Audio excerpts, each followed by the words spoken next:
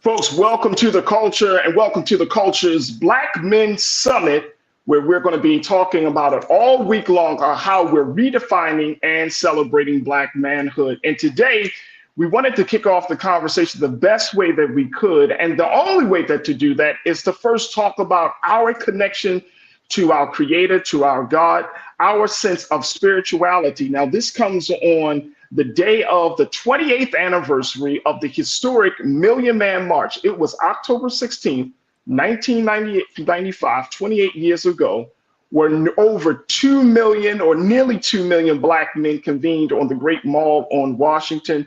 That call was due to the Honorable Minister Louis Farrakhan, but he wasn't by himself.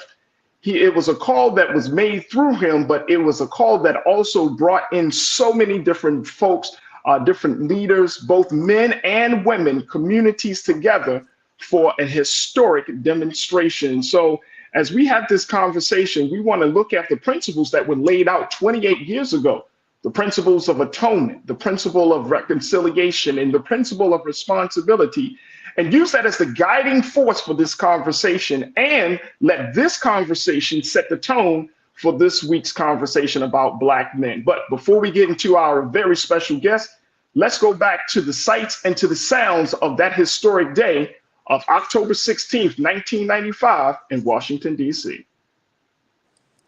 To affirm the positive among us.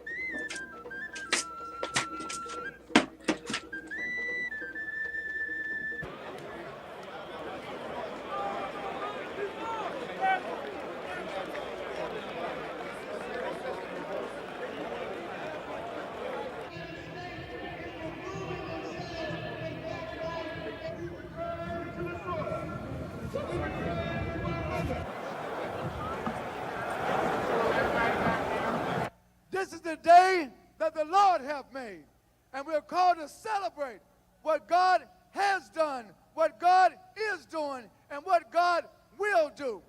Long live the spirit of the Million Man March.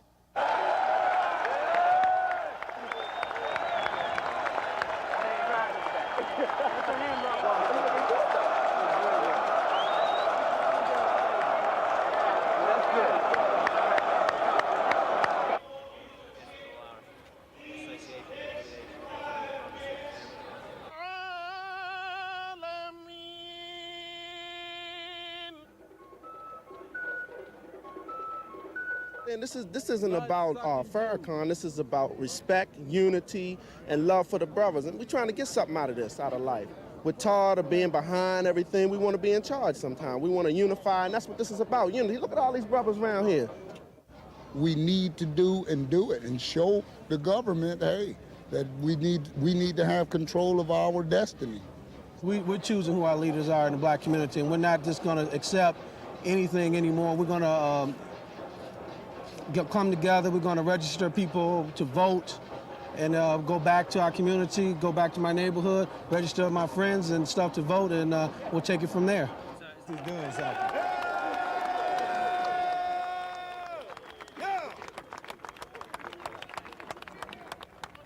We are the problem solvers, that we love each other, and that nothing will ever turn us around. God bless you.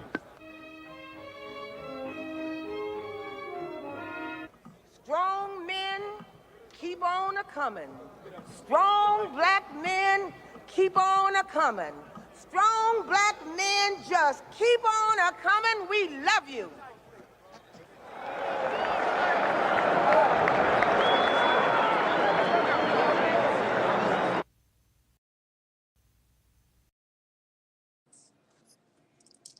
That was the historic day that changed America and all of us. So now let us bring in our very special guest for this conversation as we talk about Black men in faith and spirituality. I am joined by three dynamic brothers who are doing their work to change the culture and the conversation about us being in faith and spirituality. First and foremost, I have my big brother. He is a brother that's been on the ground for years. He has done so much for the community, and more importantly, he continues to be a light in the great city of Baltimore.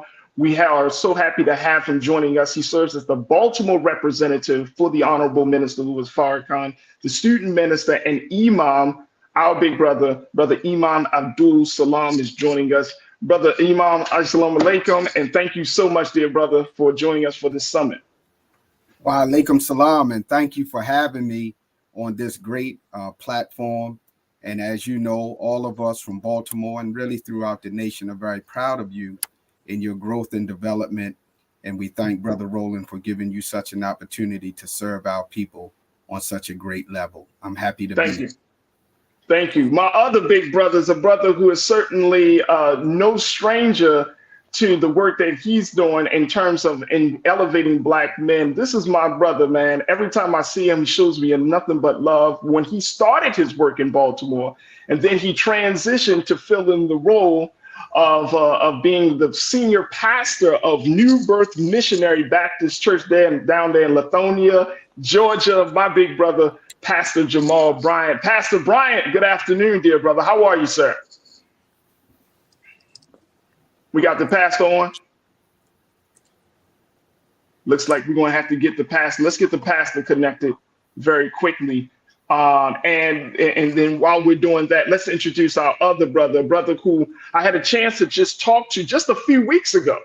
And after talking to him, I was just blown away about what he has done, the stance that he makes, and more importantly, the work that he is doing. So he is another brother from the great city of Baltimore. I'm so happy to have him joining us today, my big brother, Brother Zentola. Brother Zentola, peace and blessings, brother. How you feeling? Thank you. I'm feeling good. How you feeling? I'm good, man. I'm good. Thank you for joining us for this summit and having this conversation, bro. Yes, it's a must. You know, it's time to unlock it. Absolutely. Let me see. Let me know when, and I'm saying this to my team. Let me know when we get Pastor Bryant joining us in a moment. But Brother Minister, let's talk first about what we saw. You know, I just played a little quick clip of that historic day, October 16th, 1995. I was 16 years old. You were a young man back then. We were trying to do our thing, you know, trying to help in this great call of atonement, reconciliation, responsibility. I remember being in high school, Brother Minister, and telling my friends, trying to organize my friends around. It's like, yo, y'all going to the march, let's go together, let's jump on a bus, blah, blah, blah. And Arrow, my friends, is like, bro, you're going to get yourself killed out there, right? But when I came back, I'll never forget, the response was overwhelming because so many of them was like, bro, I watched it on television. My people in my family went, and it was a magnificent day. But even more so just the day, I want to get down to the principles behind the march, because this was a very different march. This wasn't a march about politics. This wasn't a march about social justice.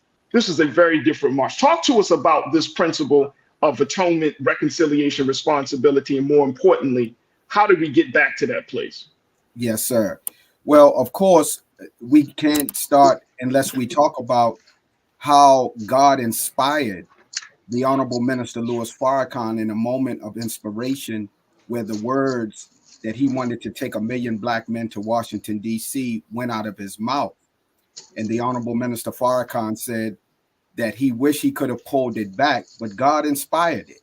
And so on October the 16th, 1995, we saw nearly 2 million Black men show up on the mall in Washington, D.C. under the theme Atonement, Reconciliation, and Responsibility. Because the Honorable Minister Farrakhan pointed out to us that after 440 years at that time of brokenness, and through our journey here in America, while receiving the most unjustifiable treatment in the annals of history, we as Black men needed to atone with God, atone with self, atone with our family, and atone with each other as a people, and then take responsibility for our future into our own hands. So from that, the Honorable Minister Louis Farrakhan gave us the great 8 steps of atonement. And any of you that would Google 8 steps of atonement from the Million Man March will see the process by which we can take to heal our families, our communities, and our nation. And Brother Zentola, when we talk about this mass gathering of Black men, I remember being on the mall and Brother Minister, I know you can probably attest to this as well. The energy in the space was like and I'm not saying it's just to hype it up. Literally, you can feel God's presence. And I'm gonna just say it just like that. You can feel, like, as much as people talked about the fact that you're in the belly of the beast, the government is watching. I remember Clinton was out, a lot of those major government leaders left this Capitol.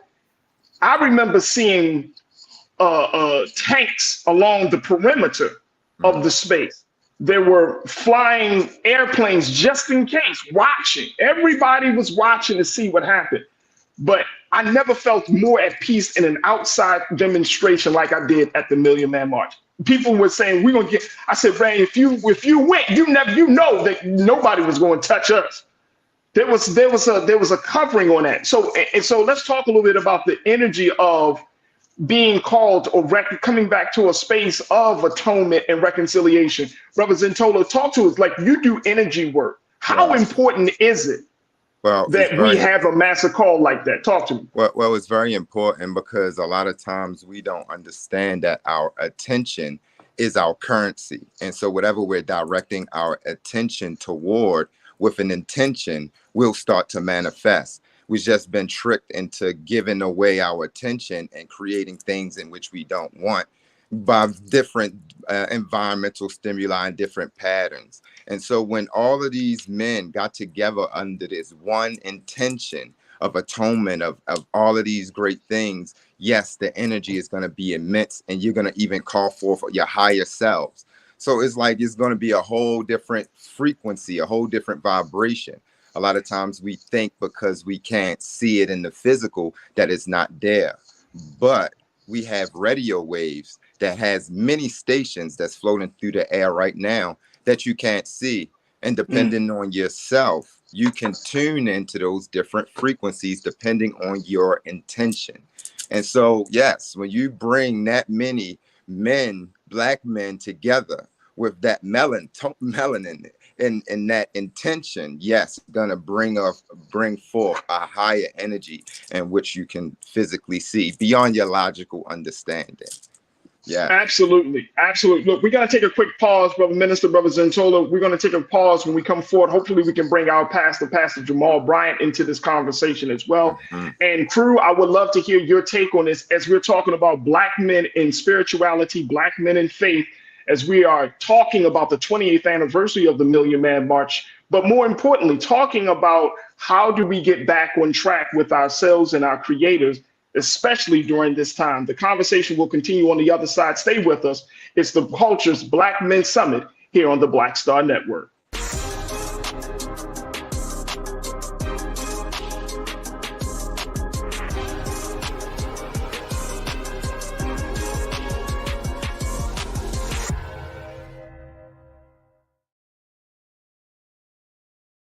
When you talk about blackness and what happens in Black culture, we're about covering these things that matter to us, speaking to our issues and concerns. This is a genuine people-powered movement. There's a lot of stuff that we're not getting. You get it, and you spread the word. We wish to plead our own cause. Too long have others spoken for us. We cannot tell our own story if we can't pay for it. This is about covering us. Invest in Black-owned media. Your dollars matter. We don't have to keep asking them to cover our stuff. So please support us in what we do, folks. We want to hit 2,000 people, $50 this month, raise $100,000. We're behind $100,000, so we want to hit that. Y'all money makes this possible. Check some money orders. Go to P.O. Box 57196, Washington, D.C. 20037-0196. The Cash App is $RM Unfiltered. PayPal is R Martin Unfiltered. Venmo is RM Unfiltered. Zelle is Roland@RolandSMartin.com.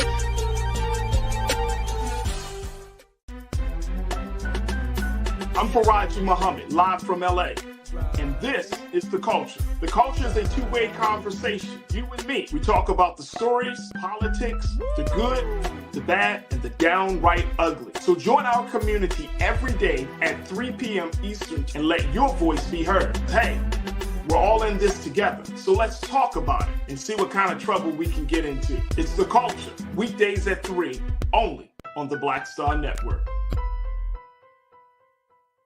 Folks, Black Star Network is here. Oh, no punches. I'm real revolutionary right now. Support this man, Black Media. He makes sure that our stories are told.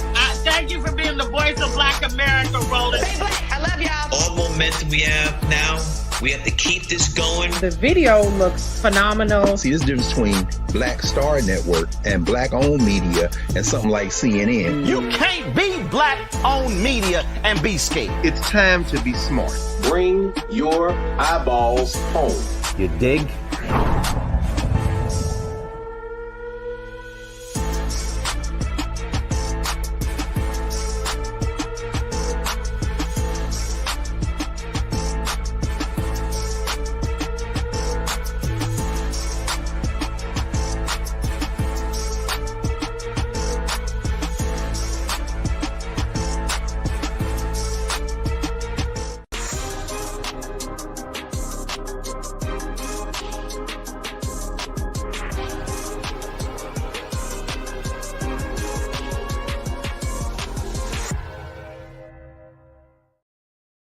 All right, folks, welcome to the Culture's Black Men Summit, where we're redefining and celebrating Black manhood. I'm your host, Farajii Muhammad. I've been talking to my brothers as this is the kickoff conversation as we talk about Black men in faith and spirituality. There's no other conversation that can happen until we have this one. So this is why we've decided to have this first to set the tone for this week's set of conversations. And so I've been joined by brother student minister and Imam, brother Abdul Salaam, who serves as the Baltimore representative for the Honorable Minister Louis Farrakhan, and also joined by my brother who is a meditational spiritual healer and author, brother Zentola.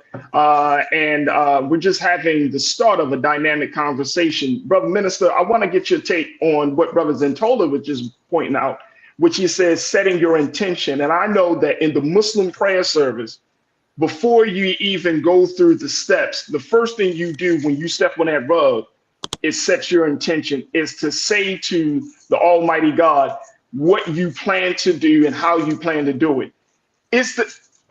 Are we looking at a situation in Black America, especially among Black men, that we don't know our intention because of all of these other issues that are happening? Like, how did we get to that place that we're going to set our intention? Because we saw it in 1995. Mm-hmm. We saw it in those, subsequent marches. We saw it at the 20th anniversary for the Justice of the Million Man March at the Justice of Else. Some people would say, oh, we need another march. Some people say we need a different leader. But how do we get the intention back to Black America, to Black men, so that way we don't have to wait for some outside force, that we can call from that force from within? Well, first and foremost, in order to state an intention, we have to be called to something. So in Islam, we are called to prayer by statements that are telling us that it's time to pray in that instance. So once we answer the call, then we go ahead and formally state the intention to perform what we have been called to. And this is because though we make good intentions a lot of times in our life journey, there are forces that can distract us. There are forces that can cause us to have a good intention, but fail in fulfilling the intention of what either we spoke, thought, or desired to do from the heart. But this is the beauty of how God operates best through divine servants. The Honorable Minister Louis Farrakhan made a call, but it was the Spirit of God that moved from that call that Black men answered to. And therefore, by answering the call, by showing up or watching on that day, they were able to reestablish the intention for which they were called to, even if they didn't understand what was going to be said. But by the end of the Honorable Minister Farrakhan's message, he caused us to see that it was important for us because we desired to want to do something, to join a Black organization that was serving our people, to join a spiritual house, whether it is the church, whether it is Islam or some faith tradition that could feed our souls and feed our minds, and then get involved in some format of community struggle by joining on to those that were already working. So in 2023, going into 2024, there are a lot of distractions going on today, just as it was in 1995. But I believe that the essence of Black people in general, being the people of God, when that proper call comes, no matter what time it comes, our soul resonates with that call and are attracted to it. And so now from the spirit of the march, it can live on from those that attended and know the values of what it did for them in their lives. Brother Minister, I love that comment and that response. I'm going to go back to you then, Brother Zentola. I want to bring this to you. In order for you to get into that space, you have to have a heart. I remember the minister, and there's a clip of the Honorable Minister Louis Farrakhan saying this, Brother Minister and Brother Zentola. He said, I was given the call for this march, but if I was a hater, if I was a man that did not want to see the best for all of humanity, not just for Black people, then how would you justify the response that you saw in 1995 if I didn't have the heart to make the call? And I think that's where it is. It's like now we're at a place right now, Brother Minister, like a lot of the challenges that are facing Black men in Black America, but more importantly, Black men, it gets down to the very heart of who we are. It takes away our sense of emotion. As our sister Dr. Bridget talked about, it takes away our sense of humanity. Something that Islam has often been seen as, and I know you heard it and I've heard it all my life, that when Black men come into the ranks of the Nation of Islam, that it warms the heart again because we've been made so cold. Talk to us about that process of even falling in love with yourself again after being conditioned and told that you are nobody and that you have no power. Well, I can say that the beauty of seeing the example in the fulfillment of what the words of the Honorable Elijah Muhammad and the Honorable Minister Louis Farrakhan have done for so many Black men, specifically, but in general, Black men and women and families across America and throughout the world, that when I saw the example of the teaching, not knowing what it would do for me, once I got around that energy, as my beautiful brother talked about, when your heart and your soul is reaching for God, even though you may be limited in knowledge, it's reaching. And the Nation of Islam was magnetic to Malcolm X. It was magnetic to Muhammad Ali. It was magnetic to the Honorable Minister Louis Farrakhan in their day. And in our day, it was still magnetic from the Honorable Minister Louis Farrakhan rebuilding this work. And so a young teenager like myself and tens of thousands of others were attracted to something that was already moving. And when you enter into a unit that is already operating and that unit embraces you, the brotherhood embraced me with love. And you can't beat that because perfect love casts out fear. And so if we say God is love, how do we know unless it's being manifested in those that have his spirit? And so Black organizations that have also benefited in that way have understood the qualifying reality of what Minister Farrakhan taught me and teaches me as a student. And that is the basis of unity. That is the basis of a common goal. The Honorable Elijah Muhammad said that our unity would solve 95% of our problems. And his minister has caused us to see and understand from the Honorable Elijah Muhammad, his teacher, that our unity is more powerful than any type of atomic or nuclear bomb. So we just got to get busy on living what we say, and we will attract and be magnetic to the people that need that saving grace, power, love, and unity.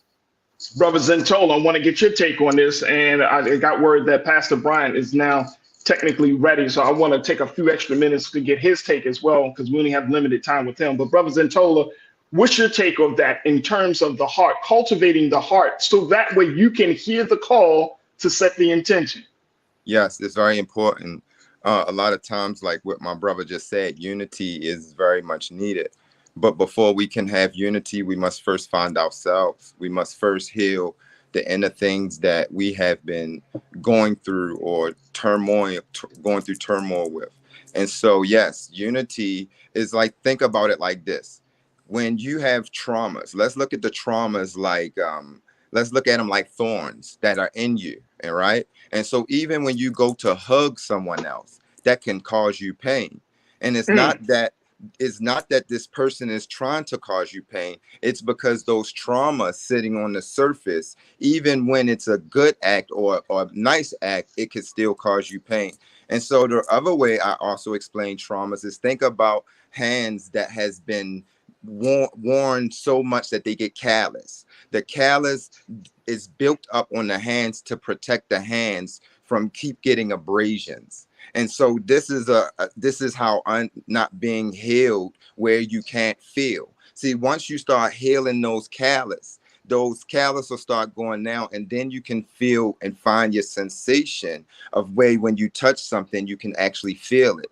And so once we're at a place where we can pour into ourselves and we know how to tap into higher vibrations from there and understanding who we are and finding ourselves, then we can now extend love to others. It's just like the cup, you can't pour from a cup that's not even full, that you don't even have anything yourself. You can't pour from an empty cup. And so I think that a lot of things are important steps on the way there, but I think we're missing a few that we are tending to look over that's so much important, like finding ourselves, getting to who we are, and clearing the noise, getting to a silent place. And so from there, we can build relationship with self, God from within, and then we can extend outwardly.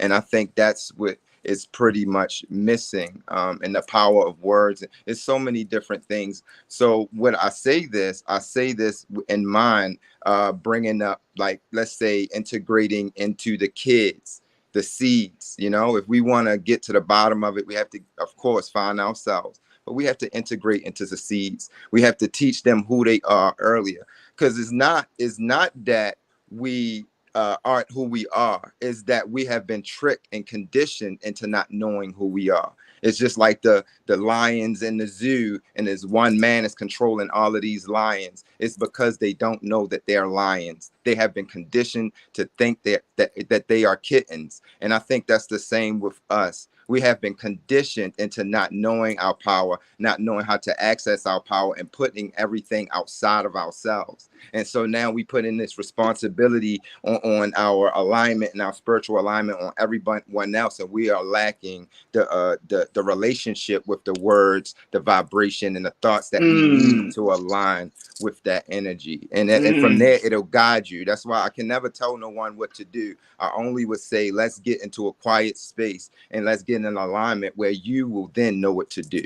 And so it's the tools. It's just like a cell phone, right? So if you notice how we have to have updates with our cell phone, what happens if you don't update your cell phone? It'll start glitching. This is what anxieties is happening. We're not upgrading to new understandings and practices of who we are as energy first, and then letting everything else align. And that's what's out of whack. We putting all of this outside of us, and we're not in alignment. That's what it is. I want to bring in our brother, Pastor Jamal Bryant, the senior pastor of New Birth Missionary Baptist Church down in Georgia. I know he had some sound issues, but he got a few moments just to be with us. Pastor Bryant, as you're hearing about this, as we're talking about Black men kind of coming back into ourselves spiritually and through our faith, what kind of guidance would you offer as a man that's been doing this work for well over 20 years and seeing all of the Black men going through all of the changes that we have gone through in this country? Farajii, let me first say thank you for having me on. And I'm yes, sir.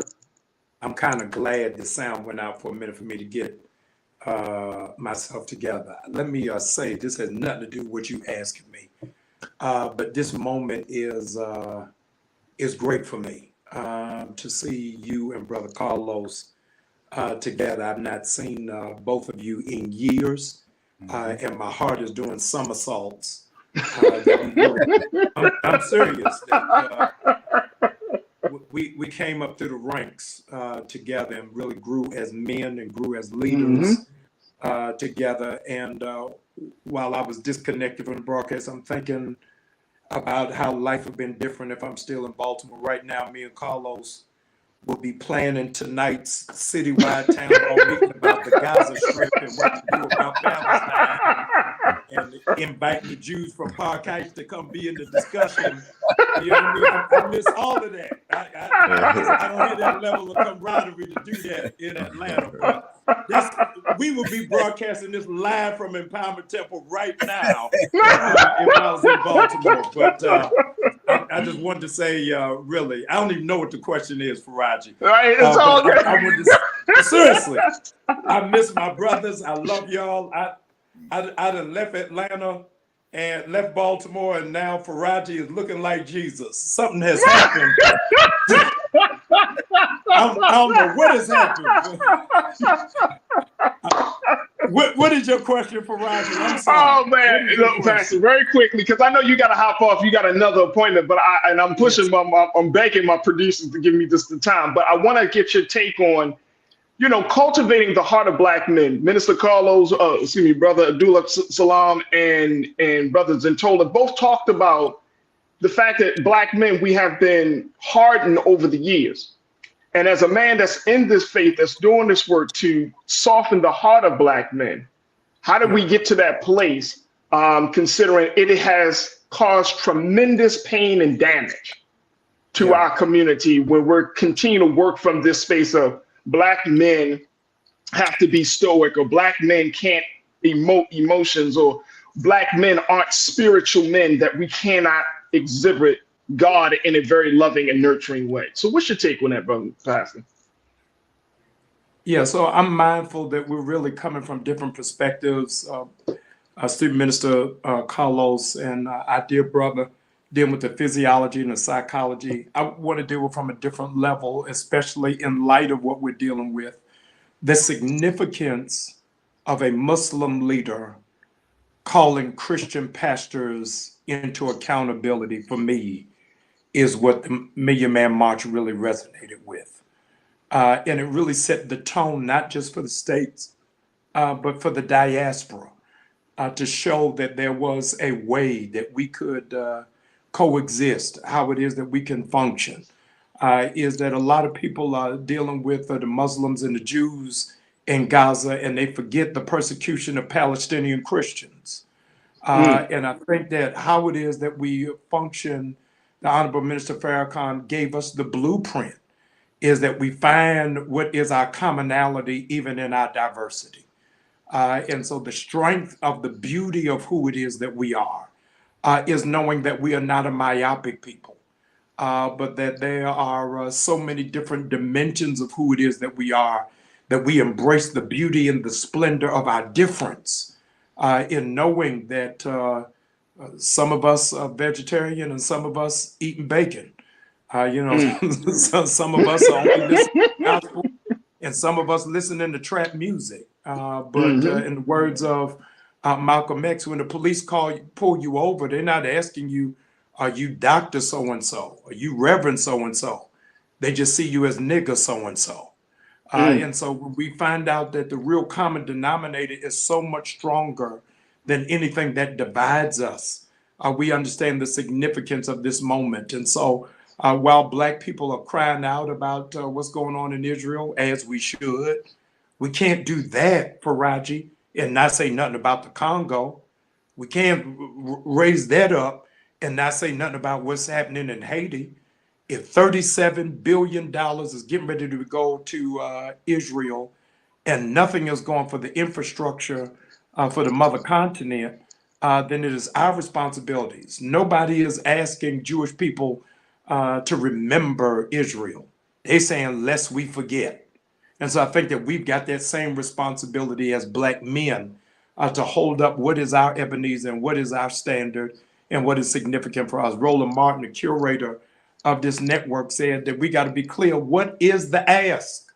We got to stop being honored just to be there without a demand. Power concedes nothing without a demand.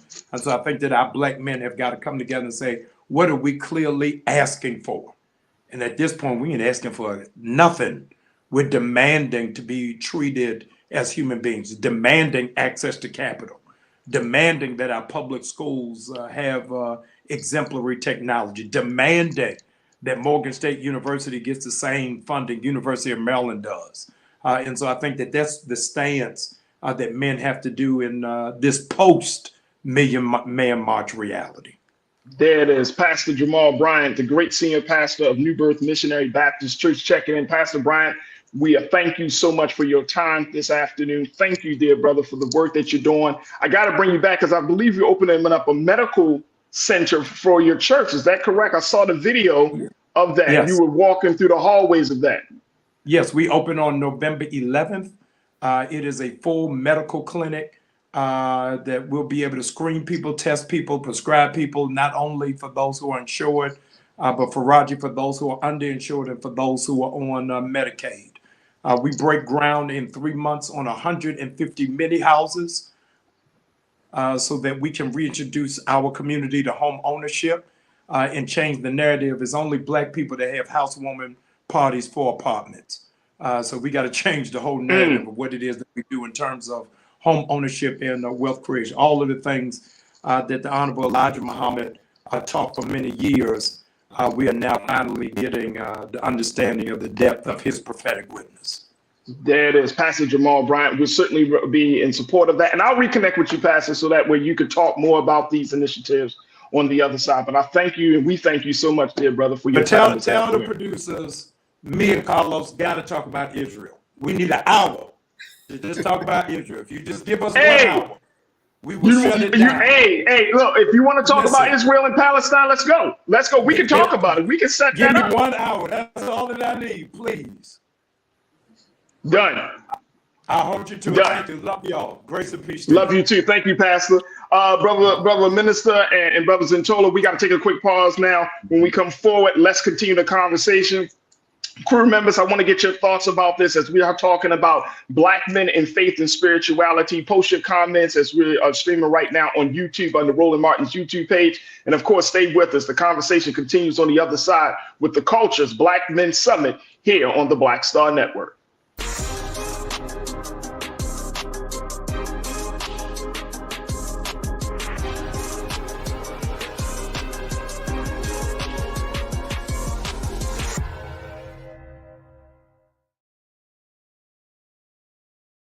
Pull up a chair, take your seat. The Black Tape with me, Dr. Greg Carr, here on the Black Star Network. Every week, we'll take a deeper dive into the world we're living in. Join the conversation only on the Black Star Network.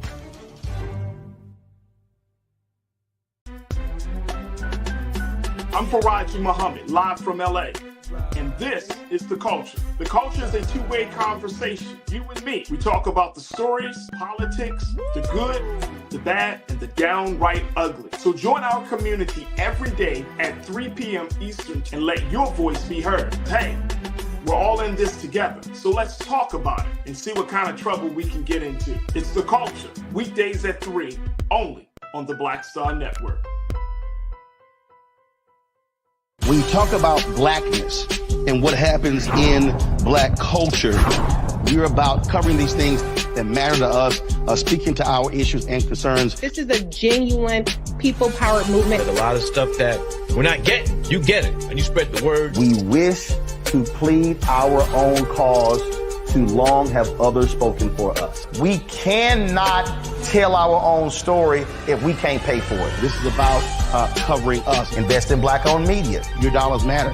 We don't have to keep asking them to cover our stuff. So please support us in what we do, folks. We want to hit 2,000 people, $50 this month, raise $100,000. We're behind 100,000, so we want to hit that. Y'all money makes this possible. Checks and money orders go to P.O. Box 57196, Washington, D.C. 20037-0196. The Cash App is $RM Unfiltered. PayPal is R Martin Unfiltered. Venmo is RM Unfiltered. Zelle is Roland at RolandSMartin.com. Folks, Black Star Network is here. Oh, no punches! I'm real revolutionary right now. Support this man, Black Media. He makes sure that our stories are told. Thank you for being the voice of Black America, Roland. Stay black. I love y'all. All momentum we have now, we have to keep this going. The video looks phenomenal. See, there's a difference between Black Star Network and Black-owned media and something like CNN. You can't be Black-owned media and be scared. It's time to be smart. Bring your eyeballs home. You dig?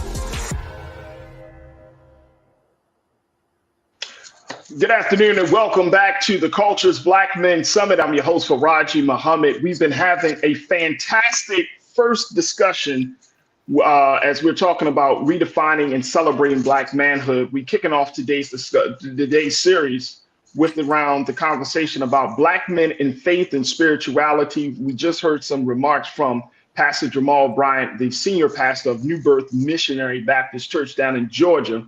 We're still left with our dear brothers, our great special guest, the Baltimore representative for the Honorable Minister Louis Farrakhan, student minister, and Imam Abdul Salaam. And we're also joined by spiritual and meditational healer and author, Brother Zentola, as well, as we're talking about this. Crew, y'all know what to do. Post your comments, share your thoughts as we're streaming live on YouTube right now under Roland Martin's YouTube page. Folks are checking in. My brother Tony D said, I know that this will be one great show with both Imam Abdul Salaam and Reverend Dr. Jamal Bryant discussing the Israel and Hamas war. Brother Minister, looks like we're going to have to bring you back, sir. You already know. We come back with guidance and instructions and permission from the Honorable Minister Louis Farrakhan. Absolutely. Let me check in with other folks because people are talking about this. My man, you don't like my music. You say culture changes people, not politics. This is why I love this show. And that's why we love you. You don't like my music. We love you. We appreciate you, man, for checking in. And I want to speak to that point because here's another part of this. There is a growing and changing dynamic, Brother Zentola and Brother Minister, that's happening among Black men, and particularly and Black folks in this country. Pew Research, they did this study back in 2021. And one of the things that they found is that first, Black people in America are the most religious group of people demographically than any other people in this country. This is from 2 years ago, folks. We're the most, this speaks volumes about where we are with this. But then the other thing, here's this other part about it. And at least let's go to quote one on this one, where they're talking about in this Pew Research study. It shows that the findings show that Black Americans are more religious than the American public as a whole on a range of measures of religious commitment. For example, they are more likely to say that they believe in God or a higher power and to report that they attend religious services regularly. They also are more likely to say religion is very important in their lives and to be affiliated with a religion and to believe prayers to ancestors have protective power and that evil spirits can cause problems in a person's life. Now, here's that part. This is from Pew Research. But then on the other side, Brother Minister and Brother Zentola, take a look at this. Let's go to quote number 2, that a Pew Research study confirms Black Americans, who are demographically the most religious in the country, are turning away from organized religion in large numbers. In one decade, 11% fewer Black people considered themselves Christians, and 7% more claim to be unaffiliated with any religion, or in some people's category, they would say they are more spiritual. Brother Zentola, talk to us. What is happening here right now? And then, Brother Minister, I'd love to get your take on this. What is happening where now you have more people say, I'm spiritual, not religious, making this distinction? And how does this play on how a Black man sees himself in relationship to his relationship with God and with the Creator? Yes. So I believe that what's happening is religion, it has you like in a certain group, where spirituality, it kind of gives you the room to understand who you are and the connection with your Creator without some place or someone outside of you dictating you. What I believe, religion is like, think of religion like turning on the water. You can get water from the spigot and it's controlled, right? Spirituality is like tapping into a spring. You can't turn a spring off. And so once you tapped into that spring, You no longer can just like go inside of a box of just using the spigot water when you know that the spring is there. And so I think what's happening is with us able to share our understandings and everything with, you know, what we've been through as Black people in church and things like that, we understand that church is much needed, or religion is very much needed, but we're finding ourselves at a place where we are expanding beyond, like, say, a certain dynamic. So let's think of that like a first grade. You needed to know the information, you needed to learn about certain things, but now we're at a place of convergence, of integration. And so if you know these things that you've learned in these different books and these religions, and you're not converting them, you're not integrating these things into your life, well, then you don't get the change or the transformation. And so I believe that what's happening is people are more so opening their minds and their understanding on, like, what are they connected to and what is actually in alignment with them. And so we're tapping into a higher spaces than normal. And I think that it's all needed. I think, like I said, it's like grades. You have first grade, second grade, third, and it's like it keeps going. We're here to grow, we're here to expand. And so now you're seeing a convergence of not people turning away from God, but people receiving God from different things like music and sound bowls and meditations. And it even says even in the Bible, it said meditate day and night. So it's certain things that we've looked over that is actually helping, that were actually our tools to help us to integrate. And as we're shifting into higher vibrations, the earth is now shifting into higher vibrations. Knowing is now is no longer enough, you know. And so I say that spirituality, or like these mindful practices, whatever you want to put them under, energy, these are all these are the keys, right? And so I use the keys as an example, because I can give you a car, and if you didn't know what a car did, you would just try to push this car up the street and down the street. And if I ask you, how do you like the car I gave you, you say, well, it's kind of heavy, I have to push it around. Right. And then if I give you the keys to the car, now the same car that you thought you had to push around is now carrying you where you want to go and where you need to go. Now you'll have a totally different experience. I believe that's what's happening in life right now. We're going through life and we're thinking we're all having the same experience, but we're really not. Depending on if you have the keys or if you don't, your experience is going to be totally different. And so that's what we are realizing. We're tapping into ourselves and understanding the keys in which we can now manifest and attract things, opposed to being so physical about it. As a matter of fact, if you see something in the physical, this is the last stage to it manifesting. It started in the non-physical. Everything starts with energy, and we have the power to summon this energy into manifestations through our thoughts, words, and movements. And so if we are doing old thoughts, old words, and old movements, and we're seeing the same reality, this is why we haven't broken the pattern. And so I'm here to help people understand that we can break that pattern through mindful exercises and different spiritual practices that will bring us much closer. And then from there, you'll know what to do. That's where we are. Brother Minister, we're going to take a quick pause, but when we come forward, I would love to get your take on this, as you know, as a minister in an organized setting, in an organized structure, and then as an imam, as you all know about the metaphysical and the importance of that. So we'd love to hear your take on this. Folks, we got to take a final quick pause. Stay with us. It's the Culture's Black Men Summit here on the Black Star Network.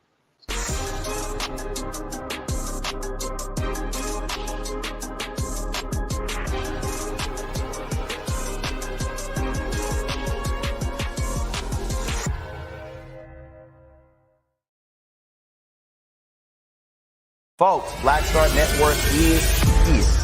Oh, no punches! I'm real revolutionary right now. Support this man, Black Media. He makes sure that our stories are told.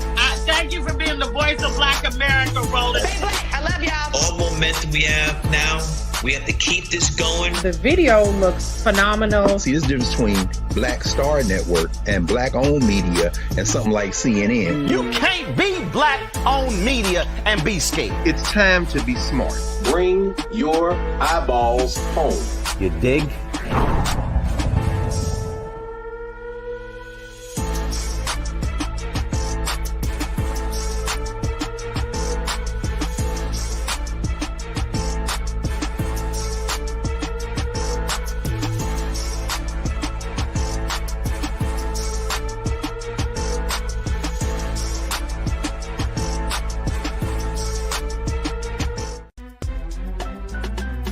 I'm Farajii Muhammad, live from LA. And this is The Culture. The Culture is a two-way conversation. You and me. We talk about the stories, politics, the good, the bad, and the downright ugly. So join our community every day at 3 p.m. Eastern and let your voice be heard. Hey, we're all in this together. So let's talk about it and see what kind of trouble we can get into. It's The Culture, weekdays at 3, only on the Black Star Network. When you talk about blackness and what happens in Black culture, we're about covering these things that matter to us, speaking to our issues and concerns. This is a genuine people-powered movement. There's a lot of stuff that we're not getting. You get it, and you spread the word. We wish to plead our own cause. Too long have others spoken for us. We cannot tell our own story if we can't pay for it. This is about covering us. Invest in Black-owned media. Your dollars matter. We don't have to keep asking them to cover our stuff. So please support us in what we do, folks. We want to hit 2,000 people, $50 this month, raise $100,000. We're behind 100,000, so we want to hit that. Y'all money makes this possible. Check some money orders. Go to P.O. Box 57196, Washington, D.C. 20037-0196. The Cash App is $RM Unfiltered. PayPal is R Martin Unfiltered. Venmo is RM Unfiltered. Zelle is Roland@RolandSMartin.com.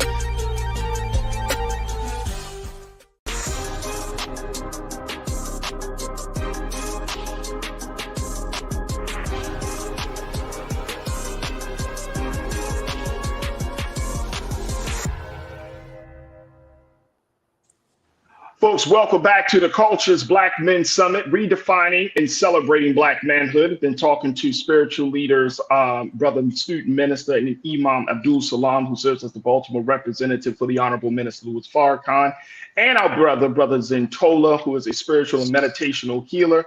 We are gathered to have this conversation on the 28th anniversary of the historic Million Man March that happened 28 years ago today, folks, on October the 16th, 1995. And so we only saw fit to have this conversation kicking us off for this week of discussions around Black men and as we celebrate manhood. Brother Minister, I want to get your take on this piece from Pew Research and just this growing culture where we're finding a lot of our people. I hear it from a lot of sisters when you ask the sisters, like, what church you go to, or where's your faith home? Oh, I'm more spiritual. I don't. And these are not, quote unquote, like sisters that are not professional. You're talking about very high professional women who are Black women who are stepping away from the church, which has been the backbone, we know, of our community. And Black women in faith has been the backbone of our community. But what are we seeing here, Brother Minister? And how do we make sure that Black men, as we're talking about these changes and transitions, as Brother Zentola talked about, how do we make sure that Black men don't get kind of lost in the shuffle and then our spirituality is not being fed and cultivated? Well, I would first start by saying that there are a whole lot of polls taken about a whole lot of things, and especially about Black people and their experience in America. It's funny that people take polls and then we take the poll as the overall blanketing of as if it's true. But I would say this, that, Almighty God, as I'm taught from my teacher, the Honorable Minister Louis Farrakhan, did not come to establish a building. We're interested in buildings, mosques, church, synagogues, cloisters, temples. But if we ask the question, there are mega churches There are mosques on the planet that hold millions. In Mecca, hold 1 million people. In Medina, 750,000 people at one time for prayer. We have large edifices that hold tens of thousands of people. But the question becomes, can any of these buildings hold all the people? So it goes to show you what the scriptures teach us, that we are the true house of God. We are the real temples of God. And that's why the poll suggests that we are the most religious. I'm going to use spiritual because our spirituality comes from God himself. So teaches the Honorable Elijah Muhammad and his minister Farrakhan. In fact, the reason why Black people seem to be so religious, it is because it is the nature in which we are created. We are created by the Creator to submit to do his will. However, in a society like this, there's a whole lot of distraction. So in Islam, we are taught the Prophet Muhammad, peace and prayers be upon him, said that the entire earth is our prayer carpet. The entire earth is our masjid or mosque. So it is in any religion, faith, tradition that follows the prophets of God. You don't need to be inside the actual house or place where you may worship or don't worship. As long as you know that there's a sanctified place that gives you the peace to talk to God. That could just be riding down the street in your car and getting to a traffic light and just saying, oh God, I love you. Please help me get through the rest of the day. That's how serious it is with Black people. But I close with this. It's interesting that the Honorable Minister Louis Farrakhan spoke to us on Saturday as he addressed the Nubian Leadership Circle. And he petitioned us to go back to the program that appears on the back page of the Final Call newspaper, every edition. And prior to that, the Muhammad Speaks newspaper. It is called the Muslim Program. Listen to what the Honorable Elijah Muhammad says about mental and spiritual resurrection that my brother was just attesting to. He says, we believe that the so-called Negroes or Black people are most in need of mental resurrection. Therefore, they will be resurrected first. Furthermore, we believe we are the people of God's choice. And it has been written that God would choose the rejected and the despised. We can find no other persons fitting this description in these days more than the so-called Negroes or Black people in America. We believe in the resurrection of the righteous. So this is showing us that the nature of us is God. We come from God. And no matter what has been done to us, you brought us through chattel slavery, you hung us, you lynched us, you unjustly imprisoned us in mass. But yet God is still in the jail cell. God is wherever we are, even on the street corner in the worst of our condition. When we, the followers of the Honorable Elijah Muhammad, through his minister, walk the most dangerous parts of our neighborhoods, guess what happens? The junkie looks up and sees the clean face of the FOI and says, Assalamu alaikum, my brother. Pardon me, excuse me. The brother that's drinking want to put his bottle down. The brother smoking his reefer or his joint want to hide it. What is that saying? He sees himself in the proper state. And we look at them with no judgment, because up underneath those conditions is absolutely the true essence and material manifestation of God. You don't have to be inside of a brick and mortar building to manifest God. You can do it right in the quietness of your own self. All you have to do is call his name. And he laughs and smiles and says, look at my servant calling my name. And he gives us relief in that. So no spiritual house that we build could ever hold all of God's people, because the real house of God is wherever God's people are. On that note, Brother Minister and Brother Zentola, we're going to say thank you. We're going to say thank you. And I truly, truly appreciate that. And I think that that resonates with all of us that are tuned in today. I cannot thank both of you brothers enough for taking times out your schedules. And we thank Brother Pastor Jamal Bryant for joining us for a few moments. But Brother Minister and Brother Imam, thank you so much, sir, for your wisdom and your expertise. Brother Zentola, thank you so much. Brother Zentola, folks, y'all can follow Brother Zentola on social media, Zentola, Zentola. You can follow The Zentola, excuse me. Thank you, brother, on social media. And we thank him. And he has a fantastic book out that he serves as the author of. And it's a journal, and it talks about mindfulness and talks about energy work. And it's Zenergy. I love this book. There it is right there. Zenergy Me Journal, the Manifest Energy Journal. So make sure y'all check that out. And of course, our brother Imam, we will have to bring him back to talk about other issues. But I just want to say thank you to both of you for joining us today here on The Culture for this first day of this Black Men Summit. And I thank you both for being so excellent, so great for the culture. So thank you so much, brothers. We truly appreciate it.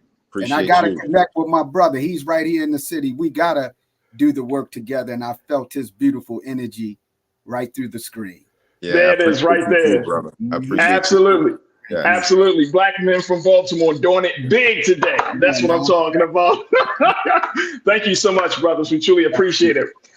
We want to thank our coverage partner, AfroLAnews.org. Go to AfroLAnews.org, folks, to get all the latest news about Black life in Los Angeles. This is a nonprofit organization that's putting out very, very thoughtful content about news and information that is happening in LA from a Black Los Angeles resident's perspective. So go to AfroLAnews.org. I want to also thank my partner, the Sister Olivia Alamangro, for making this broadcast and making this summit happen, along with my production team. I want to thank Joel and Shannon. I want to thank Maddie and Chris. I want to thank my sister Lisa and my man King Keenan for all of the work. And of course, the Culture Crew. Thank y'all so much for tuning in for the first day of this week of special conversations that we will be having about Black men and redefining and celebrating Black manhood. Tomorrow, we're going to talk about Black men in politics. So that conversation should be a good one. But thank you so much for tuning in. Stay tuned. Up next 6 p.m. is Roland Martin with RMU. As always, go to blackstarnetwork.com, download the app, follow us on social media, and give. Help us to power this movement in this digital space. But we truly, truly appreciate all of your support. As always, never be afraid to challenge what's wrong, stand for what's right while being yourself in the process. God willing, we will talk tomorrow for another exciting edition of The Culture, right here, exclusively here on the Black Star Network. Peace.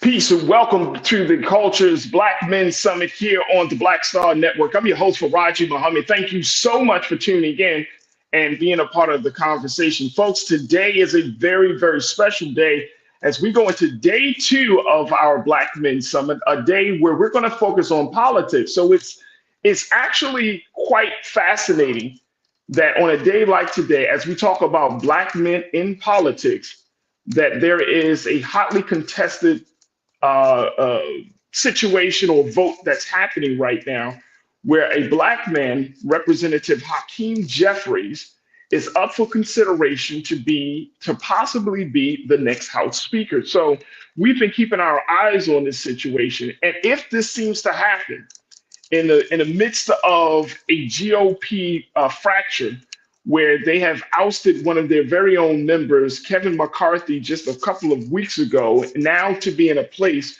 where the folks that they wanted to be there, they at first thought Representative Steve Scalise out of Louisiana would be the next House Speaker. He drops out of the race, and now it's left to Representative Jim Jordan, who was not able to get the full amount of the full quota votes of 221 votes to become the next House Speaker. So they're doing another round.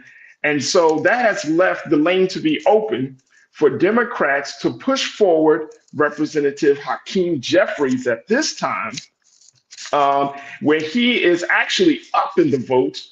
Right now, the votes stand at 212 for Representative Hakeem Jeffries and 200 votes for Representative Jim Jordan. And people are trying to see if history will once again be made in the House of Representatives. Now, today we're going to have this discussion about this whole situation, but more importantly, we're going to have this discussion about how Black men can become more engaged in the political process. And so I'm very, very excited to talk to our first guest. He serves as a pastor. He is also an activist. He is a man that knows his way around not just the political space, but also in the community. I've had the honor and the privilege of working with this man and just knowing this man for years. He has literally watched me grow up in the city of Baltimore as I've done the work of community organizing and activism. But we wanted to bring him here to talk to us about Black men being engaged in the political process. We want to welcome to the airwaves of the culture here on the Black Star Network, Dr. Reverend Todd Yeary. Has been working in the area of equity and civil rights. He does so for the city of Baltimore. Brother Todd, how are you, dear brother? Good afternoon. Farajii Muhammad, if I had known I was going to have a family reunion today, I'd have signed up for this a long time ago. I can't tell you. This has made my week, and the week just getting started. My man. Well, I appreciate you, brother, for being on the culture. Welcome. Dude, I'm special. You wait till I tell all of my friends. I'm happy to see you again, big brother. I'm happy to see you. Let me just say, so for those who don't know, that Reverend Todd Yeary is a man that works behind the scenes. He doesn't do a lot of that grandstanding in terms of wanting to be in front of the camera. But if you want to know where power is, if you want to know how the system works, if you want to know how to get people moving, Reverend Todd Yeary is the guy to go to learn. He knows all of the ins and outs, especially of local politics, state politics, and of course, keeping his eyes on what's happening nationally. So, Brother Todd, I am truly, truly honored. And it's such a pleasure to once again see you, brother.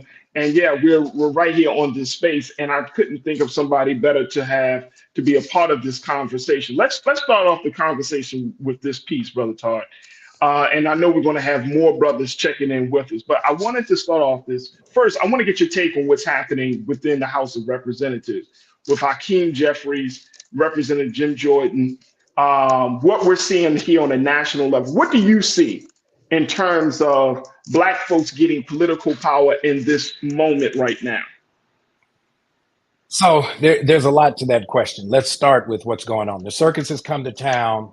The clowns have showed up for work. They all rolled in a little car, red noses, big shoes, and here we go. And so what you have is the dysfunction within the Republican Party that's been kind of in this interesting space of negotiating around interests without really coalescing around an agenda.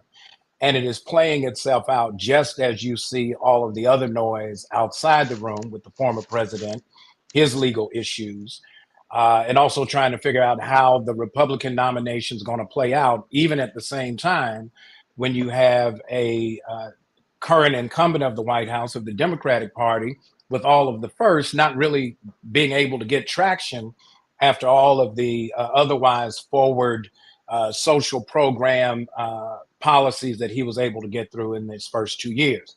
So you have this interesting dynamic. The challenge is now that we're at the end of the pandemic, now that things have kind of reset, now that gas prices are as scary now as they have ever been, prices for everything is high. You can't even pay attention without paying a premium. Those are the issues that are making a lot of folks, not just Black folk, feel very vulnerable and very uncertain. The issue for Black men is the issues affecting Black men don't seem to be part of the public discourse or the public conversation. And so when we look at how we're navigating, you've got the wars in the Middle East, likely to expand after the incident today with the bombing of the hospital. You've got other major world players deciding they're not going to sit out. China and Russia are now starting to have their conversation. The war between Russia and Ukraine is still demanding a lot of attention, and the pressure on NATO to try to further expand against this building coalition between North Korea, China, Russia, and other countries means then now there's a whole lot of noise at the top and a whole lot of pain at the bottom. And so when we start looking at what needs to go on and what needs to go down, as I've often said, and you know we've talked about this at the grassroots level in Baltimore City, is that politics always starts locally. We can't just get enamored with the big shiny thing at the top, but we have to also understand that budgets are passed at all levels of government. Public money is spent local, state, and federal. And if we're not having a complete conversation, if we're just waiting on some crumbs to fall from the master's table in the White House, we're going to find ourselves actually in a much more precarious situation than we are right now. Wow, waiting for some crumbs to fall from the master's table. Because I feel like that's exactly the space that we're in, Brother Todd, that we are in a place right now where we're hoping and wishing instead of moving and making things happen. That's exactly where I feel. Look, I got to take a quick pause. When we come forward, let's go further along in this, because Brother Todd, you know, you have been in these spaces for these conversations locally and nationally. And I know you've done some work with the Obama administration around his initiative for Black men and boys. And so it's always interesting to see that these things are happening. We see some level of representation like we see with Hakeem Jeffries, but at the same time, there's still this lag. And when we come forward on the other side, I want us to talk about this lag, or this disconnect rather, that Black men have with not just with politicians by personality, but with political action. And I'm gonna share with you just some of the studies and the latest research around this. So we're just getting started. We got my brother, Reverend Todd Yeary, Dr. Todd Yeary, joining us. And we want to hear from you folks. Join us in the conversation. We're streaming live right now on Roland Martin's YouTube page. You can join us in the chat and be a culture crew member for the day, as we have day 2. We're just getting started with day 2 of the Black Men Summit, redefining and celebrating Black manhood. We're talking Black men in politics today. Stay with us. The conversation continues on the other side here on The Culture on the Black Star Network.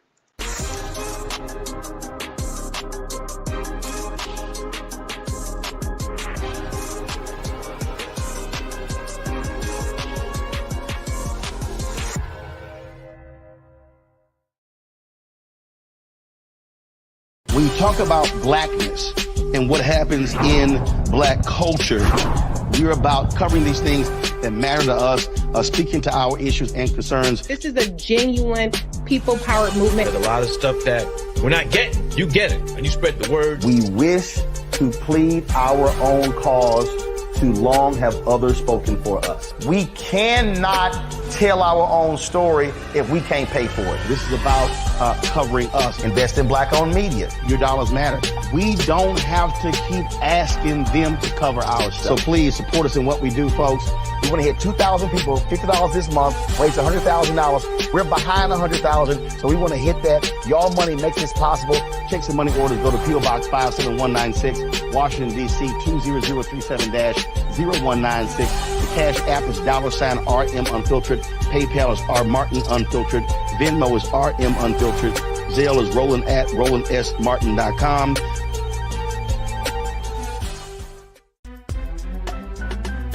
I'm Farajii Muhammad, live from LA.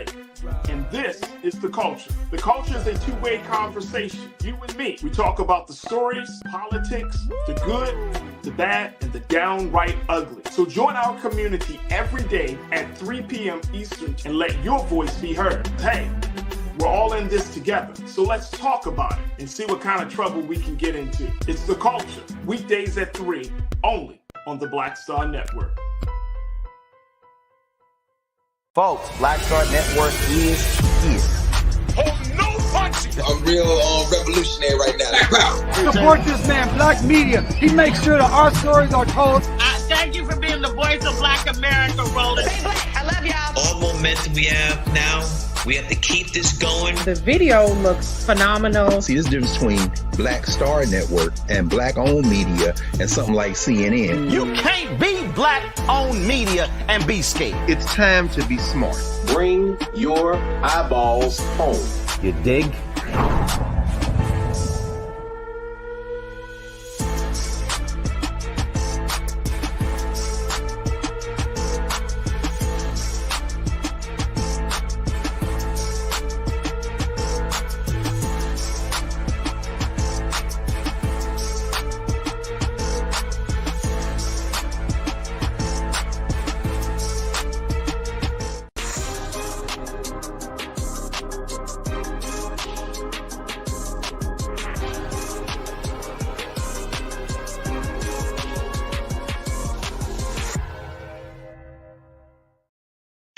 Folks, welcome back to the Culture's Black Men Summit here on the Black Star Network. I'm your host, Farajii Muhammad. Today is day 2 of our summit, and we're talking Black men in politics. Now, joining me is Dr. Reverend Todd Yeary, who is doing some phenomenal work. He serves as the senior pastor of his church. He's also is a political strategist. He's also been working in the space of equity and inclusion and civil rights. And today, whereas we talk about these things, we're talking about the big disconnect that Black men have within the political system, from political parties, and just being us uniting politically all together. In a moment, I want to bring my brother, somebody that I think you might know, Brother Todd, Rashad Staton.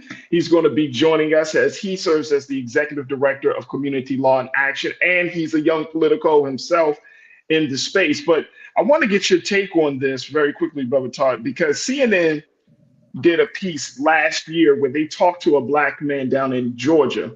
This was happening when the election of Raphael Warnock happened, when that campaign was going with him, between him and Herschel Walker.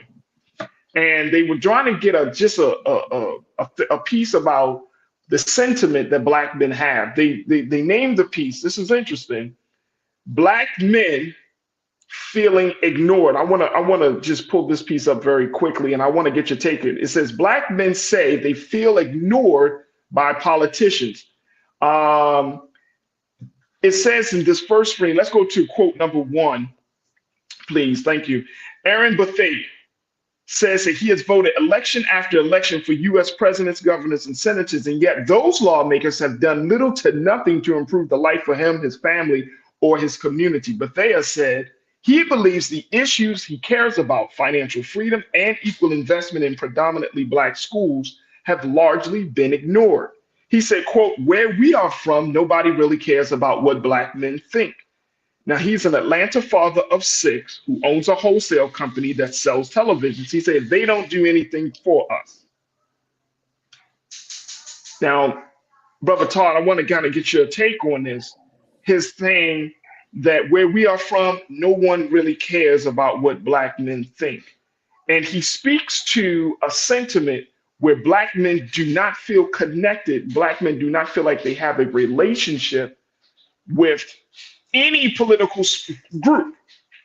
Democrats, one of the things they mentioned in this piece is that they said the messaging is wrong, so it doesn't appeal.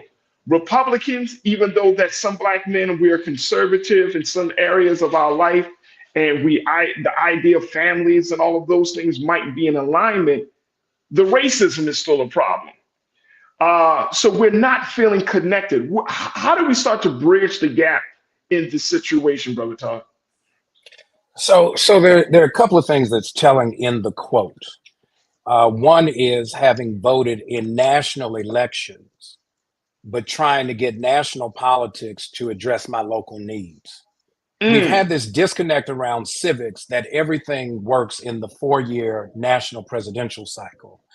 And so we don't see where there have been votes for who's on the city council, who's sitting in the mayor's chair, who's representing us in the state houses. And what we've seen over the last decade or so is the erosion of interest, because what we have is, with the boys running through the house, What we have is the needs of a leaning towards states' rights. What we've seen from this Supreme Court, let's kind of connect these dots.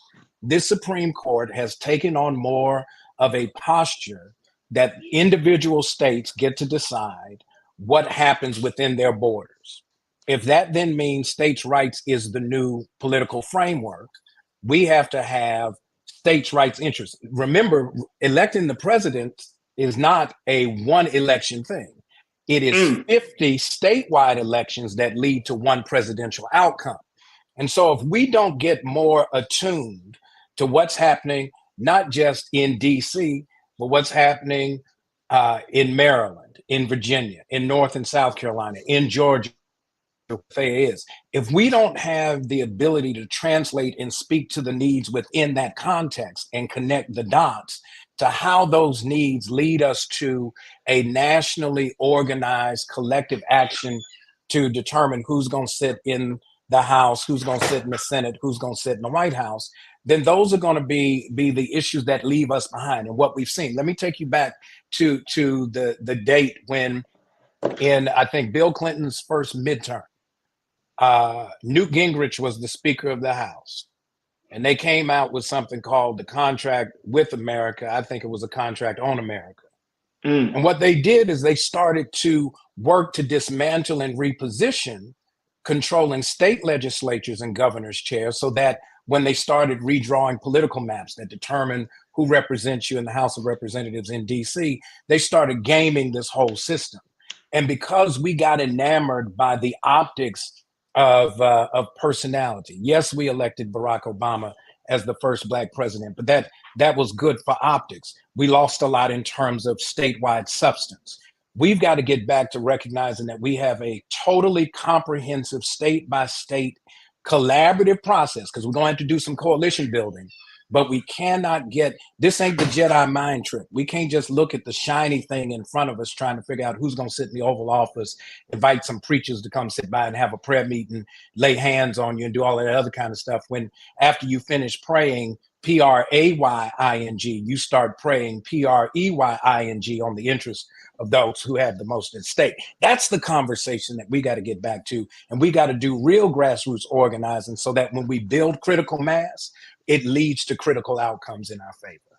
I absolutely love that. I want to bring Brother Rashad into the conversation, who serves as the Executive Director of Community Law and Action. And Brother Rashad, what's your take on this? And welcome again, big brother. Good to see you as always, Brother Rashad. Brother Rashad, what's your take on this? That Black men are not, we don't have a home politically. You know what I'm saying? Yeah. We do not have a home politically. I want to throw this out there, and then I want to get your take on this. Let's go to quote number 2 on this, please, Lise. This is what, and we've had our brother Jason Nichols. He talks. He's been a contributor here on the show and for Black Star Network. But he said this in this same CNN quote. He said, if some of them, talking about us as Black men, he said, some of them feel unmotivated because they don't feel spoken to, then you really got a problem. He said, a lot of these campaigns don't hire Black male advisors. They don't hire Black men to actually tell them how to reach Black men. So far, 39% of Black voters have been men and 61% have been women, according to Catalyst, a company that provides data and other services to Democrats, academics, and nonprofit issue advocacy organizations. So Rashad, is it really just about the messaging? Or is it just like you're saying, like Brother Todd is saying, the simple fact that we're in a time and a place where we're not asking for the right stuff. We're involved more with the optics and not looking to really build the substance. What's your take, bro? Look, I'm listening, and brother Todd is right on point, right? I believe I don't want to be redundant and making his points much clearer, because I think he hit it right on the nail. I think the distinction that we are seeing, and to be honest, that quote, I think it makes it much simpler and clear for people to digest the realities. We know in the larger spectrum, especially on a national platform in politics, there's not candidates that have talking points specifically to the demographic of African American or Black American males, right? Those that identify that. One, if they said it's the representation of who's a part of these campaign committees. And we are also noticing that we are not a monolithic people and we have our prioritizations that may be different. But I think the reality is these talking points is also reflective of the populace that they want to continue to attract, knowing that a Democratic Party can easily sway the Black vote by targeting the Black woman. And now we see an emergence of an over-specification of our brown communities, and where we're corralled as Black and brown into one. So if they can tap into another demographic that is already have a continuity of high voter turnout, they don't see the necessary value in the gainfulness of trying to speak directly to Black.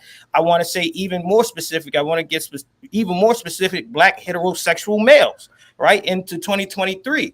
And I think it comes down to the realities of what manhood is and where we are socioeconomically, where we are on our educational level, and where we are to the point of what are our priorities, right? And Brother Todd nailed it right there. It's in the reality that I think a lot of it is if we don't make the connection to putting the demands on the local and the state, we will never see it trickle up into the federal level to start to see implementation from the executive level that will actually corral the momentum and the progress that Black men need in this country. I think our front needs to be based off of an economic front, one in particular that gives us gainful employment and trying to rewrite the dark history of the justice system and how they engage with Black males specifically. But I think what we are seeing is absolutely true. Now, what we do is we have to be in the sense of, I always say, if you don't see it, we have to put ourselves in place to be it.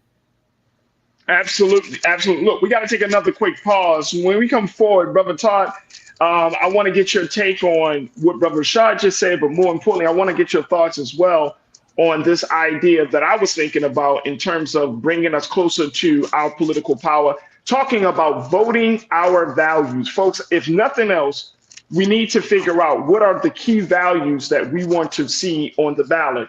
And more importantly, how do Black men get in touch with themselves?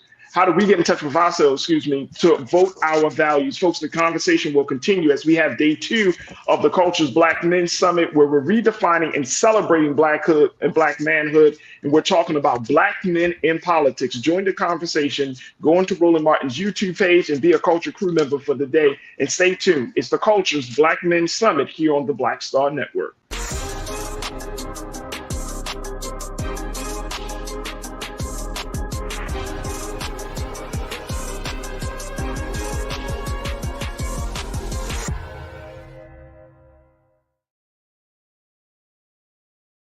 Pull up a chair, take your seat. The Black Tape with me, Dr. Greg Carr, here on the Black Star Network. Every week, we'll take a deeper dive into the world we're living in.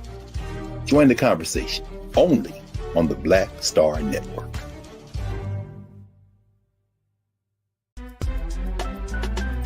I'm Farajii Muhammad, live from LA.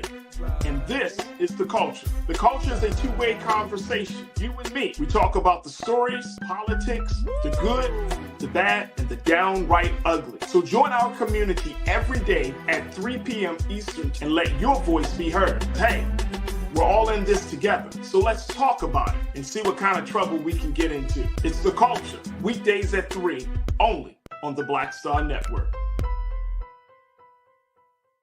When you talk about blackness and what happens in Black culture, we're about covering these things that matter to us, speaking to our issues and concerns. This is a genuine people-powered movement. But a lot of stuff that we're not getting, you get it, and you spread the word. We wish to plead our own cause.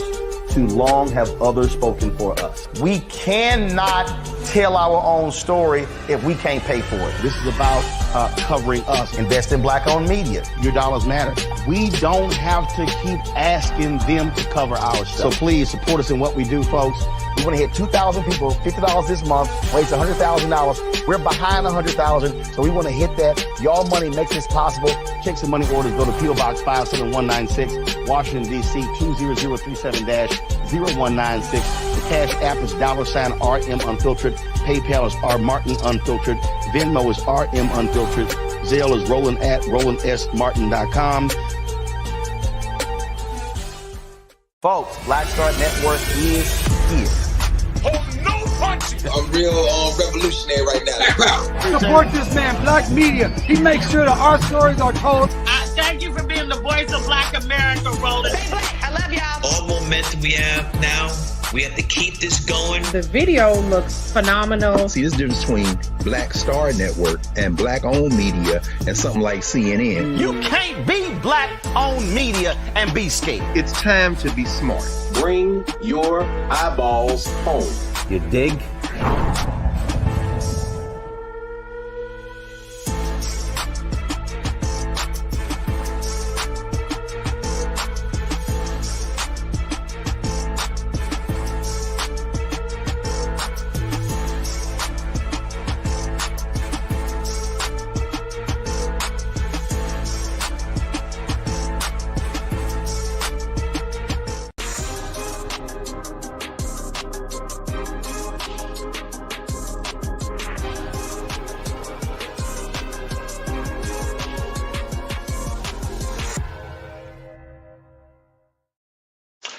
All right, folks, welcome back to the Culture's Black Men Summit, redefining and celebrating Black manhood. We are into day 2 of our summit, where we're talking about Black men in politics. And joining me has been 2 dynamic brothers who I love and appreciate a lot.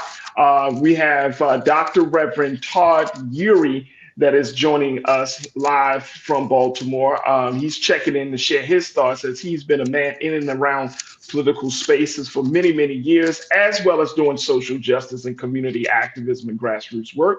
And also joining me is my brother Rashad, who serves as the executive director for the nonprofit organization Community Law in Action, as we talk about Black men in politics. And folks, we want you to join us in the conversation right now as we're streaming live on Roland Martin's YouTube page. You can be there to join us as part of today's online culture crew. And folks are checking in from around the country. Have a great number of folks that's watching today's show to share their thoughts on this. But let me go back to you, Brother Todd, on this. As I was listening to Brother Rashad talking about this importance of engaging Black men, and especially young brothers, which is why I invited him. And I'm glad you were able to join us today, because I think there has to be, the disconnect first starts with the generations, right? And I think that the fact that you have older Black men connecting to younger Black men who want to do something to change the quality of life of their people and themselves and their families, that has to happen. That gap has to happen. But Brother Todd, I know you've heard this terminology. I believe Dr. King mentioned this, and I mean, other folks have talked about this, but there needs to be, in my opinion, a revolution of values in this country when it comes to Black men. A revolution of values, that this time around, when we are preparing for this upcoming presidential election in 2024, we have to vote our values and not just talk about what we want politically. And I think those are 2 different things, Brother Todd. 2 different things. What you value and what you advocate for are politically maybe 2 different things. And I'm not saying that they should be. I think that one's personal politics comes out of one's values. So talk to us as to understanding why it is important for Black men to be connected to themselves to the point they know what they value. It's easy to say what you don't like, but now we're talking about what are the things that you believe in, that you're willing to stand up for. So, Farajii, there are a couple of things that come to mind there. Some come from the lessons at my mama's table. Mama always fixed dinner, and sometimes she fixed my favorite meal, but she was only going to cook one time. And so you had to make sure, growing up, I was the middle of three boys. You had to make sure that every meal at least had something on the plate that you wanted. You didn't always get the main course, but you got something on the menu. Our problem is we come to the restaurant not having an idea of what's going to satisfy our appetite. And so we allow then the chef to cook for everybody else and just allow us to sit down while everybody else eats. All right, Greg, hold on, Pastor. Hold on, Pastor. Hold on. Come on, hold on, brother. What you say? You say rewind. You got to hold on. We're coming to the restaurant, allowing the chef to make whatever he wants, so she wants to prepare for us.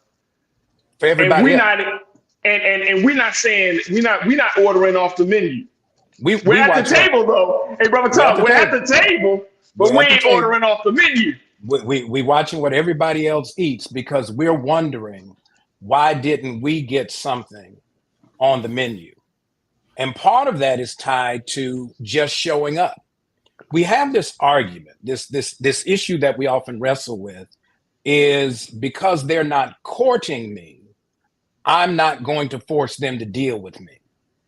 See, the issue of revolution is you can try to ignore me, but I'm going to stay in your face until you not only acknowledge me, you respect me. See, part of showing up is not trying to get somebody to come talk to me. I get it. That's important. We want them to speak to us. But elections are not about who comes to speak to us.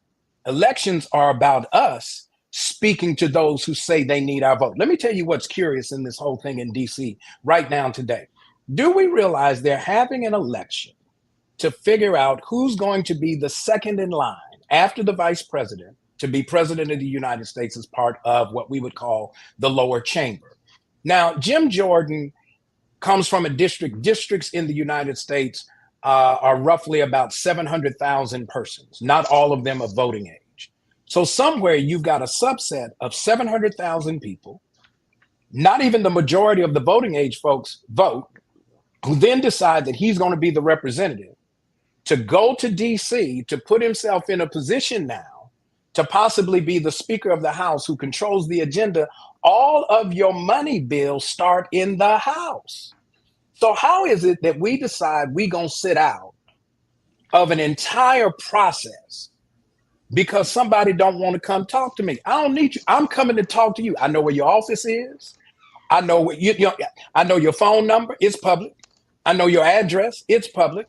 And the beauty of it is, if anybody's ever read the Kerner Commission report, the Kerner Commission report is like confession on paper. The Kerner Commission said, here's the problem with America. It's white racism. That's a public document. Here was the other thing they said. They said something about Black power.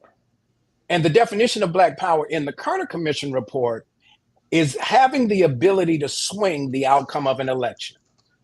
When Black folks show up, we change the outcome. When Black men, it's like anything else. If you want to spook the political process, it's the same process that spooks them when you're walking through the department store. Just show up. When you show up and you vote, it makes them have to pay attention to your presence, and then they have to start listening to what it is that you're expecting of them, so that when they go in the back and they figure out what they're going to cook from the ingredients that are on the shelf, they may not have your main course. They're going to have something you want on that menu. I guarantee it. I want to offer some pushback on something you said. Monkey Confessions, one of our culture crew members in the chat, he said, Black men as a whole know what they want, or we know what we want as a whole. It's just, and this is not what he's saying, that he ended his moment. I'm going to just add to that. But it's just the fact that we're not seeing it. We're constantly being told to engage, but the level of engagement, and I understand what the sentiment of some people might say, hey, you know what? This political space, I voted, like we talked about the brother from Georgia, Anton Bethea. He said he voted in every election and he still doesn't feel seen. He still doesn't feel heard. And one of the things, Brother Todd, I want to get your take, and then Brother Rashad, is that if people have a legitimate beef with political parties and say, look, I come out, I support, I'm telling people to do it, but how come you not speaking to my interests? And then the moment they decide, I'm not going to vote in the next election, they're ostracized, they're scrutinized, and they're being told that they're turning their back on Black people, when in fact, they've been participated in those elections time and time again. They tried to keep hope alive. Brother Todd, what's your take? Yeah, you decided to tap into the quote of our dearly beloved Reverend Jesse Jackson, and Right. I was able to visit with him when I was in Chicago on yesterday. Look, here's the thing. Voting in election is important. It's an important thing. It's not the only thing, right? The next thing is if they start ignoring you, and you remember this after, Freddie Gray's rough ride leads to his death. We end up having to deal with, the aftermath of trying to make sure that we don't go back to that same kind of dysfunctional system leading to consent decrees, trying to figure out how you change the structure. That required a whole lot of showing up that had nothing to do with an election. It had to do with the meeting. We were at council meetings. We were at budget meetings. We were at community meetings. We were at meetings on the corner just to be kind of checking in. At the end of the day, we got to have an entire process. And here's what I often use as the analogy, right? Monopoly has changed the look of the board many times since Parker Brothers came out. They've never changed the rules. And simply by changing the appearance, thinking we're going to get a change in the rules is not how it is. And so while we argue about who's going to be the cat, who's going to be the shoe, who's going to be the cannon, nobody wants to be the thimble because, unless you know sewing, you don't know what a thimble is. You don't know what it does. But the issue is you got to have a piece to be able to play, and you got to play, and you got to do more than play to survive, to get past go to collect $200 so you don't get stopped on Park Place or Boardwalk because you can't afford to pay the rent. If we're not in the process to build the Baltic avenues as we move around that border and the properties get more expensive, then what we're saying is we want to just show up one time and then expect the rest of everything to fall into place. Voting is the starting point. It's not the only point, and we've got to make sure that we're fully engaged as we work around the board, trying to get past community chest, trying not to go to jail, trying to make sure we don't have to pay nobody no rent that we can't pay. Monopoly is the name of this game. We call that capitalism in America. That's the rule. How are we going to play this game? And they're not going to come ask you what you think. You're going to have to demand it. Power concedes nothing without a demand, and you can't demand from the sidelines. Rashad, we're going to take a quick pause. When we come forward, I want to get your take on this, Brother Rashad. Plus, let's talk about what is happening around the country with Black men, getting them more engaged. I'm going to share with you the story of one group that is working out of the city of Boston in Massachusetts. Folks, Massachusetts is trying to move forward. They're moving fast and trying to get people involved in racial justice there. I'm going to share with you what one group is doing and possibly how that work can be duplicated around the country. Plus, I have to throw this historic fact out there for you, because as much as we're talking about disengagement, as much as we're talking about being represented and seen, we cannot forget there are moments in our history, Black history, where we can use them as guideposts for this new and uncharted territory that we find ourselves in. So folks, stay with us. The conversation continues right on the other side as we continue to have more discussion about Black men for the Culture's Black Men Summit here on the Black Star Network.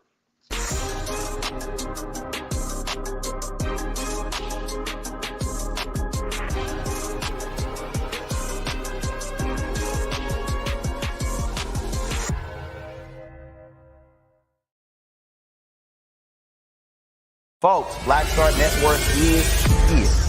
Oh, no punches! I'm real revolutionary right now. Support this man, Black Media. He makes sure that our stories are told.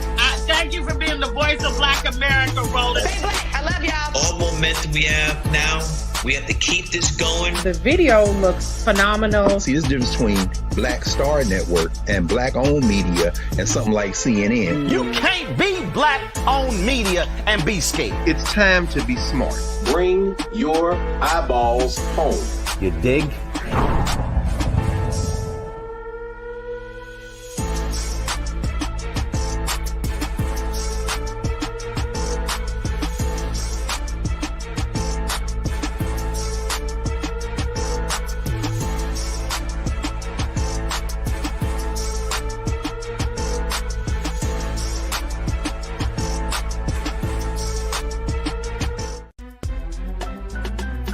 I'm Farajii Muhammad, live from LA, and this It's the culture. The culture is a two-way conversation. You and me. We talk about the stories, politics, the good, the bad, and the downright ugly. So join our community every day at 3 p.m. Eastern and let your voice be heard. Hey, we're all in this together. So let's talk about it and see what kind of trouble we can get into. It's the culture. Weekdays at 3, only on the Black Star Network. When you talk about blackness and what happens in black culture, we're about covering these things that matter to us, speaking to our issues and concerns. This is a genuine people-powered movement. There's a lot of stuff that we're not getting. You get it, and you spread the word. We wish to plead our own cause. Too long have others spoken for us. We cannot tell our own story if we can't pay for it. This is about covering us. Invest in black-owned media. Your dollars matter. We don't have to keep asking them to cover our stuff. So please support us in what we do, folks. We want to hit 2,000 people, $50 this month, raise $100,000. We're behind 100,000, so we want to hit that. Y'all money makes this possible. Check some money orders. Go to P.O. Box 57196, Washington, D.C. 20037-0196. The Cash App is $RM Unfiltered. PayPal is R Martin Unfiltered. Venmo is RM Unfiltered. Zelle is Roland at RolandSMartin.com.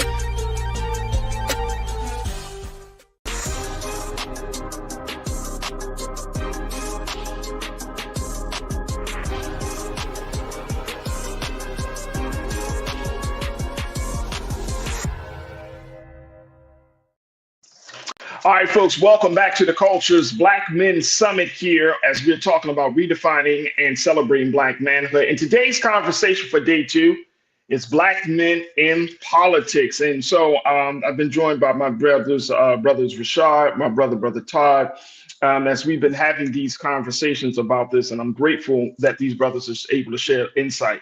Brother Rashad, let's talk a little bit about what Brother Todd just kind of laid out.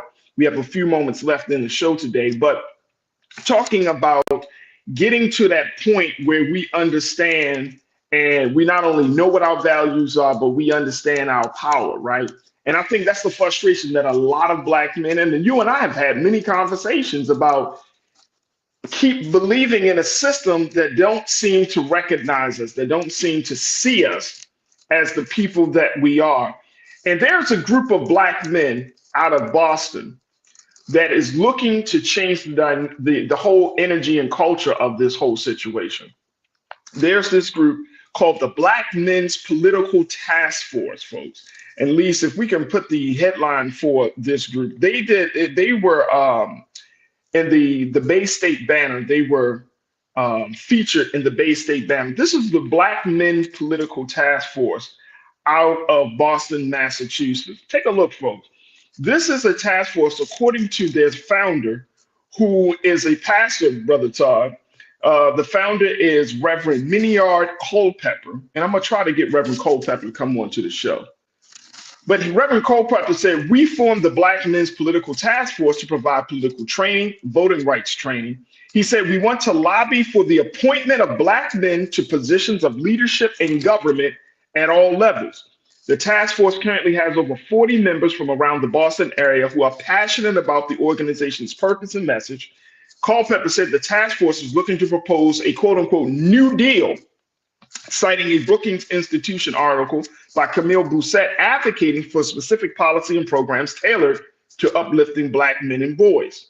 In that same study from the Brookings Institute, let's go to quote 4, please. Thank you. Only 28% of Black men have a bachelor's degree or higher and also more likely to experience unemployment and lower pay compared to other demographics. Black men are 5 times more likely than white men to be incarcerated and are overrepresented in the prison population, according to Brookings. Reverend Culpepper said, when you think about where we are and you think about the excluded, underrepresented, devalued, and you look at our place in society, we believe that as Black men that we must advocate for Black men to participate in a more meaningful way. Do we need to have Black men political task force all across this country, Brother Rashad? Is that going to be part of this answer? It's one of the many vehicles, right? One of the many vehicles, as you said, physical representation and a collective thinking to mobilize with the aim of doing it with continuity and consistency to understand that politics is a long game. But that comes into educational, that comes into training, and that comes in understanding how to navigate the system of politics, which is a system in itself and a study and a science. It has to be taught, and has to be taught in a space that's digestible. So I believe even creating a task force as such will be very valuable, but it cannot be the only and singular direction, right? Because once this one group dissolves or changes their own prioritization, it then not fits the larger masses, and it has to be localized per state, and even down to a certain districts and counties. It will all look particularly different based off of the individual needs, but it has to have collective value that we spoke on earlier. I always say this, and now that I'm aging into both my professional work and just having years of understanding politics as a youth leader to now a young adult professional, I'm making it more. I'm gaining a sense of politics from now. How do you play it with the understanding, right? I'm actively involved in politics locally, but it is a daunting reality to make sure that they understand what your values are. You have to be mindful of the transitions and the turnover between your elected officials. You have to be mindful of their upward mobility and their own self-interest of moving up the ladder from local to possibly even state to even federal, right? And we have to be mindful of that to know what is our gainful wins. I'm always telling folks again, if you're understanding, and it talks about, yes, the social economics, the educational level will always tend to be one of the factors of how engaged we are civically. But the reality is, do we look at it from a lens that makes it make sense, right? Federal, when I'm thinking of federal laws and things of that sort, yes, we have these cycles and term limits, but the federal law is going to have a long-term impact. Because it's going to be protected in most high the continuity between the House and the state. But then your state level is going to talk about the immediate prioritizations of fundings and policies that's going to trickle down to your local.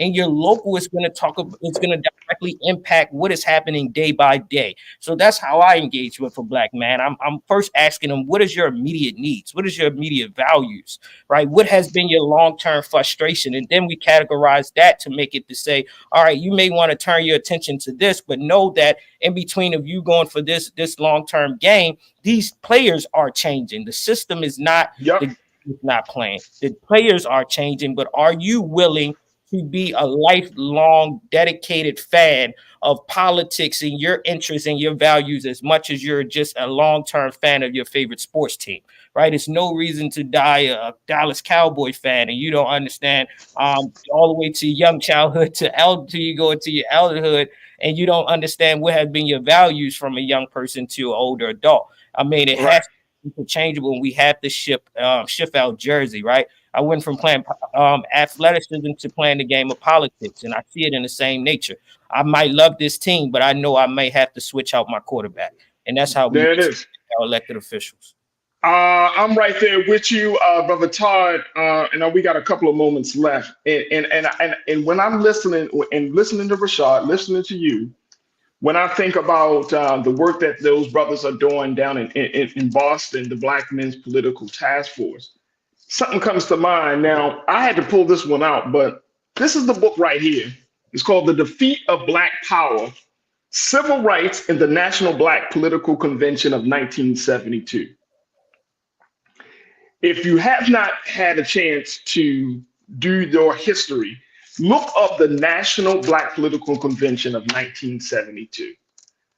And I think, Brother Todd, that when we talk about political power, that's why I said, see, some of us, we kind of come to the silly space of this ain't never, no. Black people history in this country, when you're talking about coming from a space of chattel slavery all the way up until this present moment, we have actually, I think, Brother Todd, we have touched potential ideas for our liberation through this sojourn, through our time here on the shores of America. But for part of the culture has been to forget the past and act as if nothing has happened, and then we're supposed to create a new future when there has been moments throughout our own Black history where we have seen glimpses of greatness. Yesterday, we celebrated the 28th anniversary of the historic Million Man March, because people was like, man, we ain't had no marches. What? Let's just look at what happened 28 years ago, right? That's not a long time in the big scheme of things. People say, well, Black folks never had political power. 1972, Gary, Indiana. Black folks came by the thousands, crowded a high school gym. This is right outside of Chicago, and started to map out for a 3-day period what the national Black political strategy will be. So Brother Todd, help me to understand as we wrap up this part of the discussion. How do we start to tap into our history to start looking at those moments in history as guiding posts? Because we are in a different space, granted. We have more challenges, granted. There's more technology and all of this thing, but we're still at the same place. Very quickly, I heard Reverend Jesse Jackson say this. 1995, his strategy when he was helping to organize the Million Man March, he said there were 8 million people, Black people, that were unregistered to vote. Our strategy is to get 4 million of those people registered to vote by the 1996 election. That was 28 years ago. That's the same strategy we're using today. Yeah. Talk to me, bro. Talk to me. So a couple of things. You talking good there, as we say in church service. Look, one, you can't tap into a history that you do not know. So that's number one.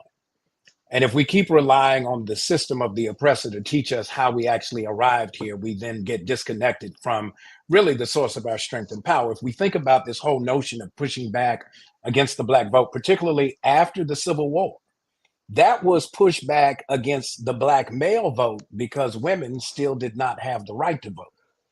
And so Black male political power is not foreign to us. It has always had to meet up against resistance that was trying to deny us the full representation of the interests of our community. That's number one.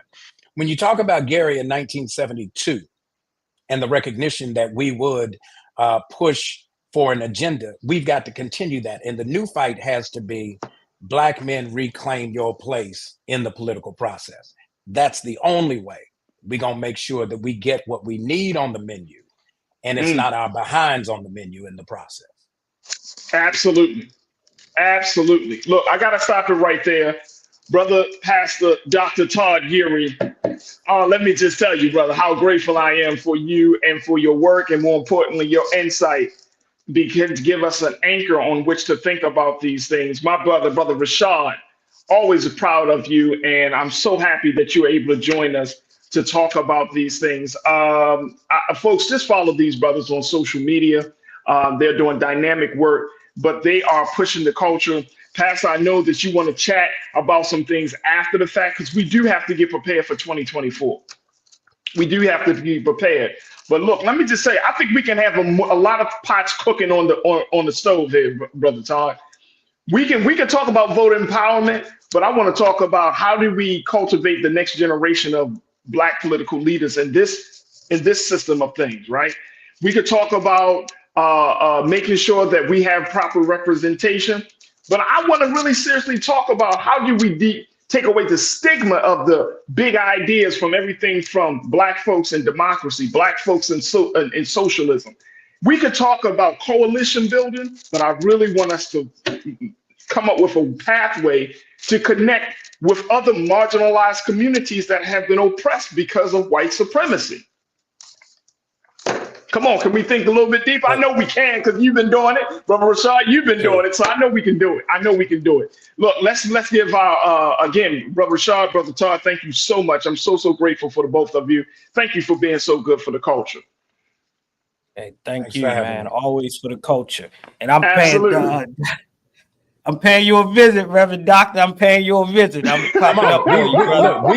We're gonna have a meetup. The numbers in the chat. We got to talk. And remember, Farajii, Mama had 4 eyes on the stove. Rice was on the back eye. You had vegetables over in the corner. You had the meat on the front, whatever that meat was. And then for those of us from the South, mama always had to have a little fat back to give it a little flavor. So at the end of the day, we got to have more than one pot cooking. Otherwise, somebody gonna come up short on the meal. We got to make sure all of our folks eat, not just some. There it is, right there. There it is. So we're not only at the table, we cooking a meal as well. There it is. There it is. All right, brothers. I truly appreciate you. Thank you so much for joining us here on The Culture. Folks, that's going to do it for us. I thank each and every one of you for being a part of the conversation. Big shout out to the Online Culture crew, always holding it down. Thank you so much for tuning in. Man, oh man, we have so many great people, so many great conversations, and so many great comments to come in from the Online Culture crew. So thank you so much for that. Folks, we are going to continue this summit tomorrow. I will say for day 3, as we talk about Black men in education, I got some dynamic voices for you. Y'all ever heard of Dr. Steve Perry? Yeah, he's going to be joining us tomorrow. Also, my brother, Dr. David Miller, as well as an educator by the name of Anthony Peña will be joining us tomorrow. So we're going to have that discussion about Black men in education. So make sure y'all just get ready to tune back in tomorrow here on The Culture for another fantastic hour of the Black Men Summit, where we're redefining and celebrating Black manhood. All right, folks. Also, we have yesterday's conversation. I mean, just a fascinating discussion talking about Black men in faith and spirituality with Imam Abdul Salaam. We also talked to Pastor Jamal Bryant and my brother Zentola. Make sure y'all check us out there. We are streaming that as a separate conversation right now on YouTube. So make sure y'all stream it, pass it out, let folks know that we had day 1. Now we got day 2 in the bucket, in the bag.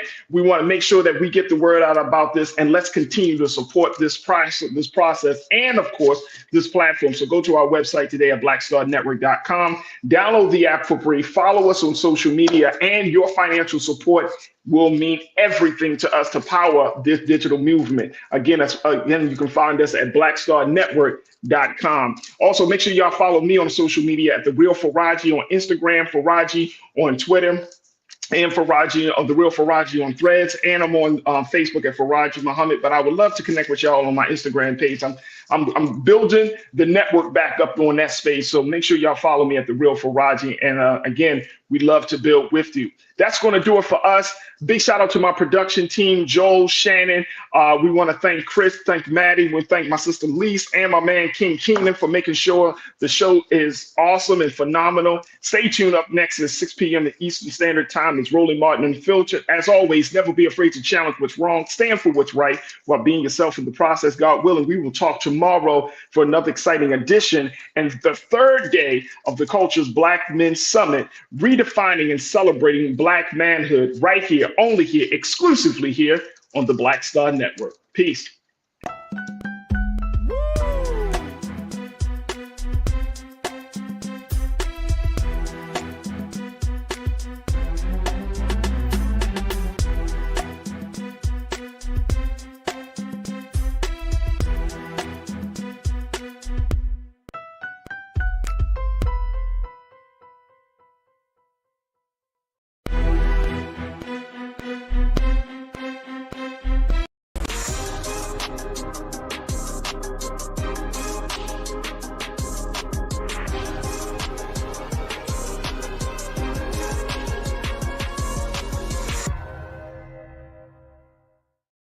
Folks, welcome to the Black Men Summit here on The Culture on the Black Star Network, where we're talking about redefining and celebrating Black manhood. I'm your special guest.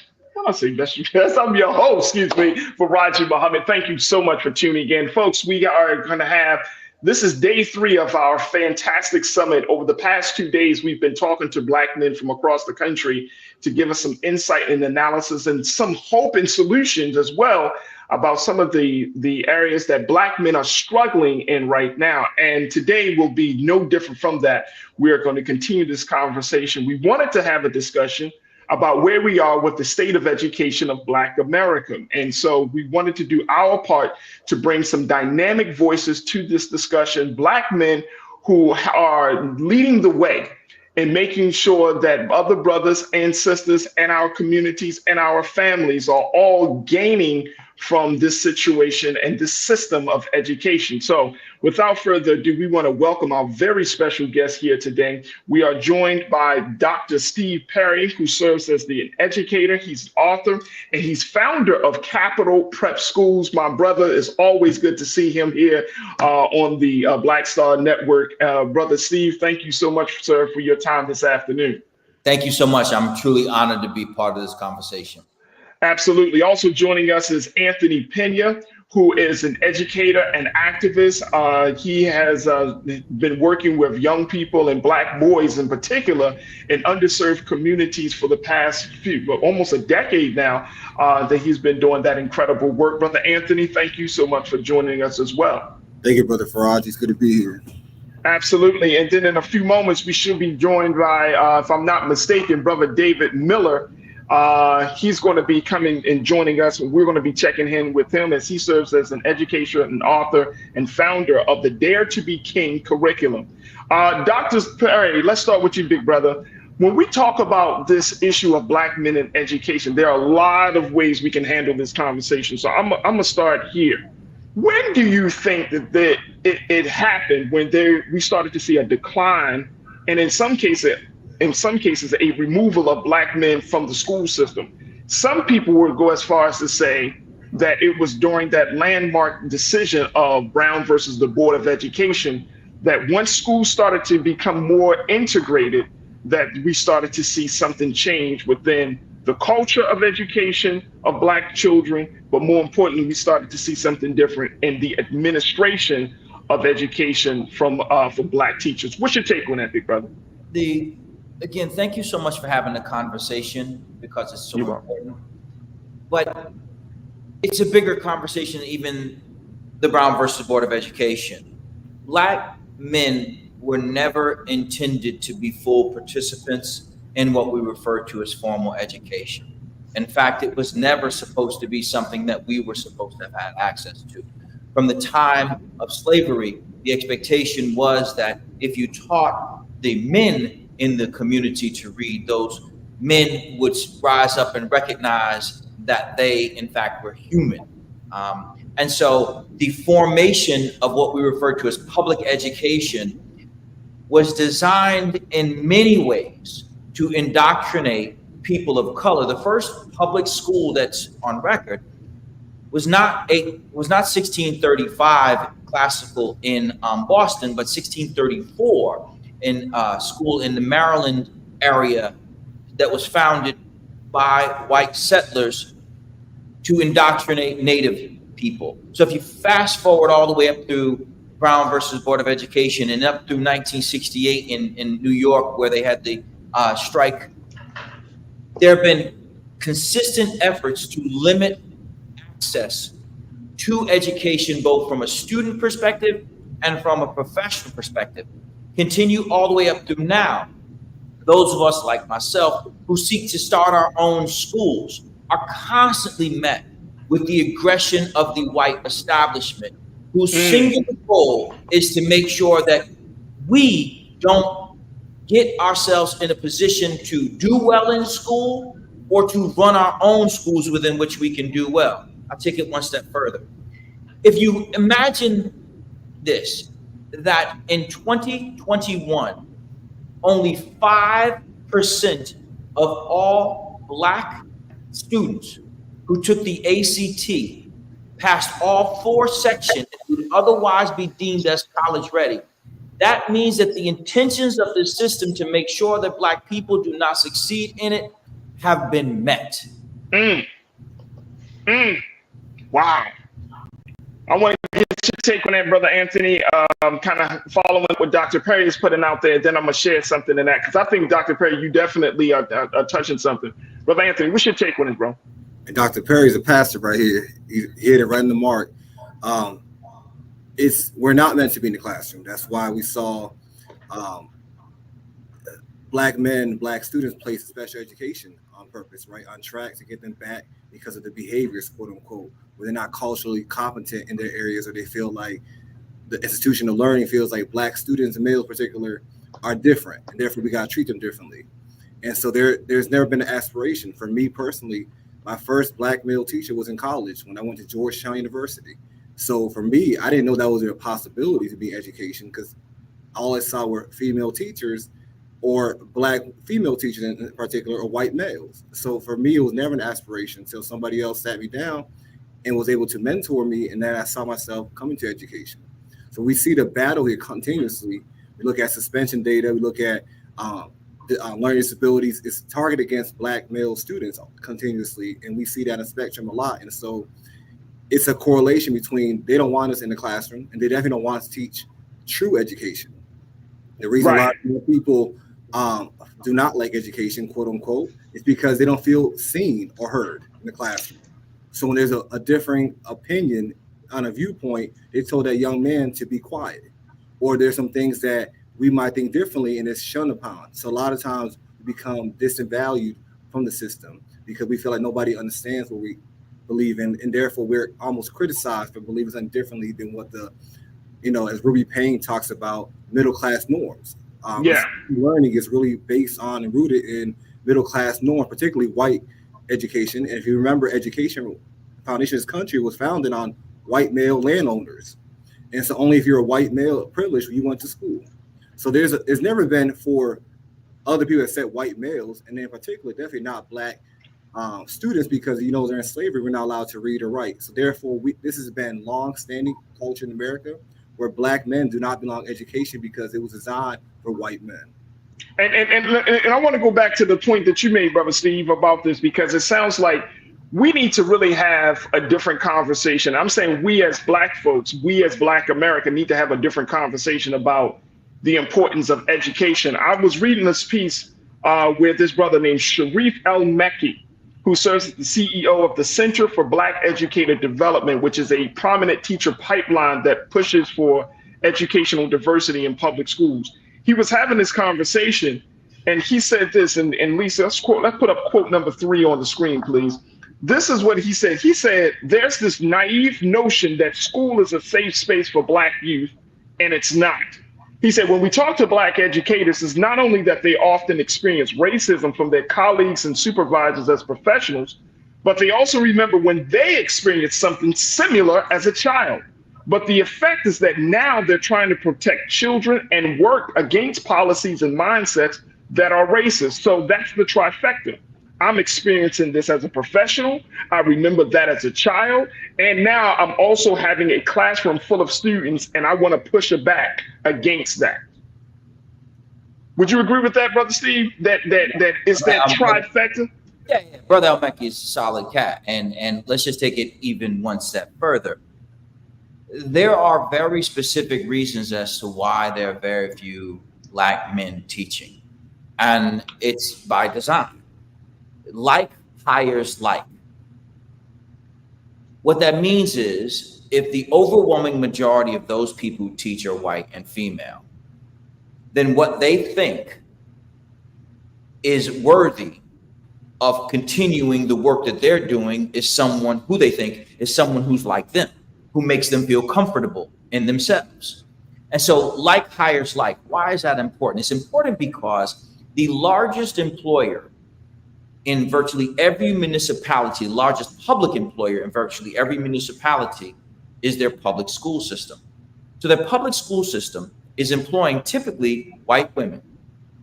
And they're not about to give up access to great jobs, to African-American men in particular, African-Americans in general. And as a result, in most communities nationwide, African-Americans make up less than 5% of the teaching population, and black men make up about 20% of that. So this is not by accident. The teachers' unions, which are overwhelmingly white and female, the many people who are the Democrats who support them, who keep these policies in place, that in most cases make it harder for black men to be teachers, because we struggled in the classroom, not because we struggled, but they struggled with us. Then the tests that they give us to become certified are consistent with if you had stayed in class. And then they create a like issue, which is even if you become certified, you do all the things you need to, you're liable to end up in front of panel of white women who are going to say, I just don't see as a culture fit. Wow. It's a very clear process that leads to this ultimate end. It's not by mistake. It's intentional. So when brothers like me say, hey, all right, cool. I want to work at your school. I want to start my own school. I'm good. Just let me start my own school. He's privatizing education. He's taking money away from the public. They will do everything to malign brothers like me who say, no. You don't want us in our schools. You're gonna suspend, expel, and discipline black boys at a rate higher than any other group. So just give them to me. No, you can't have them, because then that means I won't have one of these good jobs. So you can't take them because I need them to keep my job. You can't start your own schools because I needed to keep my job. So you just figure it out. We got to take a quick pause. I want everybody to marinate on that. And then, Anthony, I want to get your take. We're going to be bringing my other brother, Dr. David Miller, into this.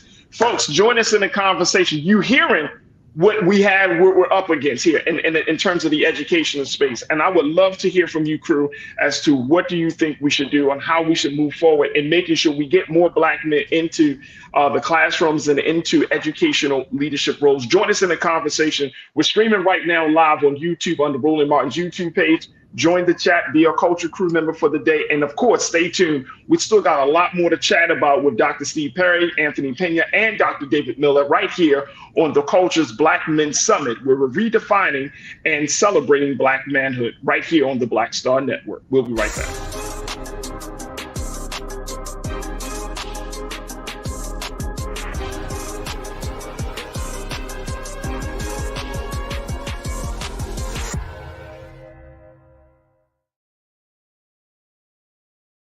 When you talk about blackness and what happens in black culture, we're about covering these things that matter to us, speaking to our issues and concerns. This is a genuine people-powered movement. There's a lot of stuff that we're not getting. You get it, and you spread the word. We wish to plead our own cause. Too long have others spoken for us. We cannot tell our own story if we can't pay for it. This is about covering us. Invest in black-owned media. Your dollars matter. We don't have to keep asking them to cover our stuff. So please support us in what we do, folks. We want to hit 2,000 people, $50 this month, raise $100,000. We're behind 100,000, so we want to hit that. Y'all money makes this possible. Check some money orders. Go to P.O. Box 57196, Washington, D.C. 20037-0196. The Cash App is $RM Unfiltered. PayPal is R Martin Unfiltered. Venmo is RM Unfiltered. Zelle is Roland at RolandSMartin.com.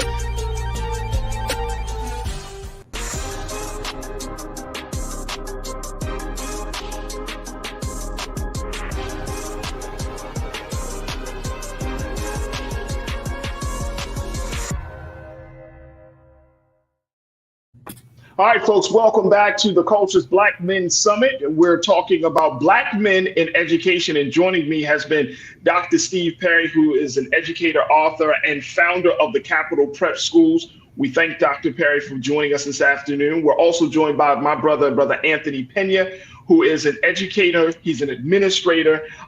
He served as assistant principal at a number of schools in Baltimore, and he is on his way to getting his doctorate as well as he's moving forward in his journey. And I want to make sure we got my other brother, Dr. David Miller, who is joining us. He's an educator, he's an author as well, and he has founded the Dare to Be King curriculum, which is teaching black boys how to think higher of themselves. So again, I want to thank my brothers for joining us.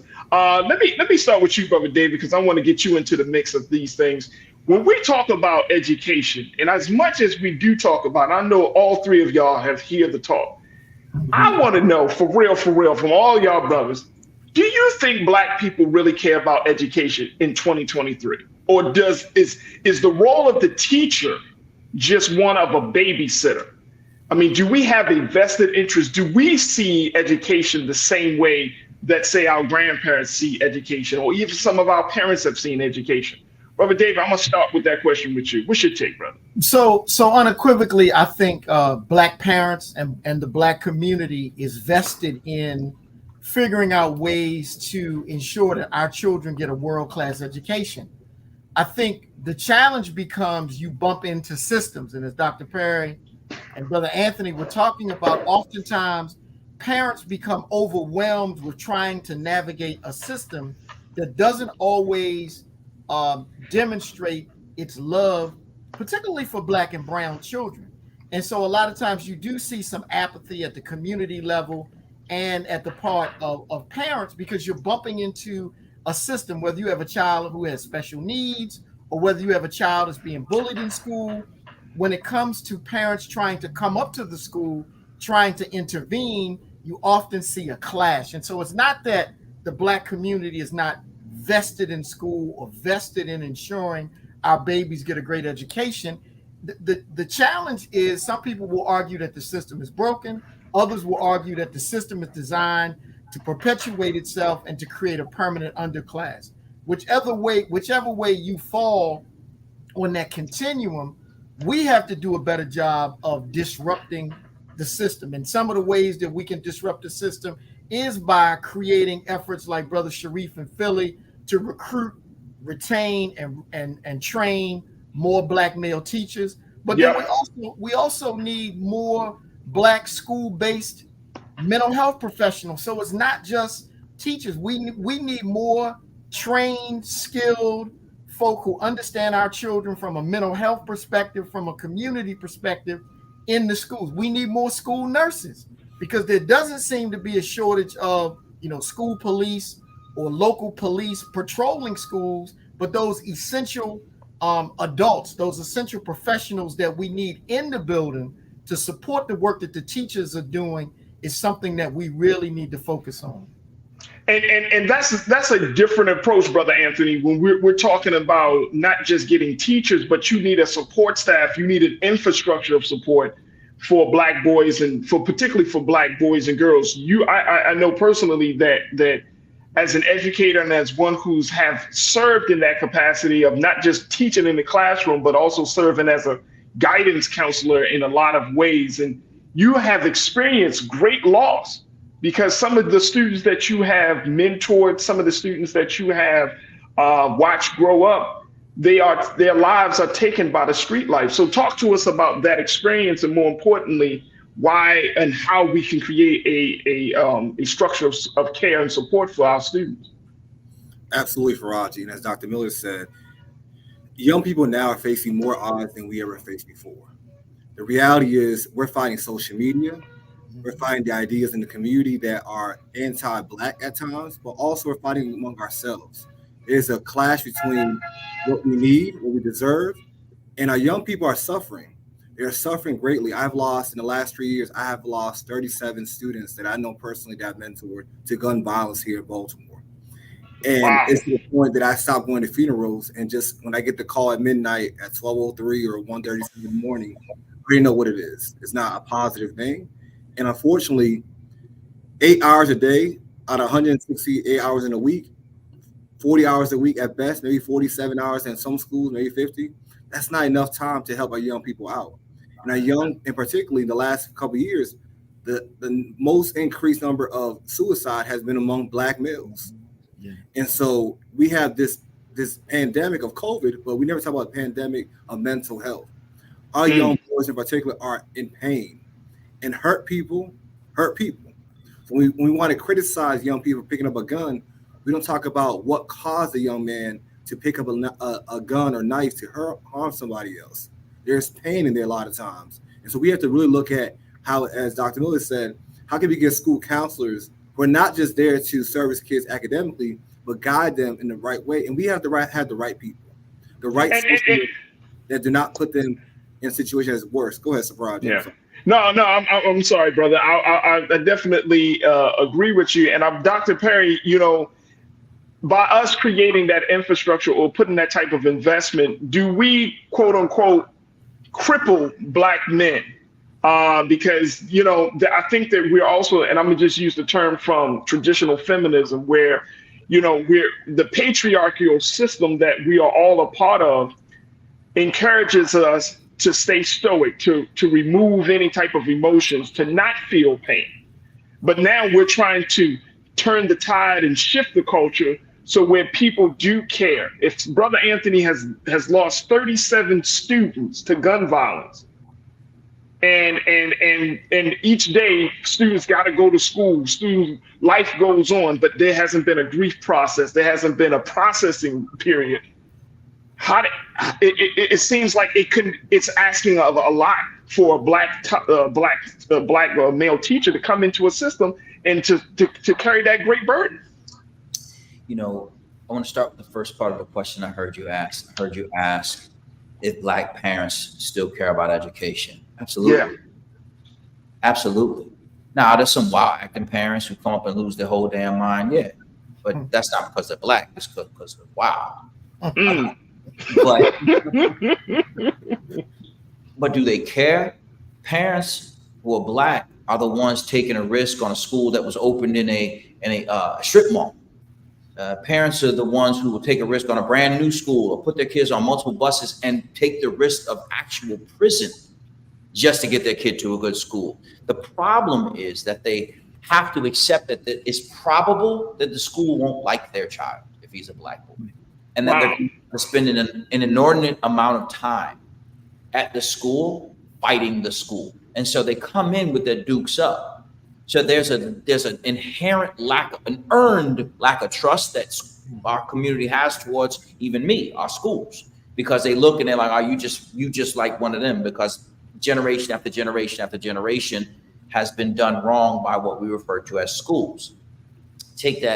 Continue down that road. So then when brothers do come into the classroom, the nurse's office, which is, I've never seen a Black male nurse in any schools that I've ever been affiliated with ever. Social workers, and on and on and on. We don't get to just do the job that we're hired to do. If you're a Black man who's teaching English, you don't get to just be the Black man teaching English. And I don't care if you're at a college, if you're an African-American man on an educational campus, you have to be, in many cases, more than you could even truly be. So the burden is so significant because in large part, many of our young men do not have enough men who are Black around them to recognize that we're men and we just feel differently. We respond to certain circumstances differently. So what ends up happening is the role and response to life that many young men have is narrowed so much that they think that the only emotion that they can have is rage. And the only way that they can show that is to be violent. And so because there are so few Black men in the ecosystem that our young boys can connect to, and because our parents come in not trusting us, and rightly so, even those of us who are in the system do so as usually the one who's fighting the distrust of mom and the limiting of the emotional language of the boy. And very quickly, Dr. Perry, how do you break that down? If you see parents coming into your school and they have their dukes up, they got their blinders on, they got their walls up, how do you start to break that down? It depends, to be completely frank with you. Sometimes they're in too hot, so that's not easy.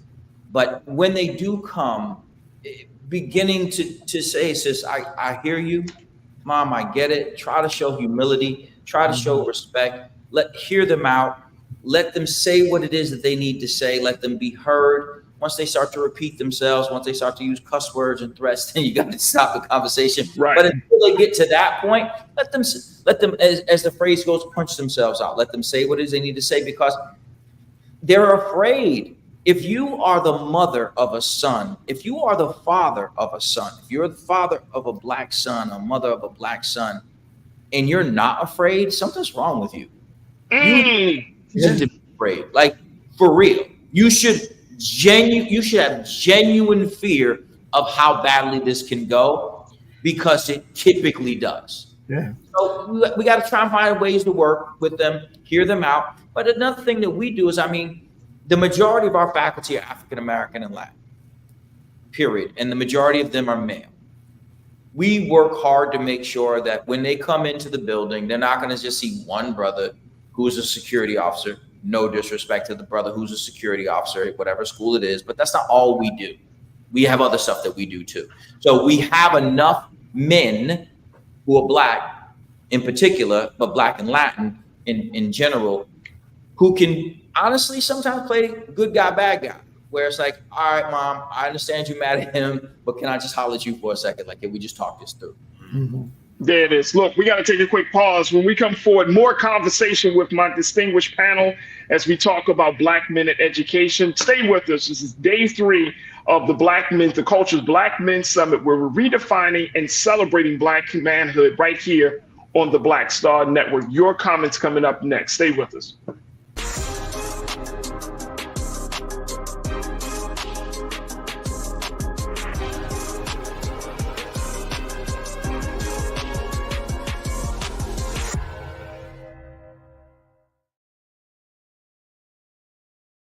Pull up a chair, take your seat.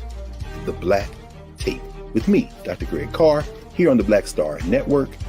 Every week, we'll take a deeper dive into the world we're living in. Join the conversation only on the Black Star Network.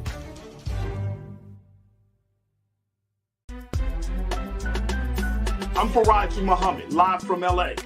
And this is The Culture. The Culture is a two-way conversation. You and me. We talk about the stories, politics, the good, the bad, and the downright ugly. So join our community every day at 3 p.m. Eastern and let your voice be heard. Hey, we're all in this together. So let's talk about it and see what kind of trouble we can get into. It's The Culture, weekdays at 3, only on the Black Star Network.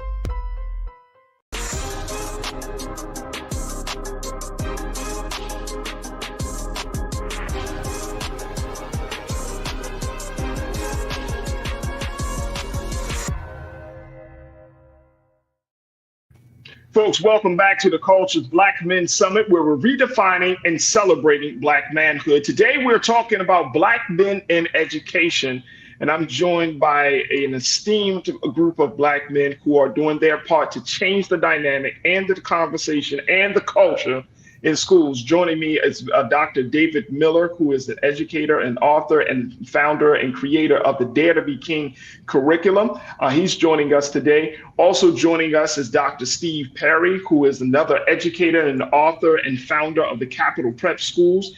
And also joining us is my brother Anthony Peña, who is an educator, administrator, as well as an advocate for Black students. The jewels that you dropped earlier, Dr. Perry, is something that I want us to kind of hold on to, right? Just the simple fact of understanding the cultural dynamics. And Brother David, it made me think of, we're going through so much as it is on other fronts. And I'm saying as Black folks, as Black America, we shouldn't have to fight to just get a simple education, man.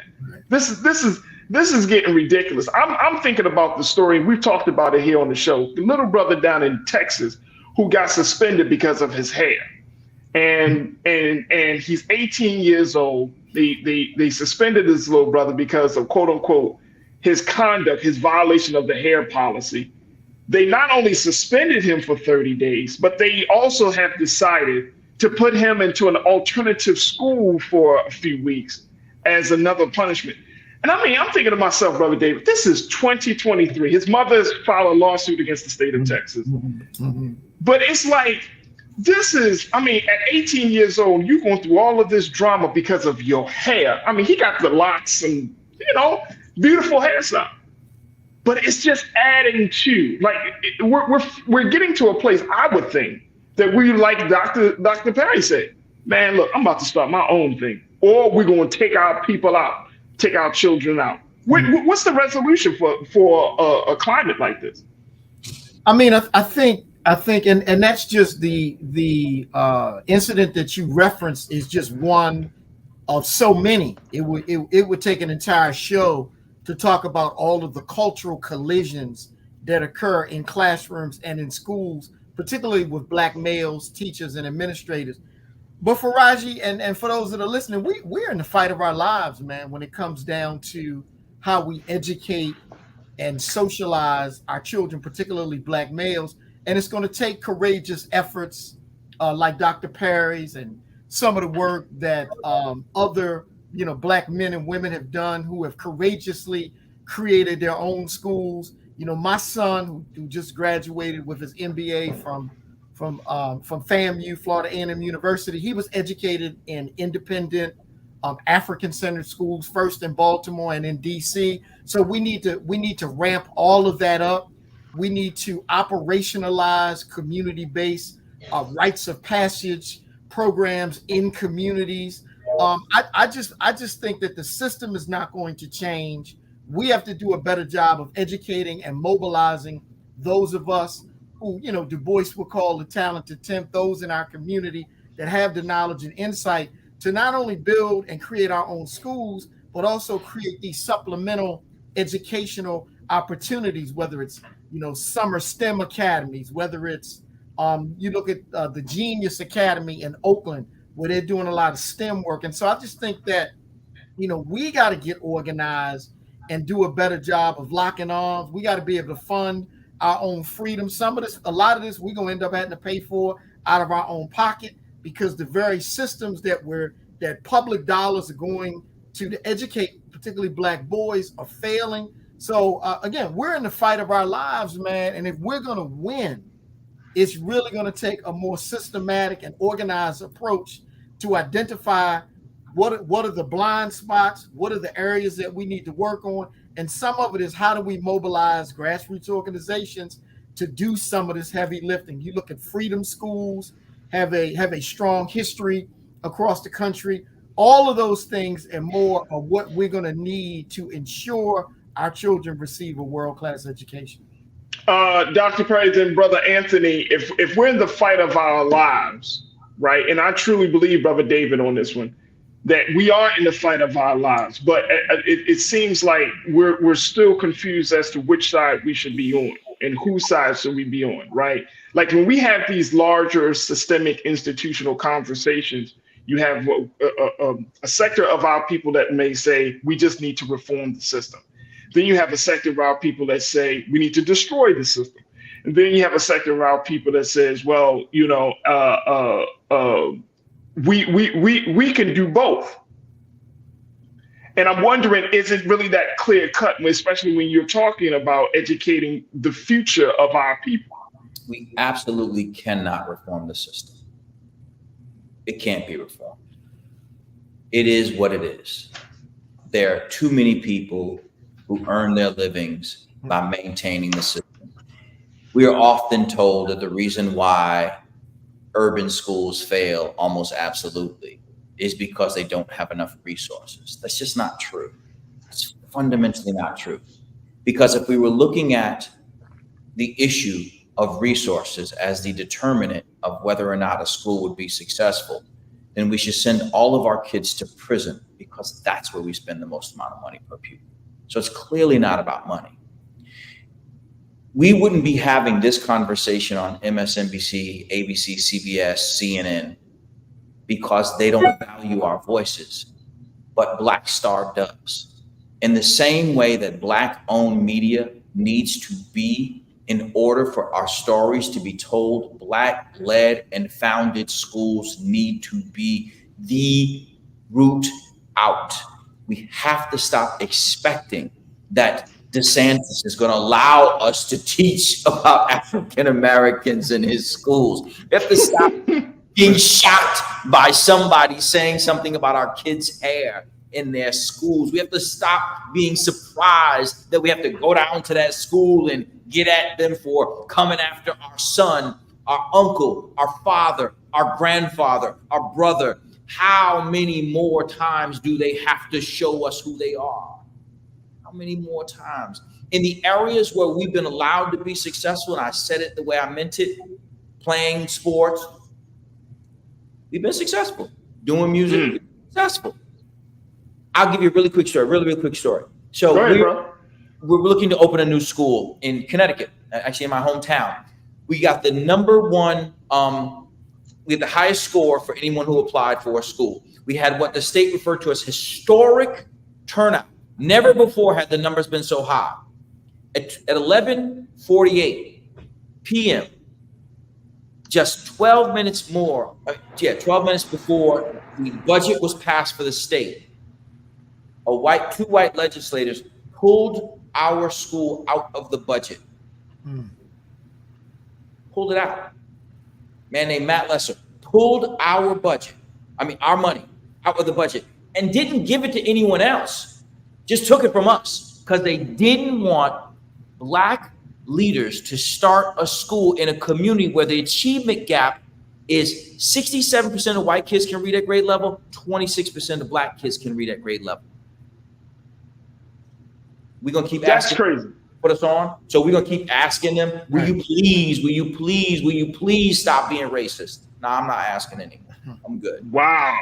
That is crazy. That is absolutely insane. All right, let me get some comments from our online culture crew. Folks are checking in and they are listening loud and clear. Sharon Brooks, you checked in. You said, so grateful for schools like KIPP and other schools like Dr. Perry. They are doing a great service here in the Northeast. 6 days a week school program is an excellent asset for some communities. Sharon Brooks, thank you so much for checking in. And that's a nod to you, Dr. Perry, about the work that you're doing.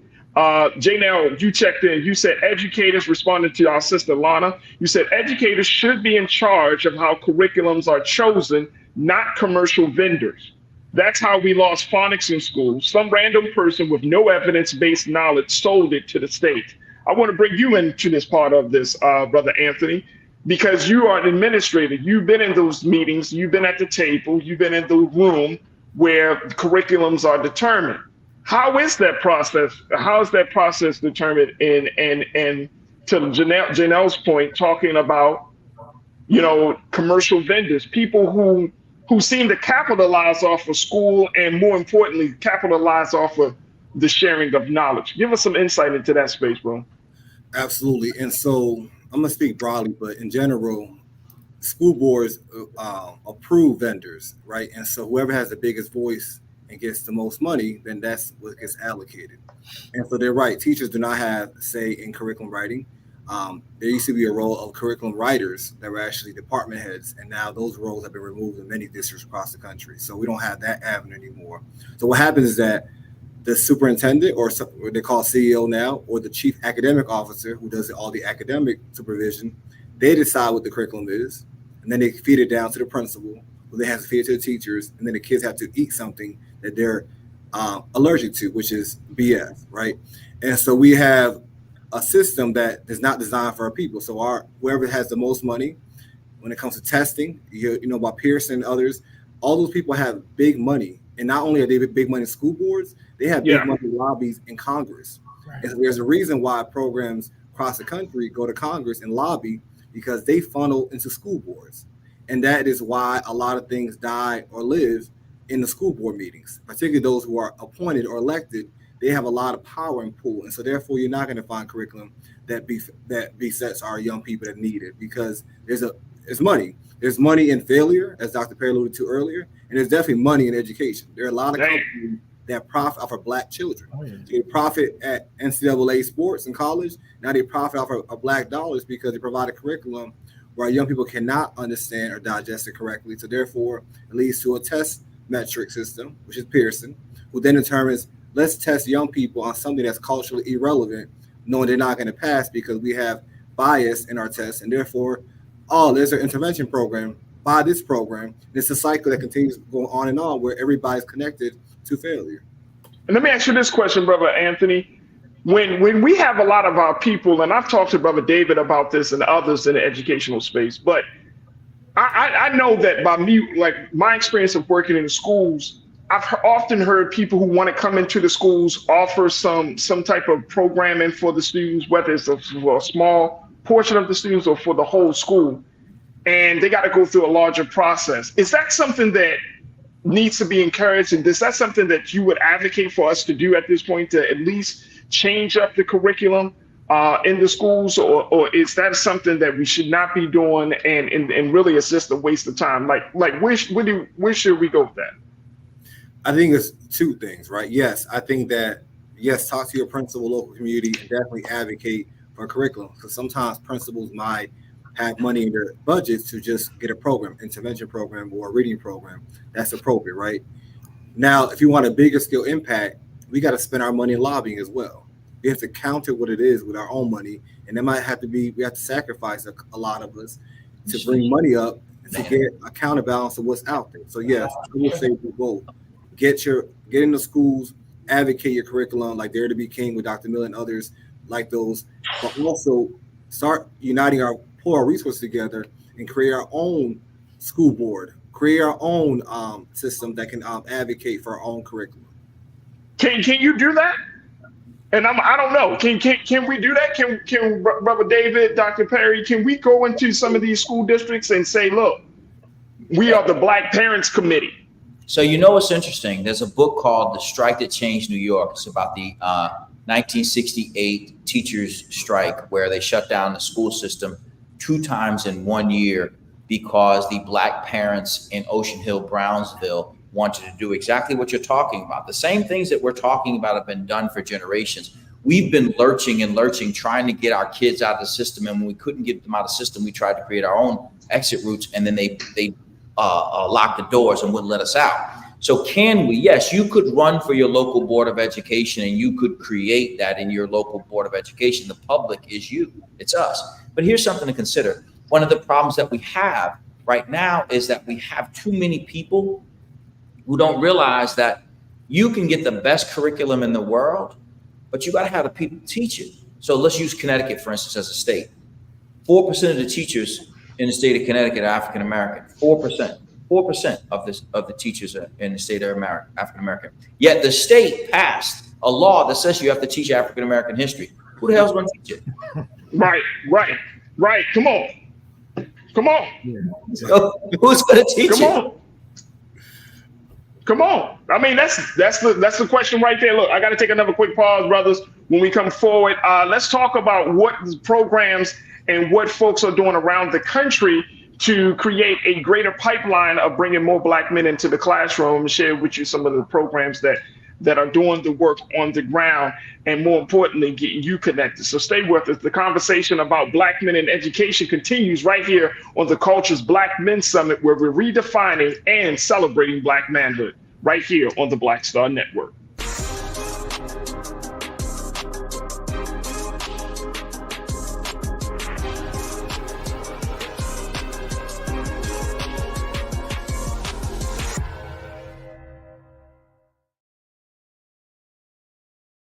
When you talk about blackness and what happens in Black culture, we're about covering these things that matter to us, speaking to our issues and concerns. This is a genuine people-powered movement. There's a lot of stuff that we're not getting. You get it, and you spread the word. We wish to plead our own cause.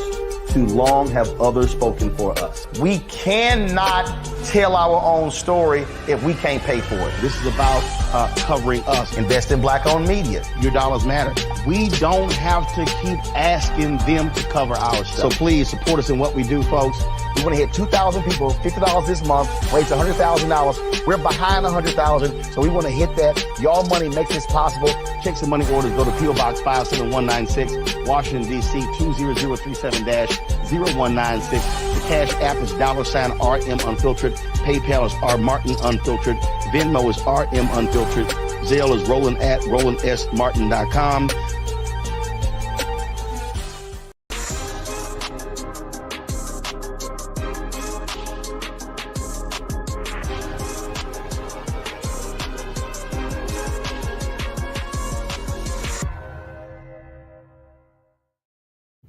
All right, folks, welcome back to the Culture's Black Men Summit, day 3 of our Black Men Summit, where we're talking about Black men in education. And as you can hear from our esteemed panelists, folks, of Dr. Steve Perry, Dr. David Miller, and Brother Anthony Peña, you can hear that this is not just about Black men in the educational space, but this is about all of us, that Black men can lead the way, but there is greater opportunity for all of us to be involved in every aspect of our child's development, especially in the school space. I want to kind of get back to some of the questions here, because folks are checking in, and my sister Suzette brought this piece up, and I want to get your take on this from all of you brothers around this idea of school choice, the school choice movement. First, Brother David, what's your take on the school choice movement? She said, for my sister Suzette speaks, she said, for majority of the Black community who want to see positive student achievement, should we support the school choice movement and focus on creating our own charter, private schools, hold public schools accountable? What's your take on that, Brother David? I mean, I think oftentimes the challenge is, what are the choices that are available? And I just think that we have to come, as you know, Dr. Perry alluded to earlier, we got to get out of this posture of we still are begging and asking when we should be demanding and executing. And there are a host of schools and efforts like some of the freedom schools. You look at like the Eagle Academy schools that David Banks, who's now the chancellor of New York City Public Schools, created, where they have an all-male academy in every borough in New York City and one in Newark, and are doing amazing things. And you have Dr. Steve Perry in Connecticut and a bunch of other folks who are creating these kinds of schools across the country. So, you know, for me, the issue is, I mean, we can keep trying to do this song and dance, but the system is not going to change. The system is not going to radically start hiring more Black male teachers. And as someone alluded to earlier, I used to be a Black male teacher in the Baltimore City Public Schools. I was a social studies teacher, but they not only was I teaching social studies, sometimes they would be asking me to move boxes or go out walk some teachers to the parking lot, or stand at the front door. And so I was security guard, a pastor. They had me doing everything because I was one of only a few Black male teachers in the building. I just think as a community, we got to come to the realization that we're trying to fit a square in a circle. It's not working, and it's not going to work. We have to fight for school choice. It is the only way. Without school choice, you and I are not having this conversation. I'm at our school in Harlem. 5 blocks down to the right is Jeff Canada's school. There's no him and me if we don't get to create our own schools. There are not 400 kids in this building if we don't get to create our own schools. If we don't do this, this is our right. This is our right to make the determination as to how it is that our children are educated. I just don't think that our community fully has had the opportunity to get what it is that we have coming. Our kids are as smart as anybody else's, and are smarter than a few. If they're able to eke out the education that they are in the circumstances where they're being the most disciplined, most suspended, most expelled, least likely to take college preparatory classes, if they make it to high school, and still they're able to be successful in any way, then imagine what could happen when we put them in academic experiences where people believe in them. So we have to fight for our own schools. We have to. What else is there? It's like when you go to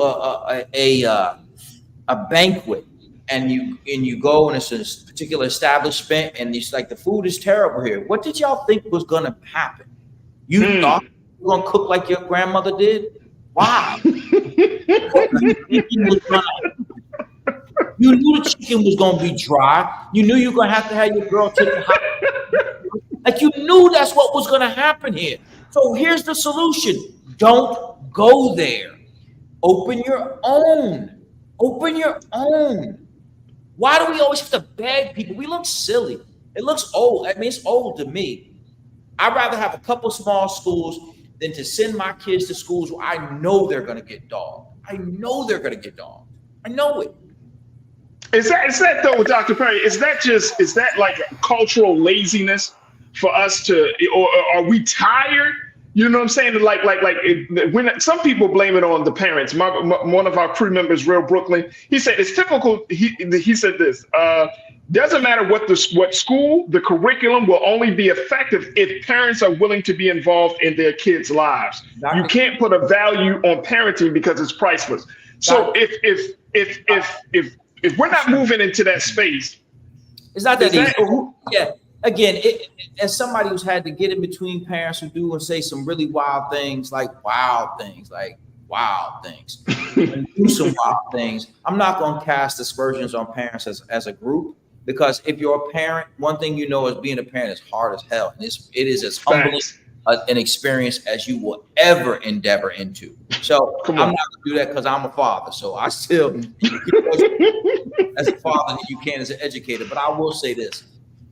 What we do have to do is we do have to encourage our parents to participate in a meaningful way. But Dr. King made it clear in his final book, Where Do We Go From Here, Community of Chaos, when he said that a school should be so good that you should not be able to tell who that child's parents are. Woo! Woo! I love that, Brother Anthony. I love that. What's your take on school choice, bro? Oh, Brother David, you got something you want to add to that? Really quick before you jump over to Brother Anthony. You know, the conversation is always interesting because white folks are starting their own schools in communities that they gentrify every day. They will gentrify a neighborhood, and then instead of sending their children to private school, they will apply for a charter or open up an independent school all over the country. When white folks do it, it's their right, but when we do it, we're being subversive or something is wrong with us.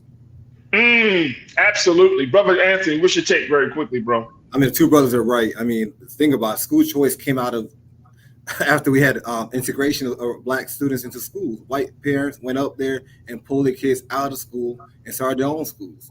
So, because they didn't want to deal with what was going on of integration. So why can we not have our own schools as well? Let's educate our own people, give them the support they need so they can be more successful. So I'm all for school choice and make sure we get the money we deserve to support our young people, because the system is falling apart. It's only a matter, Minister Farrakhan talks about in the fall of America, that the America's headed towards a disaster. We see that in foreign policy wise, we see that in education now. Look at our reading levels in math. We're not top 10 in the country and around the world. So what do you expect is going to happen in our schools? It's like going to McDonald's every day and saying, I have diarrhea every day. Are you going to keep eating at McDonald's, or are you going to just try to do something else, right? So at this point, we see that we're getting sick from the school systems in America. Let's get our own, fund it, and let's support it. I'm asking, LeBron James, what he's doing there. Yes, there's some issues with some academic things, but those are deeper conversations around that. But do what you have to do to educate and protect our young people, because the future is dim right now if we don't get in right now.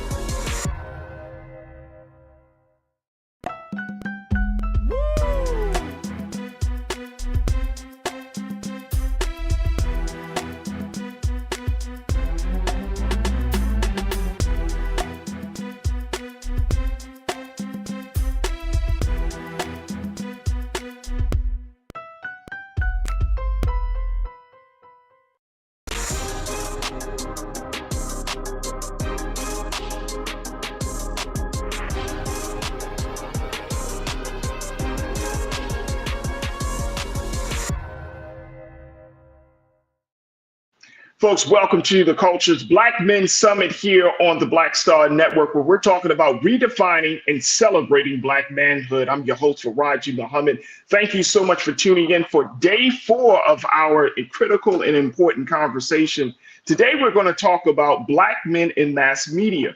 As we know that there has been a number of conversations about representation, presentation, and the impact of mass media when it is distorted or biased. And so we wanted to kind of get more into this because we're seeing now more than ever that there is a major bias in the reporting of our stories. There's a bias in the telling of our stories. There's a bias when Black men come into the picture.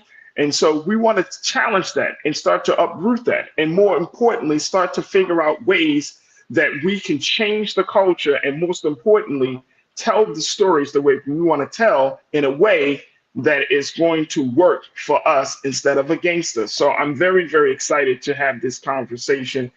We're going to be joined by some dynamic Black men. who are going to talk to us about this. But first, let me start with my friend and brother, who is a man that has been doing this type of work for many years, even though he's a young man.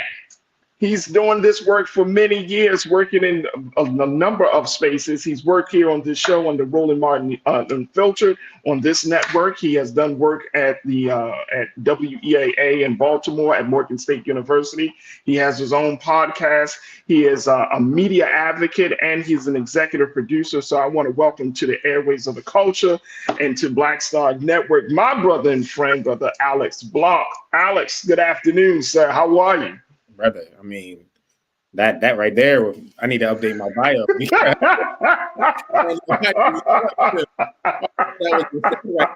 I am blessed, Farajii. I am very happy to be. I'm very happy to be here. I couldn't ask for a better program to be on to talk about this topic, man. Hey, man, I appreciate you, man. And for those who don't know, Alex is, when I tell you this brother is sharp, he is sharp, y'all. He is absolutely sharp, and he understands the dynamics. He's worked in media for many years, but more importantly, he's a man that actually cares about how our story is told. And so, you know, Alex, I want to kind of get to start on from you when we look at this situation of Black men in mass media. As a young Black man, you've been in a lot of different spaces. Mm-hmm. You've worked with everyone from Oprah Winfrey. You worked all the way up to presidents of HBCUs and colleges. You worked with hip hop artists in all of your spaces. Of course, you've done fantastic work with us here on Black Star Network, and we're working with Brother Roland Martin himself. So you've been around a lot of different people, but I do want to know, do you truly believe that there is an agenda to misrepresent Black men in the media? Oh, absolutely. It's I wouldn't necessarily, it is an agenda, but then also it's a mechanism that has been used to oppress us for a long time. You know, I truly believe that the dynamic of the black household has taken a huge impact from that dynamic and that agenda. Being in the media, of course, I worked in, as you mentioned, all of those spaces, and I've just seen how it can influence all of us. You have the stories, and it's just ironic that you ran that piece from Roland, Uncle Rovro. Honestly, we didn't even have to have this segment because he said it all right there in 30 seconds. Going back to the Freedom Journal, where we wish to plead our own cause. Why is this something that was said so many years ago, but yet we still find ourselves having this conversation because misrepresentation has been at such a large rate? And then also we see how it translates when we are misinformed and how misinformation can spew hate, can spew a culture, can get somebody into the office that didn't deserve to be there. But when we look at our culture overall, there is a huge byproduct of this agenda that is still going down and trickling down into our communities every single day.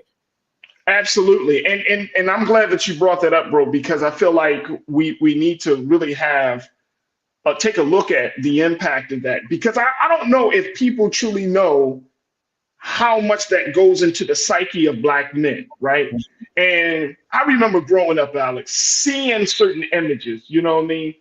Back in the 80s and 90s, and for all the brothers in the chat, y'all remember this, right? Like, as much as we had, quote unquote, gangster rap, right? The emergence of street rap in that gangster, quote unquote, gangster culture. There was also Bill Cosby. There was also Carl Winslow on Family Matters, right? There was also, you know, you had shows like Living Single, where you saw Black men, you know, those Black men characters. You had shows like Martin. You had a lot of different, there was an array of expression of Black men, right? Growing up in the 80s and the 90s, and there was this thing. And the level of quote unquote consciousness, people would say that was like the Renaissance conscious age, right? Back in the 90s, where we were super pro-Black. I mean, we wearing X's on our shirt to represent Malcolm X. We rocking dashikis and Afrocentric patterns, and you know what I'm saying? And we were in that space. The Million Man March happened in 1995. That took things to another level. But then I saw after the Million Man March, that there was even more intensified effort to remove the positive, the empowering imagery of Black men, because all of that time, even though, like I said, you had gangster rap, I wouldn't put, even though Boys in the Hood was a very popular film in the early 90s, it wasn't a film to glorify street life. It was a film about how to get through street life, right? Like you can still win. And so I think that after the Million Man March and maybe a year or so after that, we started to see this greater intensity to remove Black men, to start to diminish the imagery of Black men. So what do you say? Are we slowly getting back into that place right now? I mean, there's a lot of people that are making conscious efforts. I mean, outside of just, you have your Ryan Cooglers, you have people that are stepping into spaces to try to take control and hone our narrative. You have Roland Martin, you have yourself, you have me, there's people that I have met that I never knew about in the job that I'm doing right now. And I'm just like, wow, there's so many people that are working behind the scenes. But here's the problem. I would not know these individuals and the work that they're doing if I wasn't in these spaces or allowed to go into these spaces. Now, I would say that I am blessed to be able to walk into the rooms that I am in. But let's talk about the average person that doesn't have that access. The average person that is just seeing what is mainstream. And what quantifies as mainstream is normally what is entertaining. But sometimes what is entertaining doesn't serve as what is within the best interest for our community.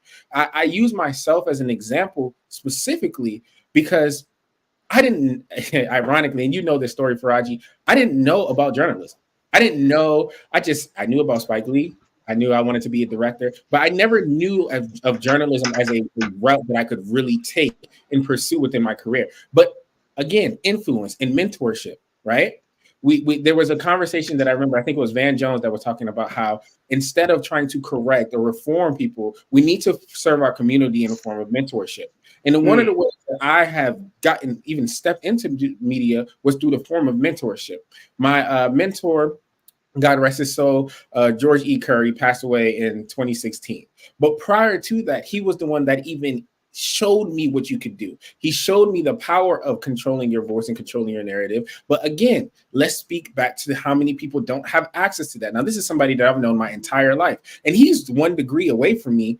And I didn't even know this is a man who was a part of NABJ, who has done respectable things within the journalistic community. And he's 1 degree of separation, and I didn't know who he was. So let's think about how many people are seeing the impact of not knowing who they are or the potential that they can reach. So again, going back to your original question, is there are we getting back into that place? Yes. But there's still, I often say this, for every negative story that is out there, there needs to be a positive to counteract it. And I just don't think that we are there, not nearly enough. Actually, to speak to that point specifically, NABJ came out with a report in September about 60% of people, of Black people, think that we are misrepresented, or they think that the media portrays us in a negative way. 63%. Yeah. Now, for us to see that is a problem, because now if you already feel and you're going to an outlet and you think that they're not talking to me, they're not going to say anything positive about me, where are you getting your information from now? Where are you getting your identity? Where are you forming your identity? What are your influences? And what we see, because so many people are forming their identities off of things that really don't matter, that things that are not substantive, things that, of course, they are entertaining. Now we see the trickle down effect. We're talking about, I'm in DC right now, ironically, for the Joint Center Summit. And DC has seen an uptick in crime where nearly everything has doubled. Homicide has doubled. Robberies have doubled.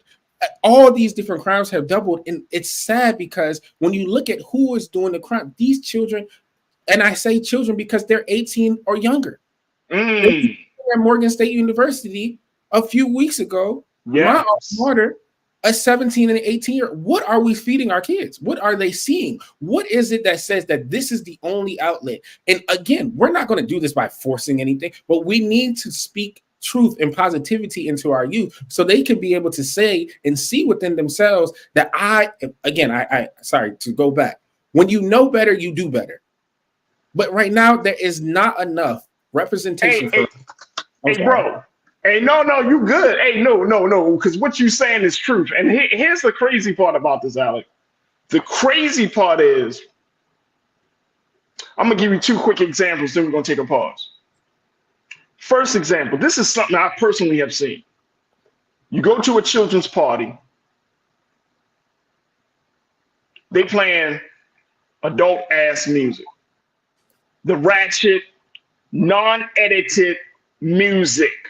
You talking about to a kid, I'm talking about whatever your ratchet trap music is played at a 6 or 7-year-old party. So when you said, when you know better, you should do better. That's one, right? Second one, you go to a college homecoming. Colleges, and I'm talking about HBCU. I know some of y'all about to hate me right now, but I'm gonna say it. We go to these homecomings of these HBCUs, and they have some of the most ratchet performing artists at homecoming, all to put butts in the seat, all to get the dollar, right? And these are conversations that are happening on Black college campuses about bringing certain artists who you know is putting out destructive content, who you know is putting out information that doesn't help to elevate and edify the thinking of young people and on college campus. You see what I'm saying? But this is our own people, all in the name of it's just a little fun. You see what I'm saying? Yeah. And that's the part when you know better, you should do better, right? I'm not saying that we need to be perfect, but you mean to tell me that we expose ourselves, and I'm talking about little Black boys, little Black girls are exposed to ideas about themselves through music, through media, through their friends. Their family comes like number 4 or 5. Don't even put no faith institution in that joint, because that joint comes later. But through media, friends, and then family or something. But you mean to tell me their view, the view of children, is being influenced by some of the most negative, destructive messaging and elements, bro, that we promote to them? Well, so as you spoke, it just made me think of like this up and coming generation. Something that I had to realize was they don't know life outside of the internet. Yeah. This is a generation that they have the YouTubes, they have the Twitter. Like my nephew is 11 and there's a culture shock where I'm talking to him about AOL and he's looking at me like just like stars around his head. But it's a double-edged sword, right? Because from the same aspect of you have a well of information, you can also have a well of disinformation.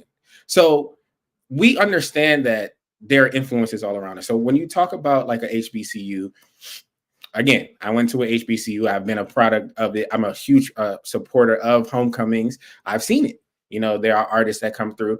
And I've heard the argument that this is a representation of what we see. This is just our narcissistic standpoint. I would love to hear your take on this about rap being an artistic, but at what point do we take a step back and say, okay, this is the effect of certain lyrics? We can see. And it was ironic because I just finished reading Young Jeezy's book. And he talks about wrestling with himself because T.I. told him that in his book, and you can go get it for yourself and read it, that you can't live both lives. So you can't live the life that you are rapping about. And he had an internal battle with himself because he's like, what do you mean I can't live this life? And he talks about overcoming it in the book because he had to come to realize, oh, this is a facade. But here's the problem with that. These young boys, they don't know that.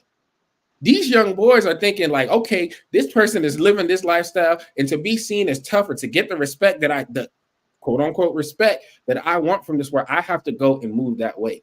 That's scary because now you have people, again, who are 18, 17, 16, as young as 12, getting killed, shot, and there are consequences because of this. So it is sad. It is a sad reality because I enjoy rap music. I'm not going to sit here like I don't listen to gangster rap. No, I get it. the same time, I do understand that there is a consequence of the music that is being put out. So it's a double-edged sword. So I know we got to go to break, but I just want to say this last point. When we look at this, the thing that also speaks to me when we talk about representation is who are the A&Rs? Who is within the record labels that are making these decisions? Because we always look at the artist, but there's always somebody above you. Who is a part of that distribution team? Who is a part of management? Who is a part of who is in the boardroom? And 9 times out of 10, they don't look like us. But yet they're the ones that's like, this is a great song. This is they control the machine that is putting out this content. And again, it goes back to literally what Roland was talking about, in that we wish to plead our own cause. For too long, others have spoken for us. And that is something, but the misrepresentation that comes from that, from other people speaking our own cause, we feel the impact. There it is. Consequences. But, hey, bro, I got to take a quick pause. When we come forward, let's continue the conversation on the other side, folks. As we talking to Alex Blanc, who is a producer, executive producer, podcaster, media advocate.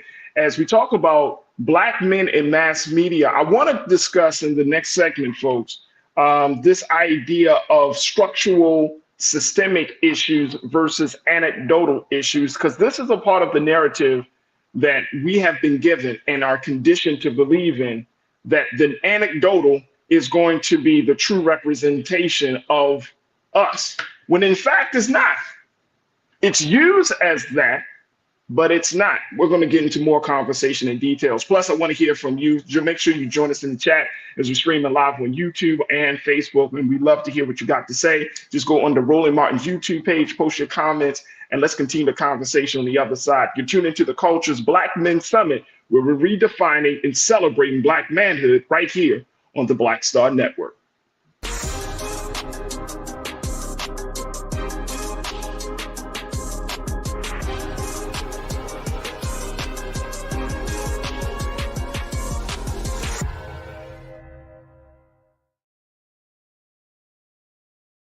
When you talk about blackness and what happens in Black culture, we're about covering these things that matter to us, speaking to our issues and concerns. This is a genuine people-powered movement. There's a lot of stuff that we're not getting. You get it, and you spread the word. We wish to plead our own cause.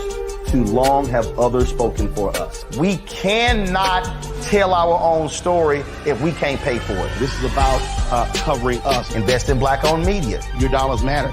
We don't have to keep asking them to cover our stuff. So please support us in what we do, folks. We want to hit 2,000 people, $50 this month, raise $100,000. We're behind 100,000, so we want to hit that. Y'all money makes this possible. Check some money orders. Go to P.O. Box 57196, Washington, D.C. 20037-0196. The Cash App is $RM Unfiltered. PayPal is R Martin Unfiltered. Venmo is RM Unfiltered. Zelle is Roland at RolandSMartin.com.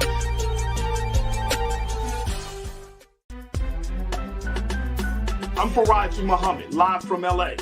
And this is The Culture. The Culture is a two-way conversation. You and me. We talk about the stories, politics, the good, the bad, and the downright ugly. So join our community every day at 3 p.m. Eastern and let your voice be heard. Hey, we're all in this together. So let's talk about it and see what kind of trouble we can get into. It's The Culture, weekdays at 3, only on the Black Star Network.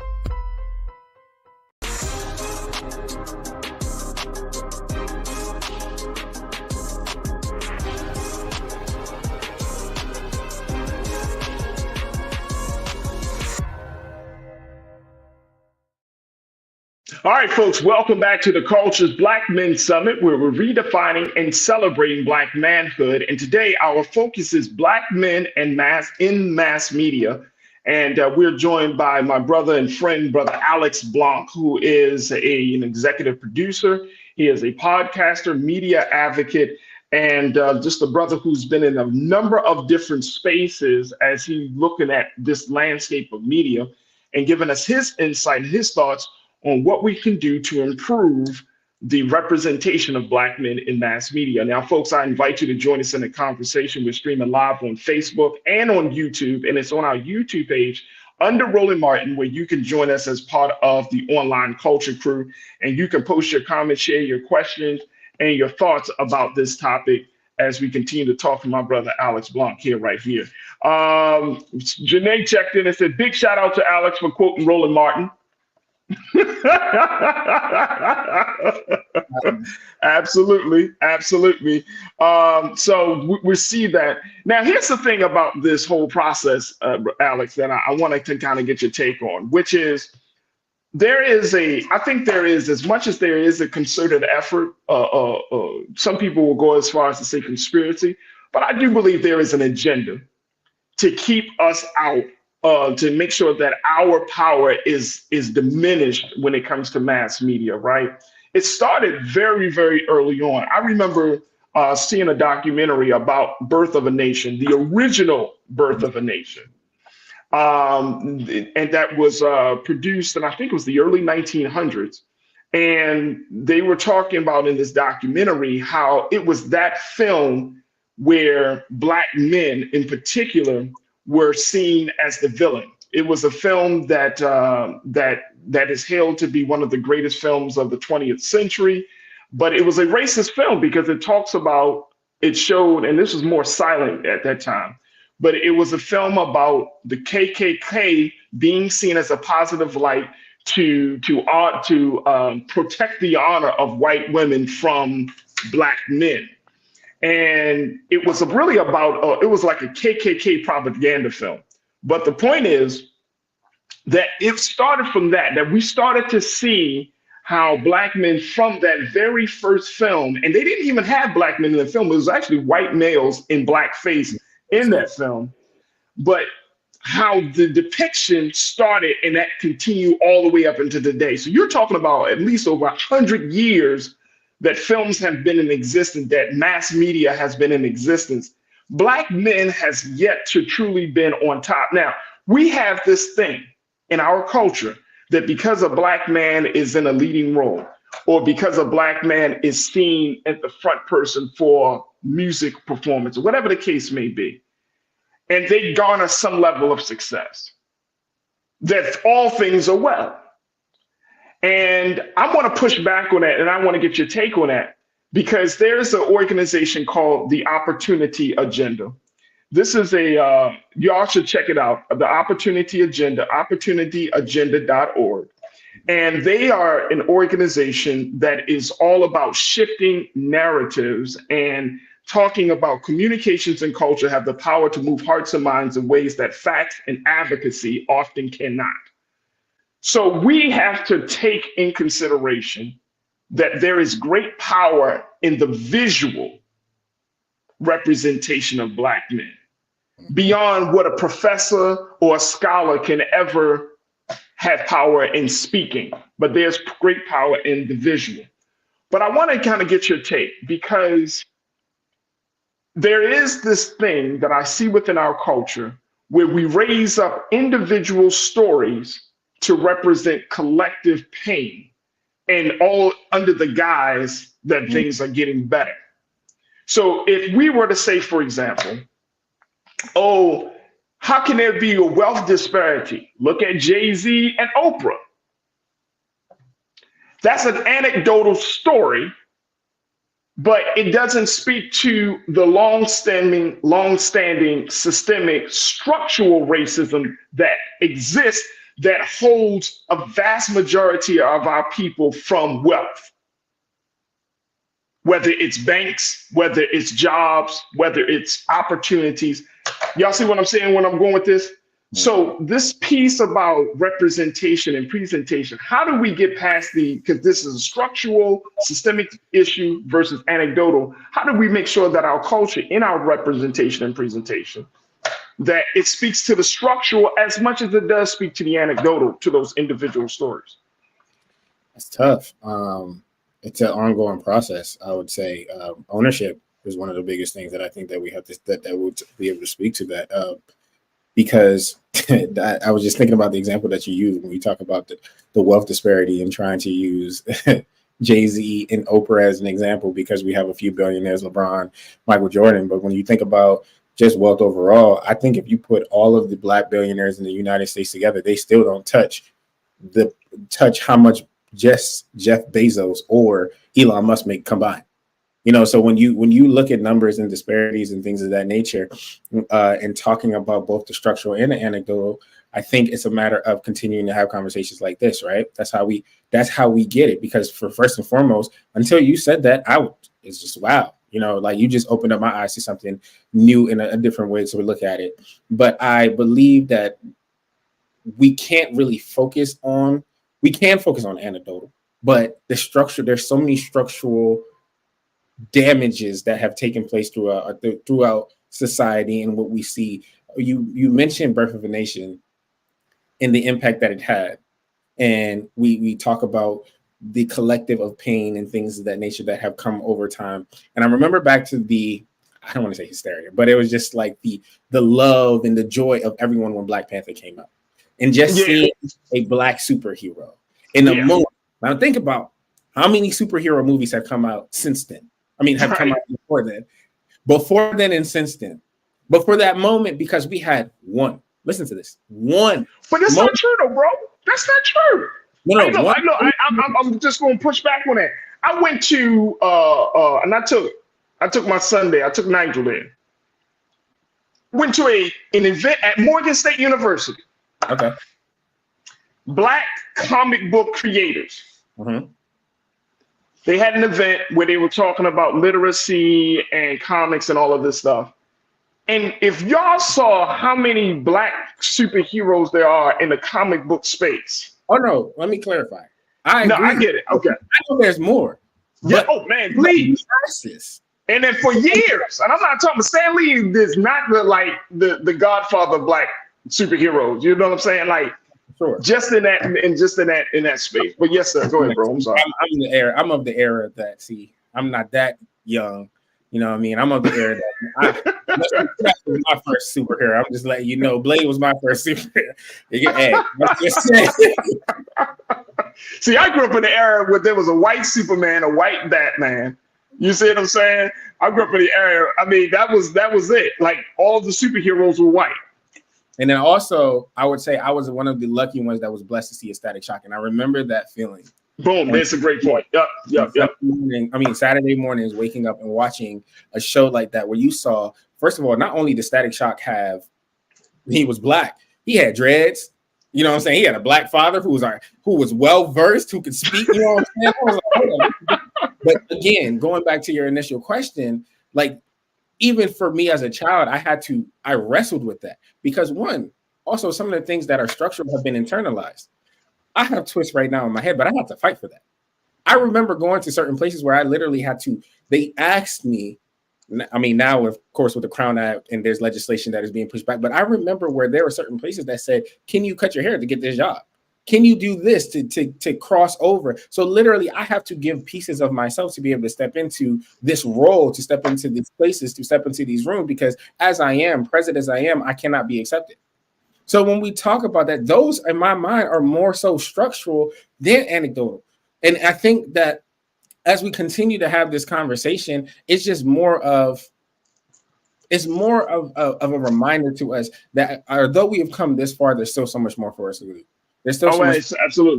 Absolutely. Brother Damon, you said Farajii, you missed his point. He was saying Black Panther is like the Jay-Z of your example in that space. No, I get it. That's true. I'm not discounting my brother's point. And you're right, Brother Damon. I didn't miss that. That didn't go over me. I just took that as an opportunity to also let us know that as much as there was all of this stuff. Now remember, Alex, you and I were working. Of course, we were at WEAA when all of this was going down, right? And everybody was doing this all day, right? And and one of the things that I kept thinking to myself was like, but bro, like, are we putting too much on that situation? You see what I'm saying? Because here's the other part about this part of the conversation, that our culture will become corporatized and capitalized off of. So if you set the right tone, if you make the right character, if the right visual imagery of a Black man or a Black woman is just right, then that means that's going to equal money being spent, on that product or whatever that project is, right? There's going to be talk of, oh, yes, we are moving forward in our cultural representation, but it doesn't really push the needle in terms of changing the structural, systemic stuff behind the scenes, right? And let's not talk about the fact that back in the day it was, and this is certainly changing, that you can have a black superhero movie, black superhero show. My son Nigel, he loves watching the show Raising Dion on Netflix, right? Great show. Yeah. You see what I'm saying? Great show. But remember when those black shows had white writers, white creators? You see what I'm saying? There's still that ongoing problem of making sure that our stories are told in different spaces. And so, you know, it didn't go past me with the point that you were making, and I think you were right. But it got a little bit on my nerves personally, because I was like, yo, we're pumping it up. And you know, black folks are like, oh man, I want to live in Wakanda. And you're like, bro, you know that's not even a real place. Or bro, do you know some of the real places that look like that in Africa? I want to give you an example, because you just brought up a point. My family, the audience may not know, but you know, my family's from Haiti. And I was first generation. I was born in, I'm the only one, I'm the youngest that was born in America. And this was my first year going back home. And I remember the cult, like it was a complete shock to me when I stepped foot on Haitian soil. Now we know that that's going on. We see people that are trying to escape all the time. There is poverty in Haiti. But when I tell you there are some people in Haiti that are living better than us, and I was shocked to see this, because for as long as I have lived, all I knew about Haiti was that it was this, it was that, it was negative. People were getting kidnapped, you know. So again, the perception, and this is why I say it's not so much about how other people perceive us. It is more so about how the things that we are taking and how we perceive ourselves. How do you see yourself? What it reminded me of is like, wow, this is 1804, Farajii, the only country to win we fought and won our independence. And as a consequence, for winning, we had to pay we had to pay back to France. So this crippled our economy. But I am living on this earth, in this side of the hemisphere, in this country, and I'm being told all of these negative things. So I had done research here and there, but when I stepped foot and I was able to see some of the places and go and see the richness, you talk about Wakanda, there is definitely places. There's places in South Africa, there's places in Ghana, there's places in so many different places, but we have not been able to go there. And then on top of that, again, we don't own. Going back to these structural issues. You just had a conversation where you're talking about Israel and the Hamas situation. We don't control what is coming out. So if we don't have people on the ground that literally have cameras and are able to have, thank God for Wi-Fi and internet, it may not be the strongest, but to be able to put out these images, we would only be able to indulge what people are saying about it. And that is scary, because now you are control. It is a stream of control, in a sense. I'm not trying to get into no conspiracy theories or anything, but to understand the power. If you see something over and over and over and over again, at some point you start to internalize it, whether you want to or not, because it is now just becoming repetitive. And that is essentially what when you saw it with Black Panther, I fell into the hype just because I saw it. Look, at this point, it's like everybody's hyped over it. I gotta see it, because now I feel like you're messed up. I'm left. But guess what? It was in a positive sense, because at that moment, I felt proud about who I was. I felt empowered. But let's think about how many other times did that was taken away from me, because I'm seeing other people that look just like me being killed, gunned down. These are the stories, mugshots, all of these different things that are being portrayed in the media, cops killing the kids. And man, all of these things are happening time and time again. I'm sorry I'm getting a little passionate about it, but these are the things on the latter side. So for that one moment, and there's have been others, but for these moments where we have moments to stand and be enjoyable about the things like a Black Panther, we have to hold on to that, but then create more. It should be an initiative within ourselves to be the next Ryan Coogler. It should be an initiative within that, because you see one to continue. But then more importantly, this is why the platform that you have is so important. What you're doing right now is so important. Some people, this will be the only time that they will ever hear my voice. God willing, I have more opportunities after this, but this is the only time they ever hear my voice. And this is because people like you, people like Roland, create this platform so that other people can be highlighted.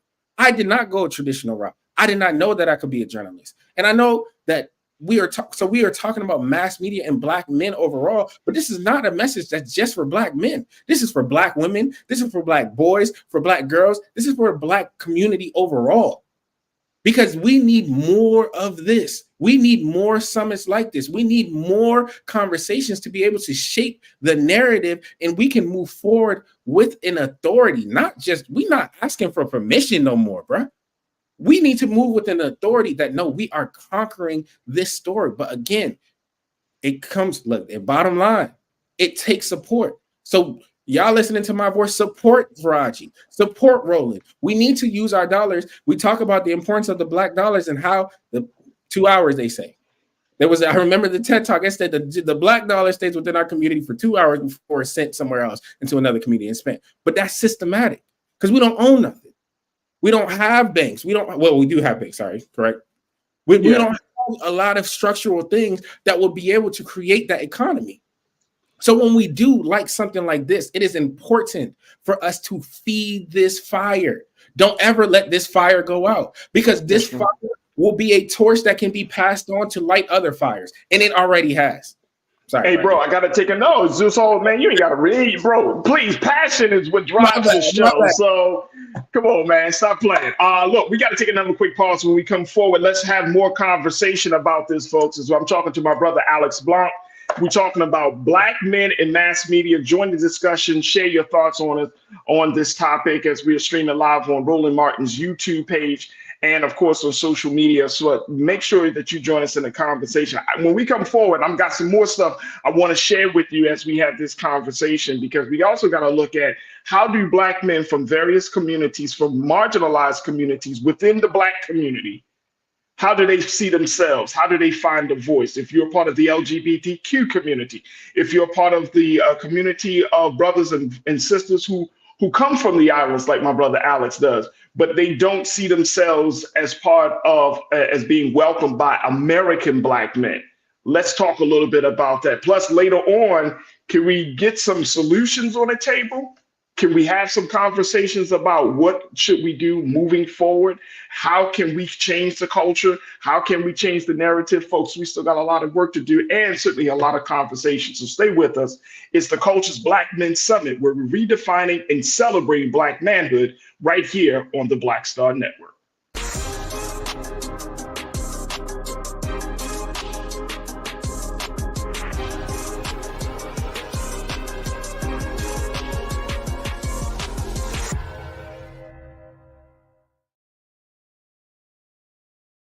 Folks, Black Star Network is here. Oh, no punching! I'm real revolutionary right now. Support this man, Black media. He makes sure that our stories are told. Thank you for being the voice of Black America, Roland. Stay Black. I love y'all. All momentum we have now, we have to keep this going. The video looks phenomenal. See, there's a difference between Black Star Network and Black-owned media and something like CNN. You can't be Black-owned media and be scared. It's time to be smart. Bring your eyeballs home. You dig?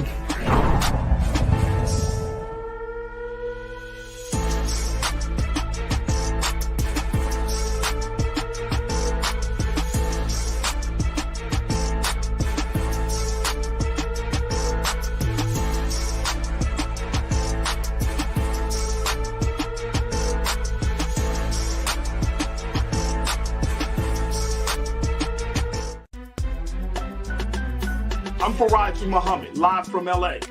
And this is The Culture. The Culture is a two-way conversation. You and me. We talk about the stories, politics, the good, the bad, and the downright ugly. So join our community every day at 3 p.m. Eastern and let your voice be heard. Hey, we're all in this together. So let's talk about it and see what kind of trouble we can get into. It's The Culture, weekdays at 3, only on the Black Star Network.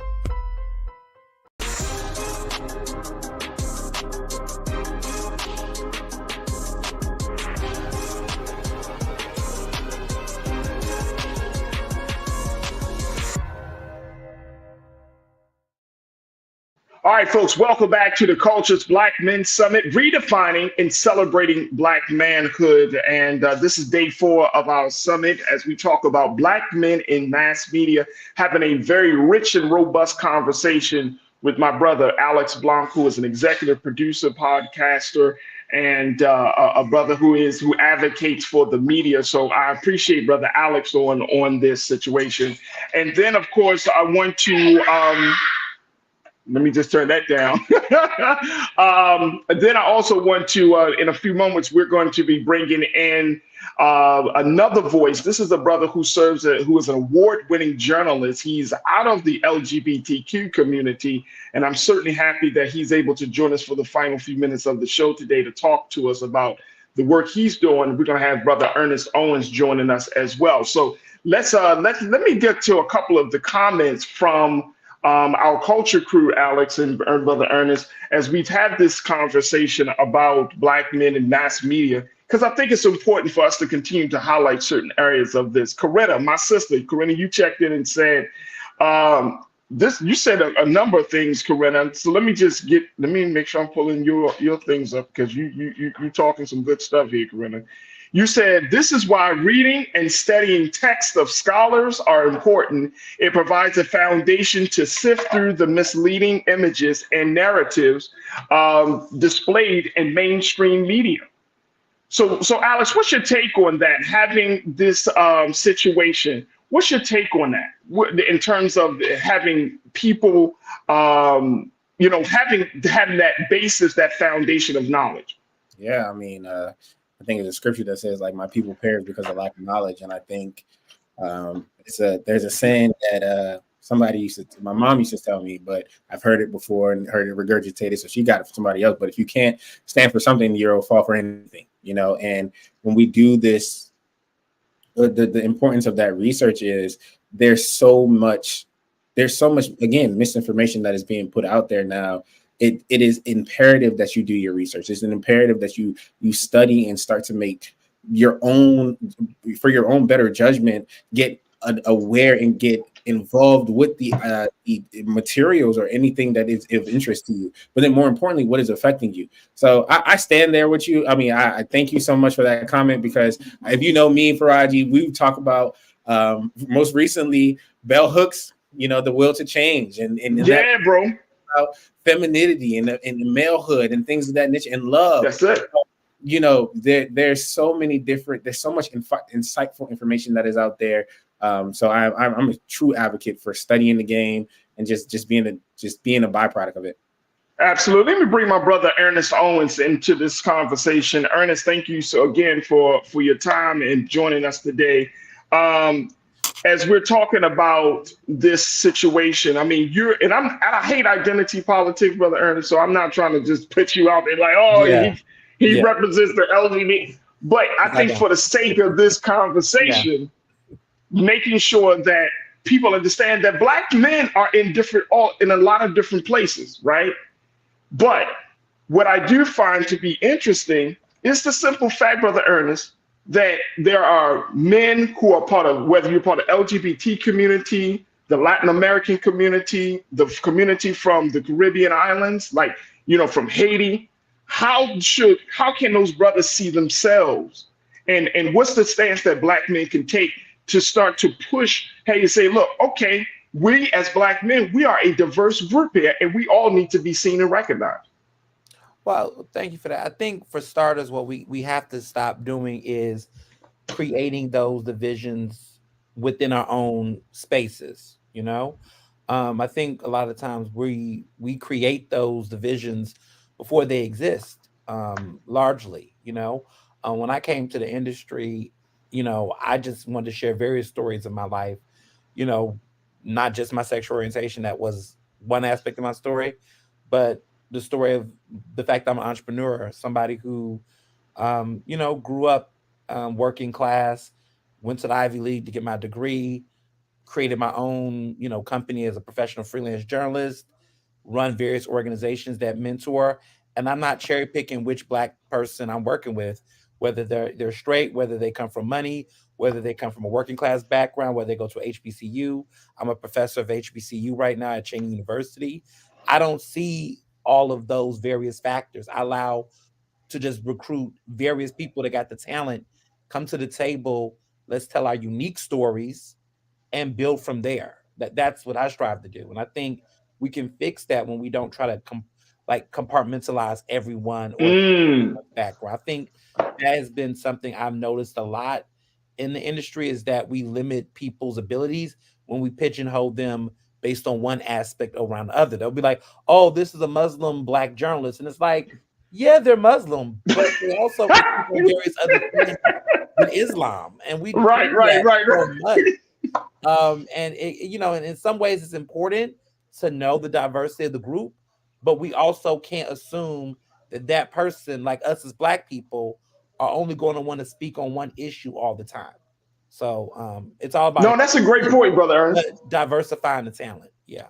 That's a fantastic point. And I get that as all the time. People be looking at my name and they be like, oh, okay, so you want to speak on Islam and Muslim issues. And you're like, I've been doing this for, you know what I'm saying, Alex? And people see you, Alex, and I know you and I've had conversations. People try to limit us as Black men. And I think that we're starting to see some pushback on that, right? Mm-hmm. But it's still not as strong. And let me just share this with you. This is coming from and I'm gonna go back to the Opportunity Agenda. Again, folks, check this out, opportunityagenda.org, as they looked at this issue of representation. But they said that from the perspective of most scholars who focus on the topic of Black males in mass media, there is a clear causal story that links media representation of Black men and boys to real world outcomes. They said that in turn, for various reasons, media of all types collectively offer a distorted representation of the lives and reality of Black men across the board. In turn, media consumption negatively affects the public's understanding and attitudes related to Black men. And finally, these distorted understandings and attitudes toward Black males lead to negative real-world consequences for them. It also includes the understanding and attitudes of that Black men have of themselves.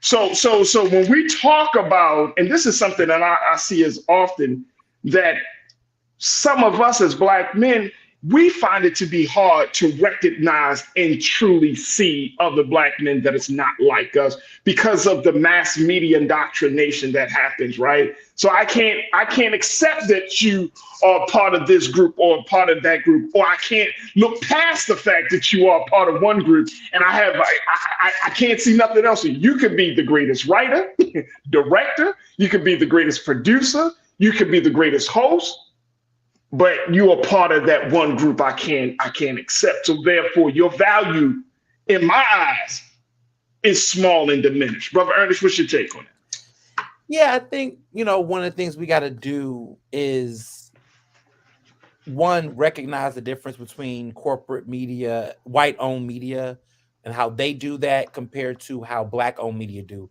Because I think we make conflations about that reality. I think I work for various media companies, diversify the bag, I suppose. But I think about, the predominantly white media outlets I work with, I feel like I have to explain more.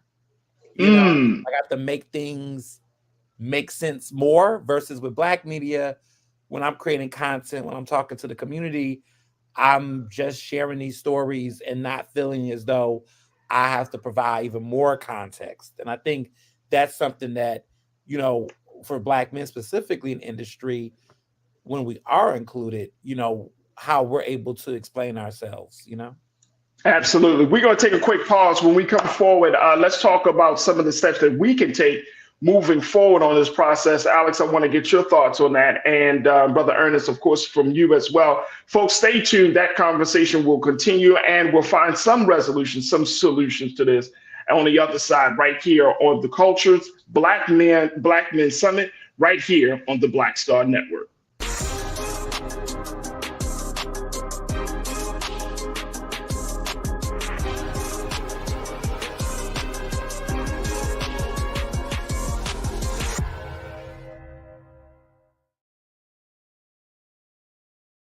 When you talk about blackness and what happens in black culture, we're about covering these things that matter to us, speaking to our issues and concerns. This is a genuine people-powered movement. There's a lot of stuff that we're not getting. You get it, and you spread the word. We wish to plead our own cause.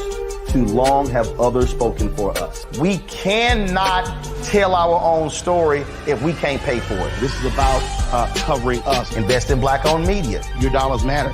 We don't have to keep asking them to cover our stuff. So please support us in what we do, folks. We want to hit 2,000 people, $50 this month, raise $100,000. We're behind 100,000, so we want to hit that. Y'all money makes this possible. Checks and money orders go to P.O. Box 57196, Washington, D.C. 20037-0196. The Cash App is $RM Unfiltered. PayPal is R Martin Unfiltered. Venmo is RM Unfiltered. Zelle is Roland@RolandSMartin.com.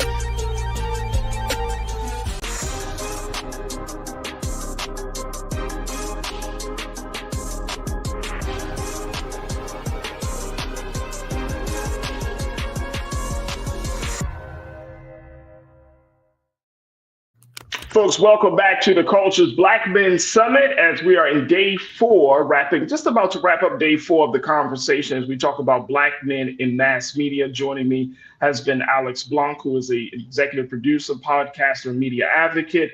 And we're also joined by award-winning journalist Ernest Owens as well. Alex, I want to kind of get your take as we look about moving forward. What would you recommend for us as a people, Black America tuning in? How do we start to do our part to just dismantle some of this power that we see coming through our screens and into our ears every day?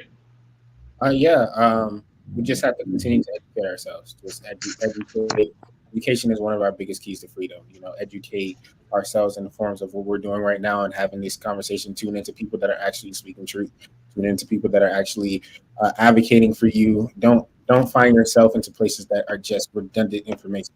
That are spewing redundant information that are not feeding your spirit, not feeding your soul, not feeding your being of who you are as an African American. You know what I mean? So at the end of the day, the path forward looks like it's there's so many different ways that we can go, but the one thing that we have to continue to do is move forward.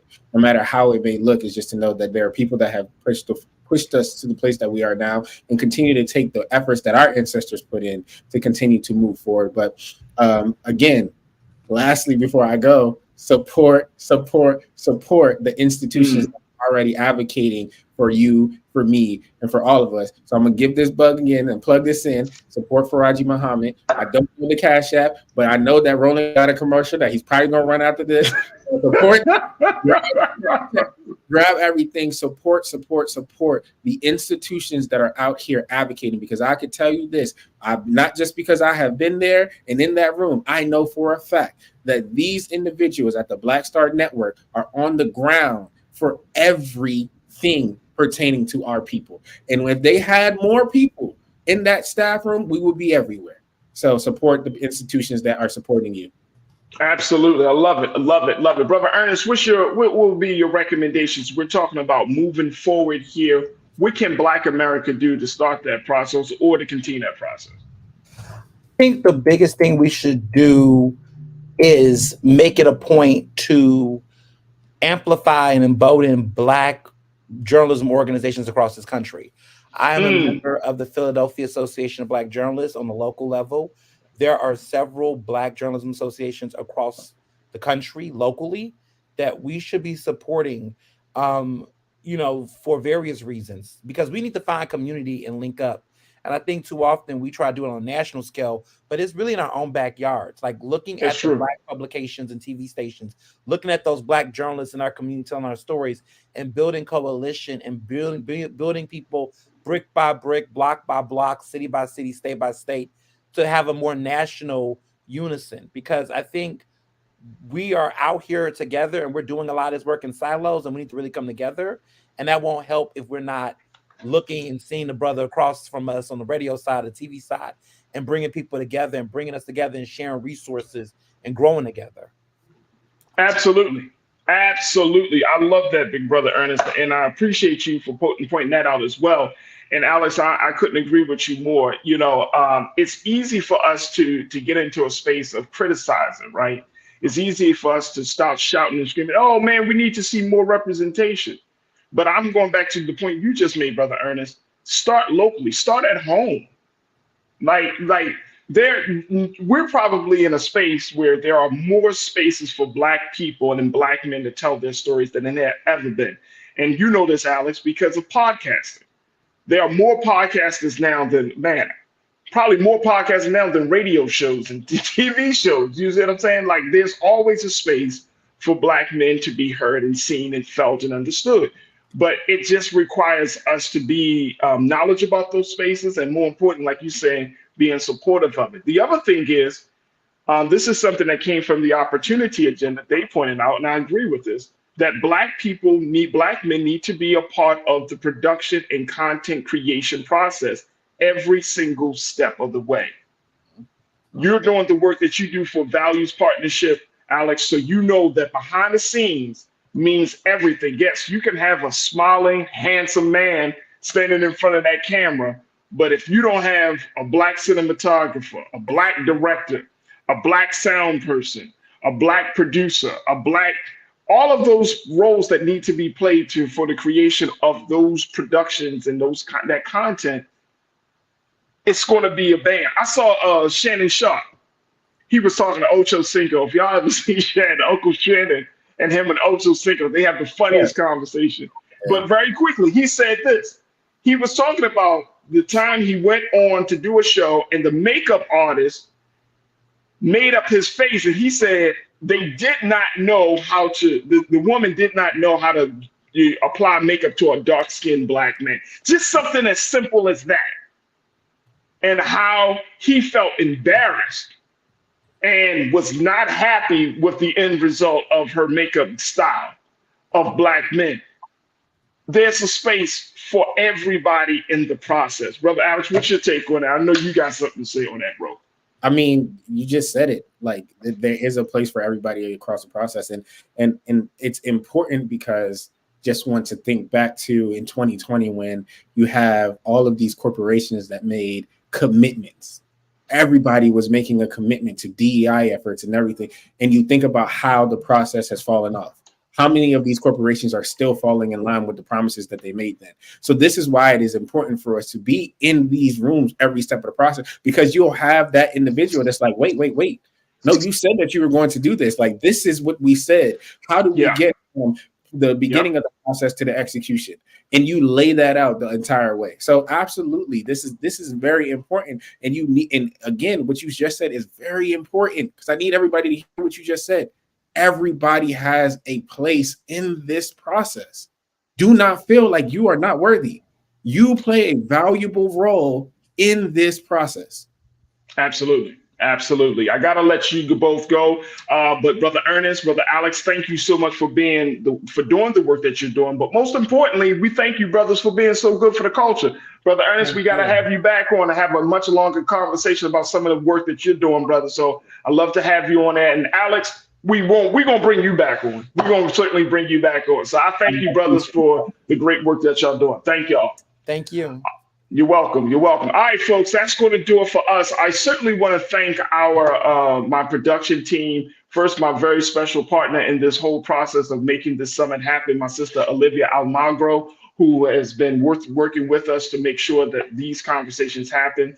My production team. Folks, also check out my coverage partner here at AfroLAnews.org. Just go to AfroLAnews.org if you want to get the latest news and information about what's going on in Black Los Angeles. And Lisa, if we could pull up that website very quickly, make sure y'all can do so. And check out AfroLAnews.org, where they have in-depth reporting, culturally relevant information, all with an interest and keeping Black Angelenos in mind. So make sure you go to AfroLAnews.org.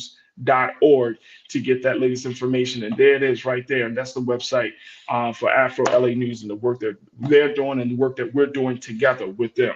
All right, folks, that's going to do it for us. I thank each and every one of you for joining us for this very special day, for day 4 of the Black Men Summit, Black Men in Mass Media. Make sure you let your friends and family know that over these past few days, we've been having these conversations.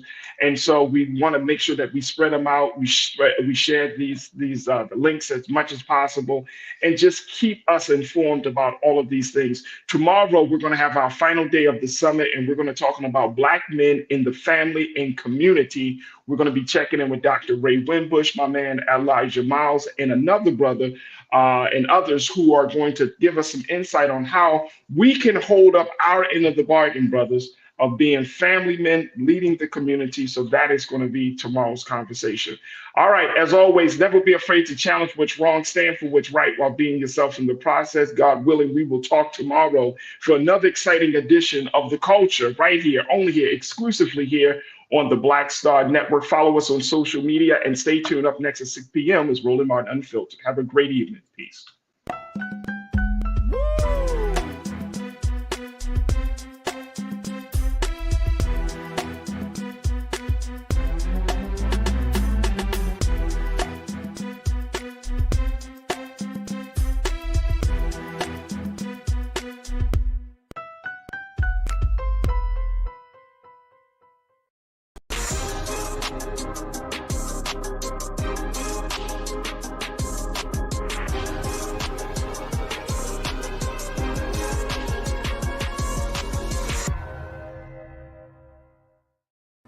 All right, folks, welcome back to The Culture. Welcome to The Culture's Black Men Summit, day 5 of our summit as we are redefining and celebrating Black manhood. I'm your host, Farajii Muhammad. Man, oh man, first, it has been a phenomenal week here on The Culture as we've been having these conversations. Now, we started this conversation talking about the Black man as an individual, right? We talked about the 28th anniversary of the historic Million Man March. That was a call to action for Black men to atone, reconcile, and take responsibility. That was an individual effort. Well, we wanted to end the conversation about Black men focusing on themselves, not on themselves, but on their families and their communities. That's the progression of the week, folks. That's the thinking behind these conversations, that a Black man as an individual grows into his understanding of the role that he plays as himself, but more importantly, the role that he plays within given family unit, a community unit, a given structure. It's important that Black men see the evolution in the progression of their role. So we wanted to have that final conversation. That's why I'm wearing my shirt, y'all. Dope Black Dad. Look, there is no future for Farajii Muhammad if I'm not in the best mind state for my children. My son Nigel, my daughter Nyana. I could be all I want to be by myself, but it is for them that I have to lay the foundation so that way their future is even brighter than mine. So that's the process of this. Now, as we have this conversation, of course, we want to invite you to join us as we're streaming live right now on Roland Martin's YouTube page, and you can join us in the chat as a Culture crew member for today. And we would love to hear from you. Now, my first guest in this conversation is a brother who I have a great amount of love and respect for. He's never talking about madness or foolishness. When you follow him on social media, you're going to learn something from this brother. And so I am so happy and honored and privileged to once again talk to my brother about this. He is the author of the book, The Warrior Method, How to Raise Black Boys, a book that I have tapped into when I had my first child, my son. And let me just tell y'all, I tell this story all the time, but it was Dr. Winbush that gave me the insight on what it means to be a great father, the great wisdom that he imparted to me. When I told him, I said, Doc, I'm having a son. What do I do? And I literally said to this man, I don't know how to be a man. He kind of laughed at me. He said, Farajii, I'm only going to give you one piece of advice. Just be yourself. That's right. And everything else will come to you. And I never, ever, ever forgot that. As my son is 10 years old, my daughter is 4. Never forgot that. Be yourself. So I want to welcome, he is an author of the book. He's a professor. He's a researcher. And we are so happy to have him back on the show, Dr. Ray Winbush. Dr. Winbush. Hey, man, how you doing? I'm trying to be dope. You're my spirit son, because, you know, my son name is Farajii too. He has one eye in his name, but I have 2 eyes. Isn't that crazy, y'all? Look at that. All by design. It's all by design. Dr. Winbush, once again, we are always a blessing to have you. Let's talk a little bit about this role of Black men in the family. I want to start it off here because there has often been, we had a conversation yesterday about Black men in our presentation and representation in mass media. And I think that a lot of times the conversation about the role of Black men is predicated upon the narrative that is put out through mass media. But I want to go deeper than that, Doc, because I feel like when we talk about mass media, that's still the enemy of our rise, still control that, right? And that's outside of us. I want to talk about when you have Black men who choose to show up in their children's lives, right? Who choose, regardless of the circumstances of their relationship, the distance, the physical distance, or even legal challenges, that they made a decision to show up. That's the different type of Black man, and that's the brothers I want to just kind of highlight today, because I think it's important that it's not just say, oh, if we had more media representation, we would see an increase in Black male engagement in their family. Now, let me just debunk this myth. Black men are the most engaged men in the country with their children. There have been actual reports about this, and I know Doc can speak on that, but I want to let y'all know, if you did not know, Black men are the most engaged men. They did a study that said that Black men will play, dress up, do makeup, and have tea more than any other groups of fathers in the country. Well, you're absolutely correct. And I think what happens is that too often Black folk believe the hype about us in general, but particularly about Black men. And as you said, the study you quoted is from the Pew Foundation. And they did an empirical study, said that Black men, even if they're divorced, even if they're separated, they have far more contact with their children than do white men. But see, the image is that somehow Black men are absentee fathers, or they're just not being good to their children or around their children and so forth. I always tell people the first absentee fathers in this country were white men who raped Black women during enslavement and did not raise their children. Damn. And you have to say, Adlai Stevens, she says that she's a great educator, and she says that Black men are the only men that raised the children of their wife's rapists, because we knew that some of those children were not ours. We knew, but we still raised them. So we have always been good fathers. And I know people will say something like this: well, the one I got ain't good, or the one that I know growing up, I never knew him. You're one person, but as a whole, Black men are probably the best fathers in this country. Wow. We're going to take a quick pause on that. And then when we come forward, I'm going to continue this conversation. We're going to bring in our brother, Elijah Miles, who founded an organization called the Tendia Family. We're going to have him to explain that work and the work that he's doing to advocate and encourage more Black men to not just get involved in their family, but in community life. So we got a lot to talk about on today's edition of the Black Men's Summit here on The Culture. Stay with us. The conversation will continue on the other side.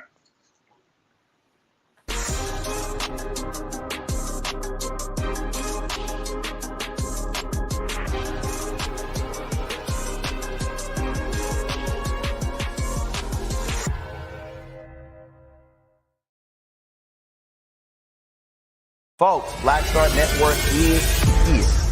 Oh, no punches! I'm real revolutionary right now. Support this man, Black Media. He makes sure that our stories are told.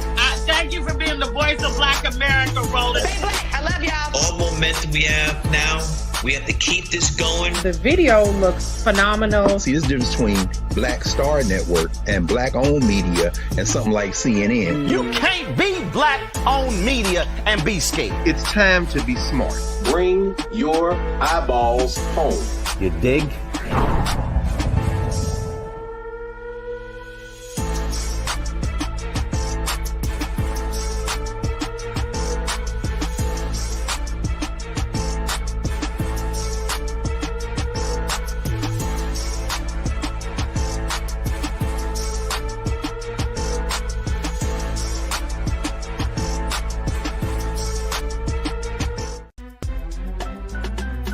I'm Farajii Muhammad, live from LA. And this is The Culture. The Culture is a two-way conversation. You and me. We talk about the stories, politics, the good, the bad, and the downright ugly. So join our community every day at 3 p.m. Eastern and let your voice be heard. Hey, we're all in this together. So let's talk about it and see what kind of trouble we can get into. It's The Culture, weekdays at 3, only on the Black Star Network.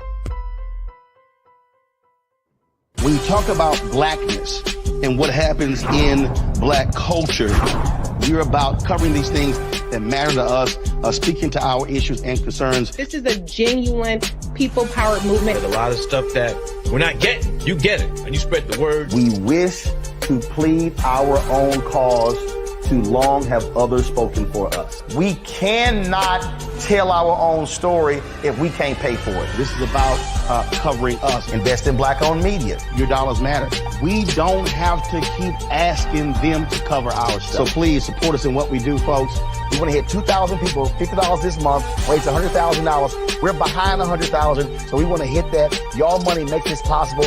Check some money orders. Go to P.O. Box 57196, Washington, D.C. 20037-0196. The Cash App is $RM Unfiltered. PayPal is R Martin Unfiltered. Venmo is RM Unfiltered.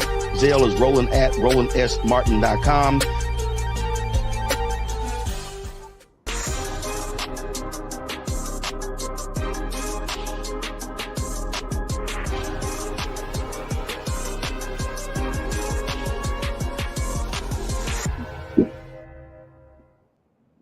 All right, folks, welcome back to the Culture's Black Men Summit, where we're redefining and celebrating Black manhood. Today is the final conversation, the final installment of the summit. And today we're focusing on Black men in family and community life. And joining us for this conversation has been Dr. Ray Winbush, who is the author of the book, The Warrior Method, How to Raise Black Boys.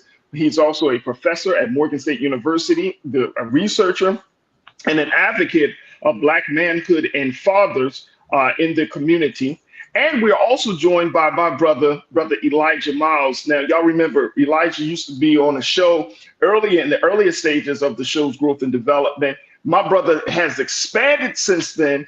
He has now serving as the founder of the nonprofit organization, the Tendea Family. He started a family on his own. He just comes back to the culture a whole different man. Let's bring Brother Elijah Miles back in. And peace and blessings, Brother Elijah. How are you, dear brother? Hey, peace. I'm doing well. I got you mention that I'm a Morgan grad, since you got the letter. Oh, yes. You got to mention that. You are a Morgan State bear, brother. So you definitely are doing a thing. Let's talk a little bit about the work that you're doing. Your community organization is called the Tendea Family. Mm-hmm. First, talk to us. What does that mean? And why did you decide to take on that approach to community organizing? So back when I was at Morgan State University, in the aftermath of the Freddie Gray uprisings, myself and some students from some students from Morgan State University, and then also some people that wasn't a part of at Morgan State, we basically, what happened is that in that aftermath, when we saw CNN and MSNBC and all of the civil rights legends from around the world come to Baltimore City, and then we seen after they left and the cameras left that much on the ground didn't change, we said that it's going to take more than a moment, a protest, a situation that's going to change Baltimore City. It's going to take Black men and boys coming together, sacrificing time, money, energy, effort to shift and change things. And that's what's going to change Baltimore City. And so to the best of our ability, we've been doing that work ever since. Tendea, the word Tendea is Kiswahili slang for hustle. And hustle is the acronym for our founding principles: honor, unity, sacrifice, trust, love, and excellence. And lastly, I would say that Tendea is not a new organization in our methods and our goals. We walking in the footsteps, to the best of our ability, of the UNIA, Malcolm X, and the NOI, and also the Black Panther Party for self-defense, and trying to continue that work and continue and get to those goals that our ancestors set out to get to, that fell short of, or, you know, transition before the time. Brother Elijah, and then I'm going to get your take on this, Dr. Wimbush. But Brother Elijah, your approach, as you're talking about the traditions that y'all are working in, your approach has been more of, look, brothers, y'all need to get to work. Y'all need to come and get involved. You need to get involved and see yourself as part of the family, leading the family. What's been some of the ways that you've been doing that, and what has been the response that you've gotten from Black men? So how we've been doing it is a real direct action, boots on the ground approach. So we do community cleanups every week, community cleanups and giveaways, mostly in East Baltimore and the McElderly Park community, or as we know it, is down the hill. And it's a practical way of mobilizing people and getting people out. Another way we've been doing it is getting people that's from different walks of life. College students, getting college students to come out, getting people that didn't graduate from high school to come out, getting the youth to come out. But it's about in our community showing face and being represented, especially as men, being involved inside our community, because we believe in Tendea that the 9-to-5 Black man, the Black man that go to work and come home, the Black man that ain't on the corner, the Black man that ain't, you know what I mean, ain't a part of the statistics that they say about Baltimore City about Black men. We believe that those Black men have to get involved, because it's a whole lot of young men that's out here that are without men in their lives. And when the Black men that are on the straight path, the right path, whatever you call it, when they get involved, the thing can shift in every neighborhood, not just in Baltimore City, but around the country, in Chicago and New York. And so we take a real practical, hands-on approach, and we create programs so that men can get active and come out and do something practical that shift and change their community and mentor the youth. Very quickly, Brother Elijah, then I'm going to Dr. Wimbush. What is that? Who inspired you? Have you talk to us about the father figures or your dad in your life, and because how did you get to this place at such a young age? So I was honored to have a father in my life. My father, he was 48 when he had me. He fought in the Vietnam War. Even though I'm a young man, he was an older guy. And basically, I had a father in my life. I had big brothers in my life, older brothers. I had mentors, but I would say one of the people that changed my life was in middle school. I had a middle school teacher named Mr. Scott, and he had like natural form locks, you know, the locks you don't get retwisted. And so naturally from Baltimore City, I thought he was Jamaican. So I never forget, Brother Farajii, he had this red, black, and green flag on his desk when I was in the 7th grade. And one time I asked Mr. Scott, who flag is that? Thinking he would say Jamaica. And he stopped what he was doing. And he'll never forget, he said, Elijah, that's your flag. And then from that point on, he began to mentor me about Black history, giving me books about Malcolm X, Native Son, Black Boy, the autobiography of Malcolm X, teaching me about Garvey. And then he began to break the narrative that I had received from society, from the music, from the movies, that a Black man is a killer, a robber, and a drug dealer. And he began to build in me that to be a Black man is to be as Malcolm X was, to be as Garvey was. And that I had a duty, I had a purpose to push the Black community forward as a Black man. And so he broke down that idea of the real N-word in my mind. And I no longer strove to be that, because I was striving to be that, even as a middle schooler. And he put that image of like Black men fighting for their community.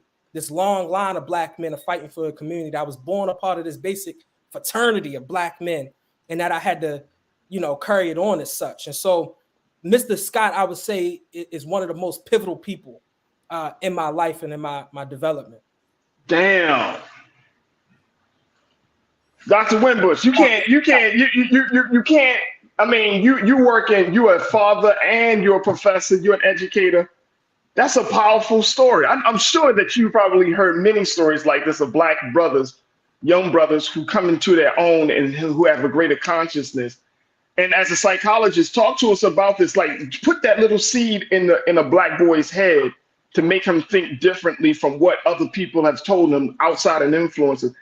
What is really going on in that process? Give us some insight into that moment. Well, Brother Elijah is what you call in Ethiopia a jegna. And a jegna is hard to translate it, but it's a man who loves his community, will protect his community, will die for his community, and who builds his community. And I can tell by what Brother Elijah is saying, he has a comprehensive view of the Black community, and he wants to do something more about it. It's hard to say what triggers, there's a term in psychology called negrescence. And Charles Thomas talked about how there's triggering moments in Black people's lives that he called negrescence, and it can be a pivotal event. In my life, it was reading Black Boy when I was in the 8th grade. And after I read that book, things just shifted, the whole world. And then reading Francis Cress Welsing's book, The ISIS Papers, those books just shifted me. And sometimes it can be an experience. It can be an event. I heard Brother Elijah say after the Freddie Gray murder in Baltimore. And those are the types of events that trigger people. One white psychologist calls it a pacer. And I think that Black folk, you don't make them or you don't create them. They just happen. And it triggers in you a consciousness. For Malcolm, for example, it happened when he was in prison. So it doesn't have to happen in school. It can be on the playground. It can be somewhere. And so Brother Elijah reflects the best of what a jegna is all about.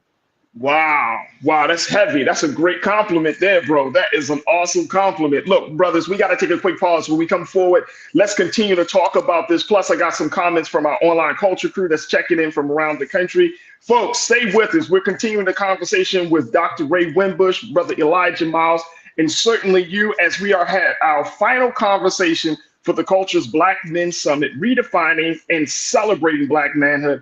I could not end this conference any other better way than having these dope brothers joining me to talk about Black men in family and community life, folks. So stay with us. The conversation continues on the other side, right here on the Black Star Network.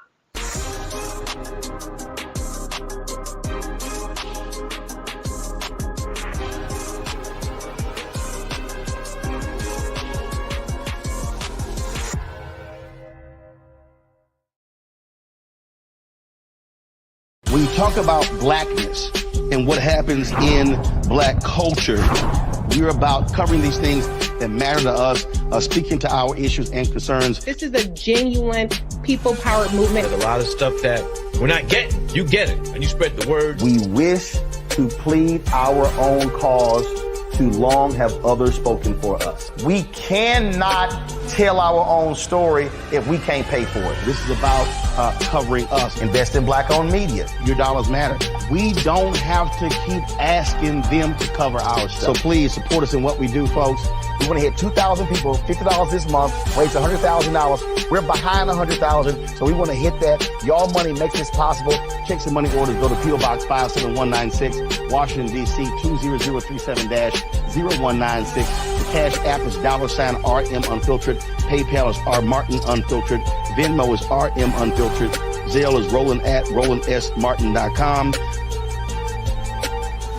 When you go into a barbershop in a 700 credit score neighborhood, Black or white, they're talking about their ideas and they're talking about how they're going to move on those things. You go to a barbershop at a 500 credit score, equal brilliance, but bad culture, they're talking about other people. You go to a winner's barbershop, here's what I'm doing. You go to the barbershop of where people feel defeated, they talk about other people, either celebrities or people they admire, but also often, I don't like Joe. I don't like Roland Martin. Well, let me tell you something. I don't understand people. Why? How could you not like anything here you see? You should just be like, this is amazing. It's cool. You may not even like how he does it or how I do it, but it's like, you know what? They're succeeding. They're killing it. All you should be is, that's fantastic. But if I don't like me, I'm not gonna like you. If I don't feel good about me, it's hard for me to feel good about you. If I don't respect me, don't expect me to respect you. If I don't love me, I don't have a clue how to love you. And here's the big one. If I don't have a purpose in my life, I'm gonna make your life a living hell.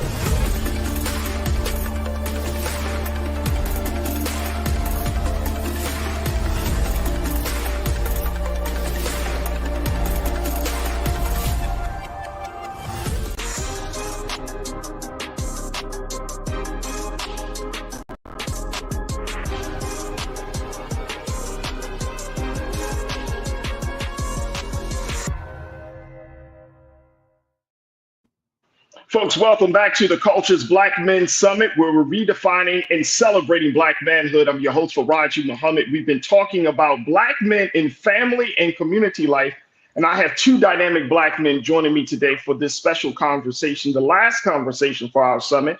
Joining us has been Dr. Ray Winbush, who serves as the author of the book, The Warrior Method, How to Raise Black Boys. He's also a professor and researcher at Morgan State University. And also joining us is Brother Elijah Miles, who is an activist and founder of the nonprofit organization, the Tendare Family. And he's doing some dynamic work as an alumni of Morgan State University. So that just goes to show you what kind of power is coming out of MSU. But Doc, let me just first talk about something that I think a lot of people tend to lean on, which is policy and institutionalizing certain type of policy, right? I know that there is the U.S. House of Representative member, Representative Frederica Wilson of Florida's 24th District. She organized with the support of Omega Psi Phi a policy talk involving the fraternity and researchers and other Black men to create the Congressional Commission on the Social Status of Black Men and Boys, which is planning to produce some research that looks at the disparities and misconception around Black men. She made this point that she said, think about how this group, speaking of brothers, was dogged by the school to prison pipeline, mass incarceration, health disparities, and continuing to shoulder the gun violence epidemic, spends more time with their children than other groups of men. So she's outlining all of these challenges, yet there still needs to be some policy around debunking some myths and really raising and acknowledging Black men. How important is it, Doc, that we do have policies or do have commissions like this in the big scheme of things? Is this the direction we need to go, or do we need to take another approach to at least change the conversation about Black men and families and community? Well, I think, commissions are good. The CBC meeting every September is good. But, the fact of the matter, Farajii, is that we know everything about Black boys and Black men. There's not anything about Black people that we don't know. The issue is how to implement it, how, as you said, to turn it into policy and then follow through on that policy. I've been on state commissions here in Maryland where we studied the Black man for a year or two. We do, put out a shiny report and it gets put on the shelf because nobody has the guts, to be very honest, to implement it through legislation.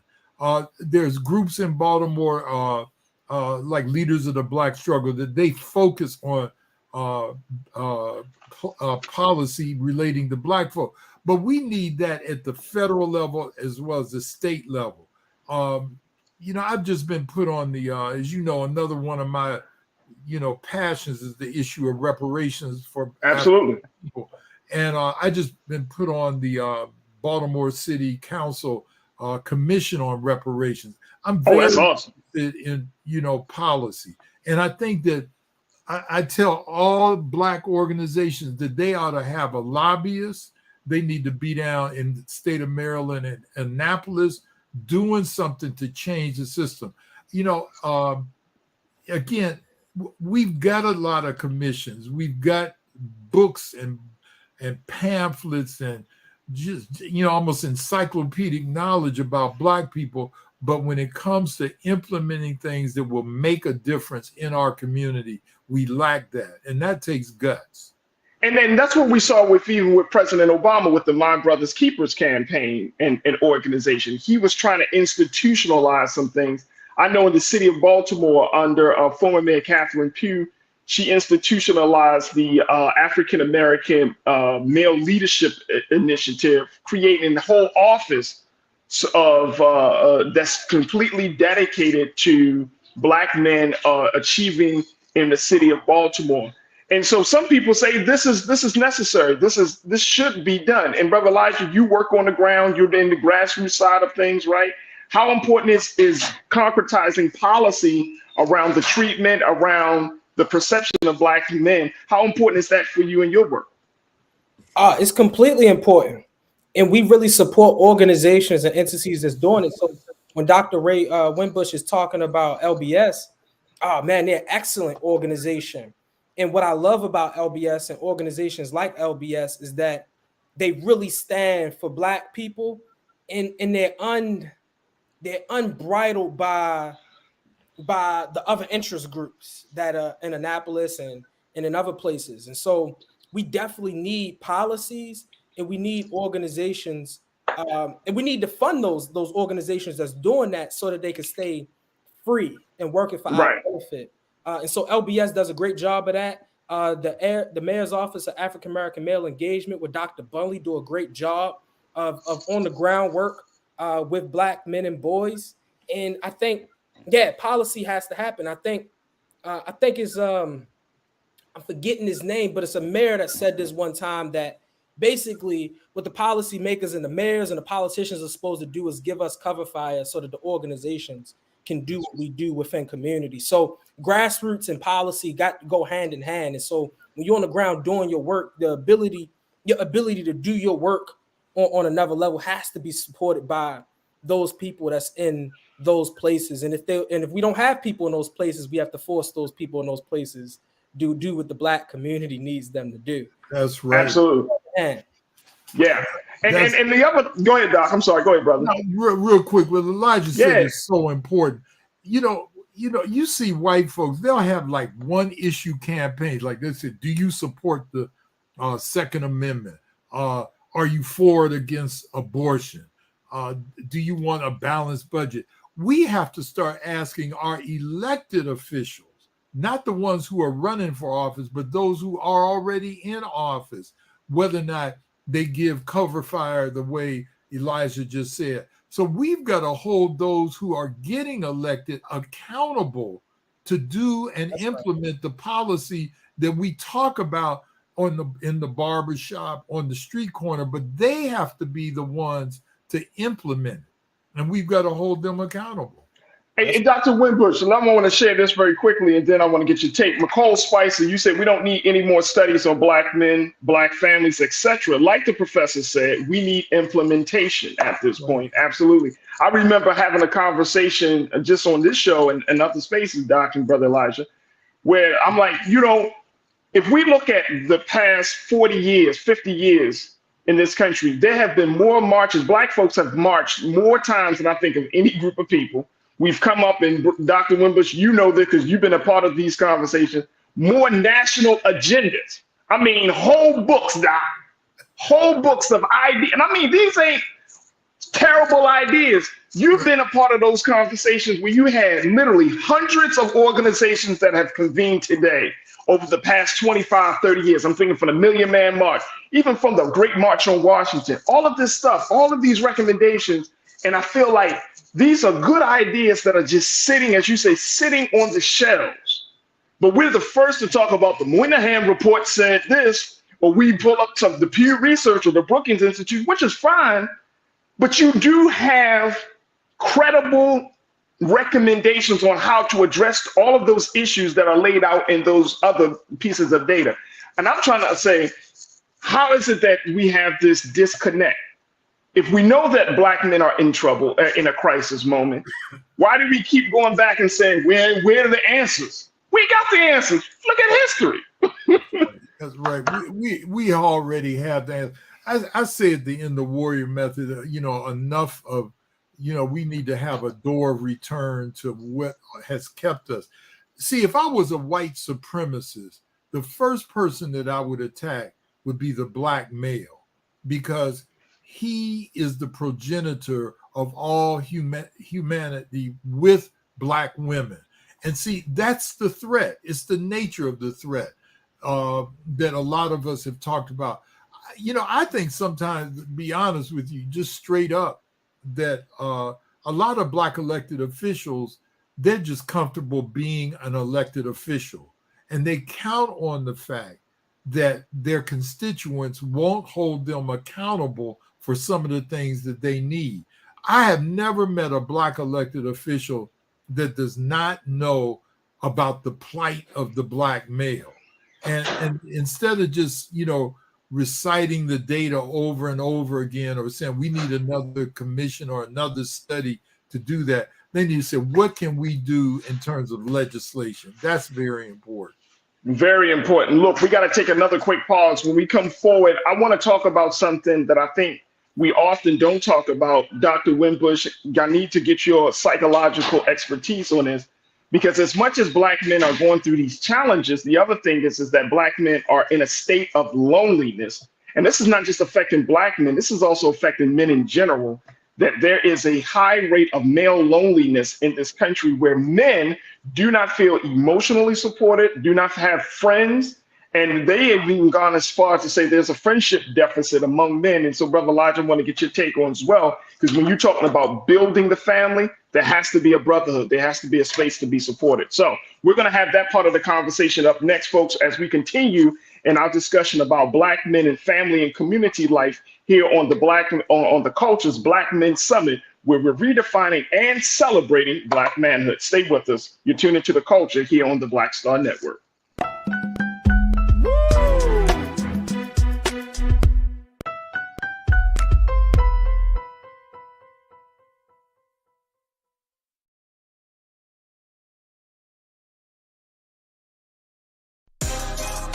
Peace, I'm Farajii Muhammad, host of The Culture. And brothers, we need to talk. There's been much discussion about the state of the black man in our community, whether it's in politics, education, or in the home.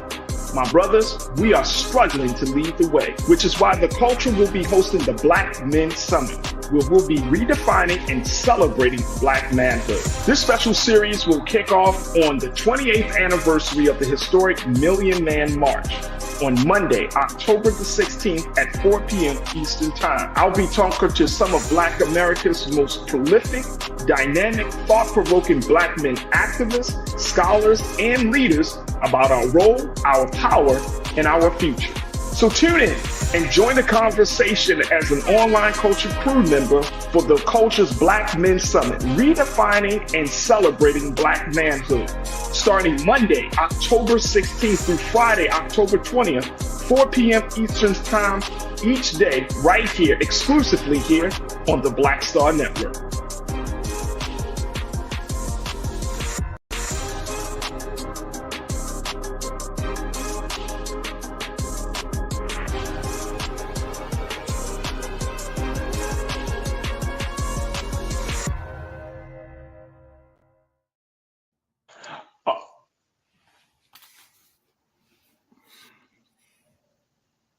All right, folks, welcome back to the Culture's Black Men Summit, where we're redefining and certainly celebrating black manhood.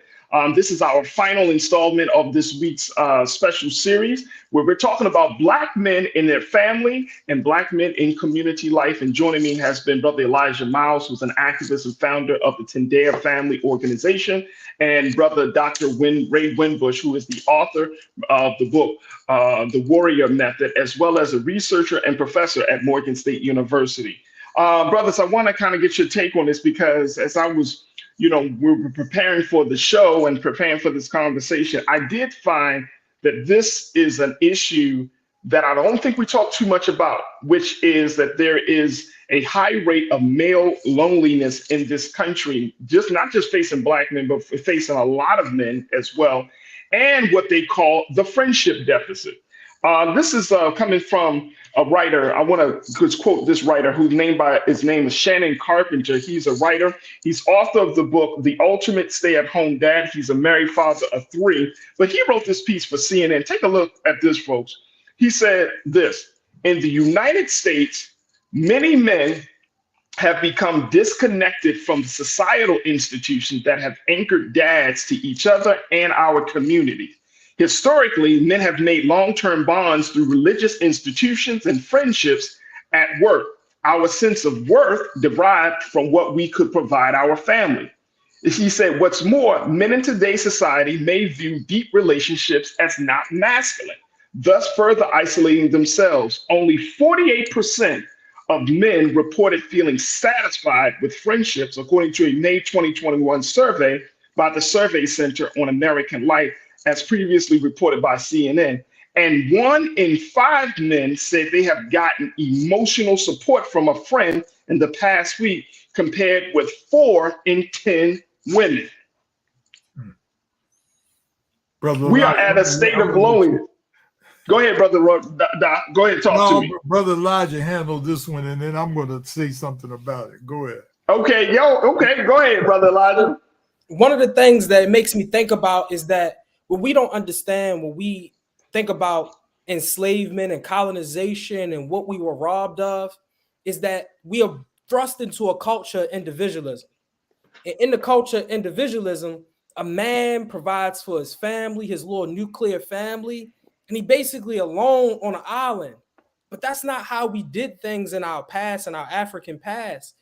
We came from a collective culture where men did their duties as men, did their work as men in collectives. And so in Tendea family, we feel a bridge for that, because in Tendea family, we have a brotherhood. And we're not the first organization to have a brotherhood, but the reason we feel like it was needed to have a brotherhood is based on what Brother Farajii was just laying out, is that men need connection.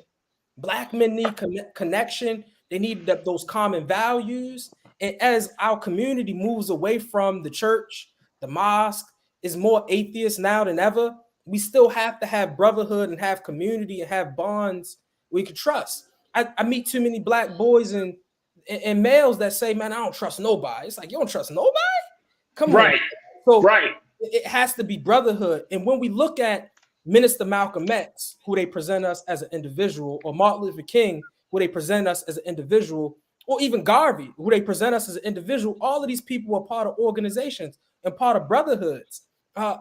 In the work that they did was always done in community with other men and also women. And so, like, brotherhood is so essential and so needed. And whether you're a 9-to-5 working Black man, a working class Black man, a white collar, blue collar, we have to have these bonds of brotherhood if we are to survive, not just physically, but psychologically and as a real people in a real community. So that's what makes me come to mind. That's absolutely what I had in mind. And Dr. Wimbush, as a psychologist, when a man feels isolated, when he feels disconnected, he's, earlier in the week, we talked about Black men in politics. We reference how one brother down in Georgia says that he feels like he's being ignored by both political parties. Like, if we are out there on an island as Black men, then when we make the call for Black men to come together, do something for their family, do something for the community, it's a foreign call. They don't understand the language. It doesn't resonate with them. And there's a psychological impact of that, right? If a man can't express himself, he don't feel supported, nobody's listening to him. I would think, Doc, he's a volcano waiting to explode. Well, yeah, the thing about it, historically, it's been dangerous for Black men to talk about their feelings. You could be killed if you told the so-called massa on a plantation, look, boss, I'm working too hard, I need to take a break. Then after enslavement, they had loitering laws. Even nowadays, if, you can be 3 or 4 Black men standing on the corner just talking, shooting the breeze, no problem.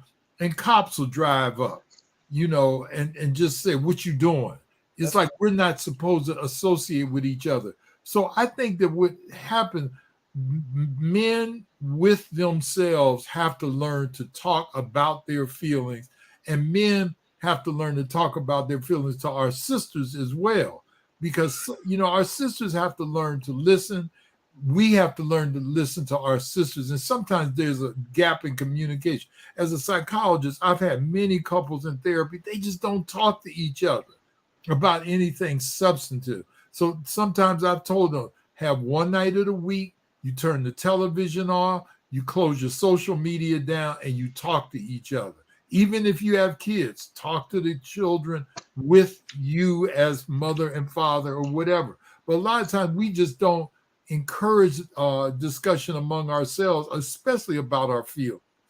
And Doc, very quickly, our sister, late great sister, Bell Hooks, she put in that book, The Will to Change, when she said, and I'll never forget reading this, and when you talked about one of those books that changed your life, The Will to Change just completely changed my life, brother Ray. But she said that when a man does open up, women, particularly Black women, get afraid, don't know how to handle it. Because one, if a man shows his vulnerability, it shows a side of weakness that Black women are conditioned to believe that Black men don't have because of everything up from patriarchal systems and whatnot. So the women don't know how to handle that. As much as women are saying, look, I want a man that's emotionally mature, emotionally intelligent, a man that's in tune with his emotions.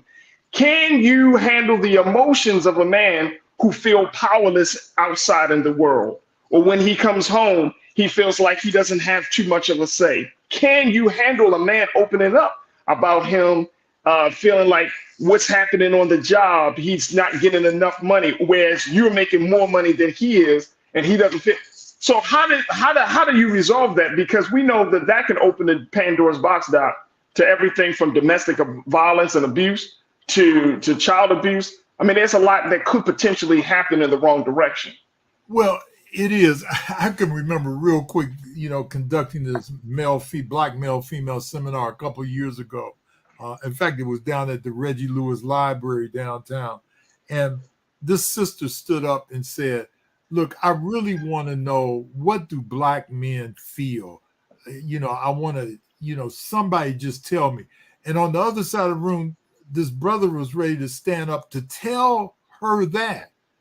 And then this other sister stood up and said, they don't know what, their own feelings. I don't know why you listening to Black men. And see, we got to get out of that. And so the brothers looked at me like, you see what I'm talking about? We've got to encourage each other to tell about our feelings, to tell how we feel. And it does open up a Pandora box. And both Black men and Black women have to be able to, deal with that, listen to it. And sometimes we need to simply listen more than we need to talk about stuff. We really do. Absolutely. Absolutely. I love it. Folks, we got to take another pause. When we come back, let's continue the conversation on the other side. You're tuning to the Culture's Black Men Summit, where we're redefining and celebrating Black manhood right here on the Black Star Network.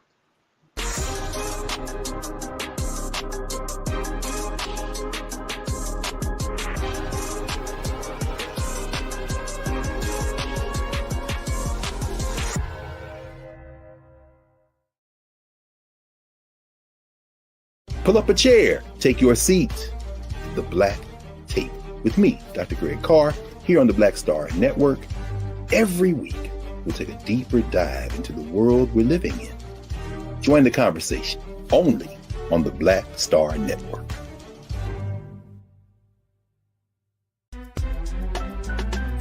I'm Farajii Muhammad, live from LA. And this is The Culture. The Culture is a two-way conversation. You and me. We talk about the stories, politics, the good, the bad, and the downright ugly. So join our community every day at 3 p.m. Eastern and let your voice be heard. Hey, we're all in this together. So let's talk about it and see what kind of trouble we can get into. It's The Culture, weekdays at 3, only on the Black Star Network. When you talk about blackness and what happens in black culture, we're about covering these things that matter to us, speaking to our issues and concerns. This is a genuine people-powered movement. A lot of stuff that we're not getting, you get it, and you spread the word. We wish to plead our own cause. Too long have others spoken for us. We cannot tell our own story if we can't pay for it. This is about covering us. Invest in black-owned media. Your dollars matter. We don't have to keep asking them to cover our stuff. So please support us in what we do, folks. We want to hit 2,000 people, $50 this month, raise $100,000. We're behind 100,000, so we want to hit that. Y'all money makes this possible. Check some money orders. Go to P.O. Box 57196, Washington, D.C. 20037-0196. The Cash App is $RM Unfiltered. PayPal is R Martin Unfiltered. Venmo is RM Unfiltered. Zelle is roland@rolandsmartin.com.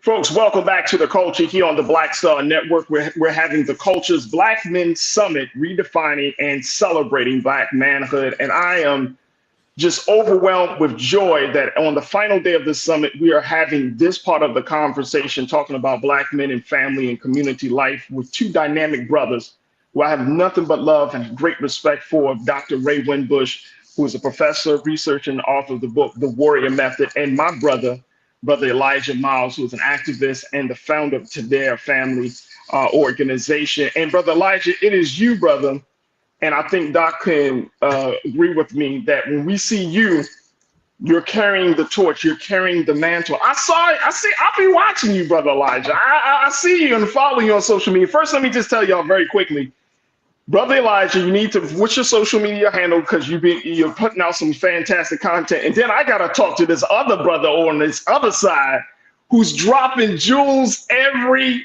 day.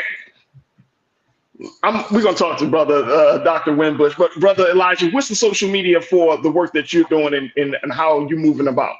Oh, you can follow our organization's page at Tendea Family, TENDEA Family. TENDEA Family, or you can follow me at Chairman_Elijah, Chairman_Elijah, ELIJAH. Yeah, happy to be an inspiration. Social media is where the kids is at now, so it's where everyone's at. So got to get. That's true. Yep. You got to get it. All right, Dr. Winbush, come on now. You drop jewels. Dr. Winbush drops jewels about everything from what's happening in Israel, and I got to bring you back on. Because Doc, I need to let people, you need to talk about this Israel-Hamas situation, but more importantly, how people can learn from the work that you're doing. Well, you can reach me mainly on Facebook, Ray Winbush. Just look me up on Facebook. There we go. And then, there we go.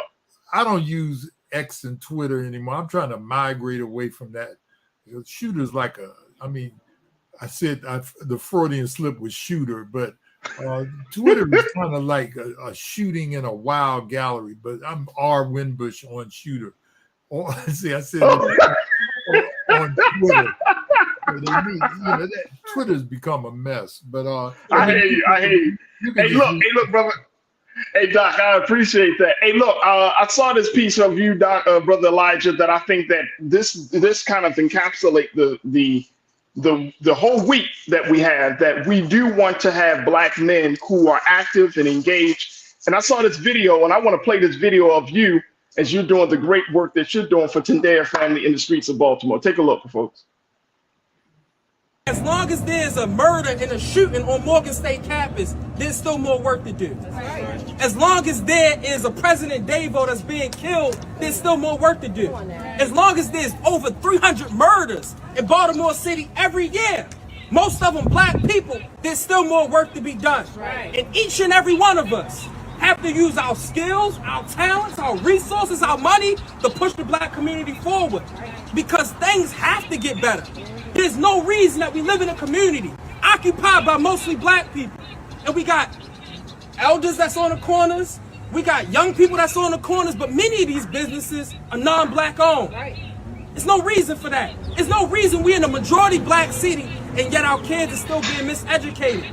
That when I say Garvey, I see a black stab because you haven't been taught about Garvey. There's no reason for that. And so it's still more work to be done.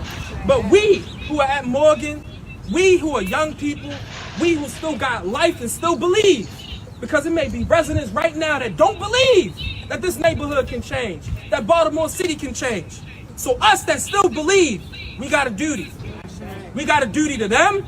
We got a duty to ourselves. We got a duty to our family. We got a duty to our community. But most of all, we got a duty to the future generations yet to come that will inherit this mess unless we clean it up. Powerful stuff. Thank you, brother Raj.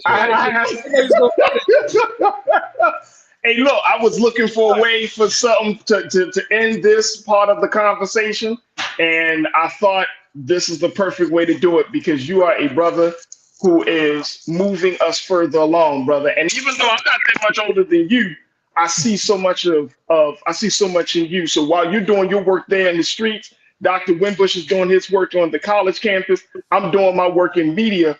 This is exactly the type of multi-layered approach that we have to have in order to save and make sure that we redefine what it means to be black men and we celebrate black manhood in a very, very positive way. So I just wanted to give you that love and that shout out for that, brother, because you're doing some excellent work. I want to, as I close out, can I show the pictures? Hey, Ken, let's just throw some pictures up here. Look, I'm wearing this shirt that says Dope Black Dads. Y'all don't see it.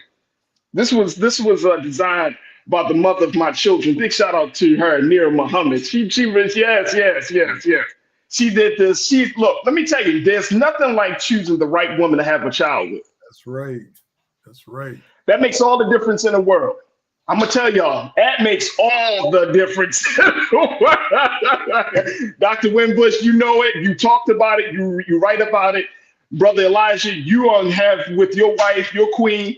It makes all the difference in the world that you choose the right woman to understand your role, your power, your future. So let me throw up my children up here, man, because see, that is nothing but love. Let me just show y'all. These are the two little humans that I've been blessed to take a look at this. This is Nigel and Nyana. Here we go. There we go. That's Nigel, my son, 10 years old, full of life, his little sister. And we teach every day to show them to have love for each other. And let's start the other one. Can we do the other one, Keenan, real quick? Can we do that? We're all the dope black dads in the chat. I see you, Democrat. You said there's some dope black dads in the chat. I want to see all the black dads, man. Dope black dads, dope black men. Celinda, you said men need love, compassion, and understanding just like women. Fantastic. There they are. That's my children, y'all. This is the future. That's right. Dr. Wimbush, listen, you told them, look, this is what we're raising, man. I remember when he was born, boy. Man, just congratulate. I love to see young black children and good black fathers, raising them up. Beautiful.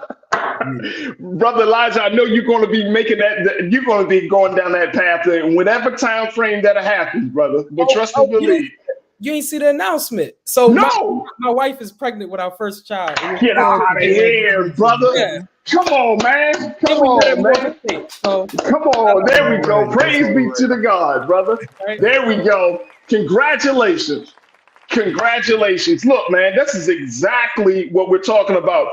Big shout out to all of the black men, all of the fathers in the chat. I see my pastor, Pastor Damon Blissett, standing tall, black dad. Who else? Janae. Amen. Corinna, you said congratulations. Who else is checking in, man? Let me just tell y'all, there are so many black men in this country that care, that want to do right, that we are making the best decisions possible, Dr. Wimbush, in this crooked ass system that we are part of, right? And so, as we started at the beginning of this week, acknowledging the great 28th anniversary of that historic Million Man March that happened 28 years ago. At the beginning of this week, on October the 16th, 2023, the day of that day changed my life forever. And now we're ending with having this conversation.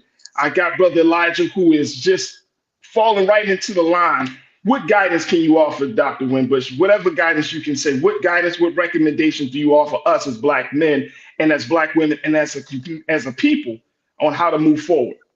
Well, as an educator, I always end my speeches by saying, read at least 30 minutes a day, something about Black folk.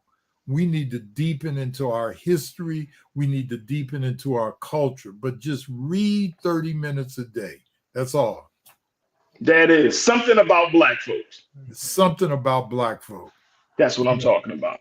That's what I'm talking about. Real quick, Farajii, I've been so surprised this week with this war going on that Black folk don't even know, or not all Black folk, but many Black folk have asked me, well, I thought Israel was been here for 1,000 years. They don't know about the creation of the state. And that stuff is very important for us as Black folk to know the history of Black Palestinian relationships in this country. Right. And that's why we're going to have a separate conversation to have you be a part of. And I would love to get your take on that. Dr. Ray Winbush, Brother Elijah Miles, I cannot thank you enough for being with us for this final part of this conversation. You brothers are inspiration. You are a light. And more importantly, y'all are so important, critical, and good for the culture. I cannot thank you enough, Brother Elijah. Whatever you need from us in supporting the work that you're doing, just, you can just shoot me a text. Dr. Winbush, I got to have your expertise back on to give us some insight onto this. But I thank you, brothers, for being a part of this final conversation for the Culture's Black Men's Summit, where we're redefining and celebrating Black manhood. Thank you so much, brothers. Thank you, too. Thank you, brother. Absolutely, absolutely. Folks, that's going to do it for me. I thank each and every one of you. I thank each and every one of you for being a part of the conversation. What, I got something in here. There we go. Let me move this out there. There we go. Folks, I thank you all so much for joining us. This has been a phenomenal week. And I hope and pray that you learned something. You took something. We're going to try to, I'm going to be posting some excerpts on my social media. So make sure y'all follow me at The Real Farajii on Instagram. I got a lot of followers on Facebook. But on the Instagram side, I'm still building up the network. So make sure y'all follow me at The Real Farajii on Instagram. Follow me on X at Farajii. I'm on Threads at The Real Farajii as well. But your support, and I mean, it's just been overwhelming. It's been a phenomenal week. I cannot thank you enough. I want to thank our coverage partner, AfroLAnews.org, AfroLAnews.org. If you want to get all the latest news and information about Black Los Angeles, make sure you tune in, you check out the website at AfroLAnews.org, and you can see some of the latest things that are happening, things of substance, things that are cultural, but more importantly, things that are related to Black folks here in LA. So go to AfroLAnews.org for all of the latest news and information, another Black media source for the city of Los Angeles. So definitely check it out. Go to our website at blackstarnetwork.com. You can download the app for free, follow us on social media, but we want your support. We need your support because it is your support that powers us through this process as we are in this digital media space. Big shout out to 00 Tehran, who is another member of Bring the Funk fan club on a level 1. Big shout out to you. Can we get a little horn for 00 Tehran? Thank you so much. And all of you who have already given, we can't thank you enough. But let your friends and family know that we need their support as well. So definitely check us out at blackstarnetwork.com. And folks, I want to thank my very special partner in making sure that this week happens, Sister Olivia Almagro. Sister Olivia's been doing the hard work, making sure we have these conversations. And of course, my production team, Joel, Shannon, my man King Keenan, Lise, Maddie, and Chris have all been phenomenal, absolutely phenomenal in making sure that the production of every day of this show, of this summit, has been on point. So thank you for my production team and everyone that was involved in this process. Folks, stay tuned. Up next, 6 p.m. is Roland Martin Unfiltered. I can't thank y'all enough. Make sure y'all check out the replays, share it, like it. Just let families know that we had these dynamic conversations. And Culture Crew, I thank y'all. I thank you for joining us for the Culture's Black Men Summit, redefining and celebrating Black manhood. Stay tuned. Up next is Roland Martin Unfiltered. As always, never be afraid to challenge what's wrong, stand for what's right while being yourself in the process. God willing, we will talk on Monday for another exciting edition of the Culture right here, only here, exclusively here on the Black Star Network. Peace.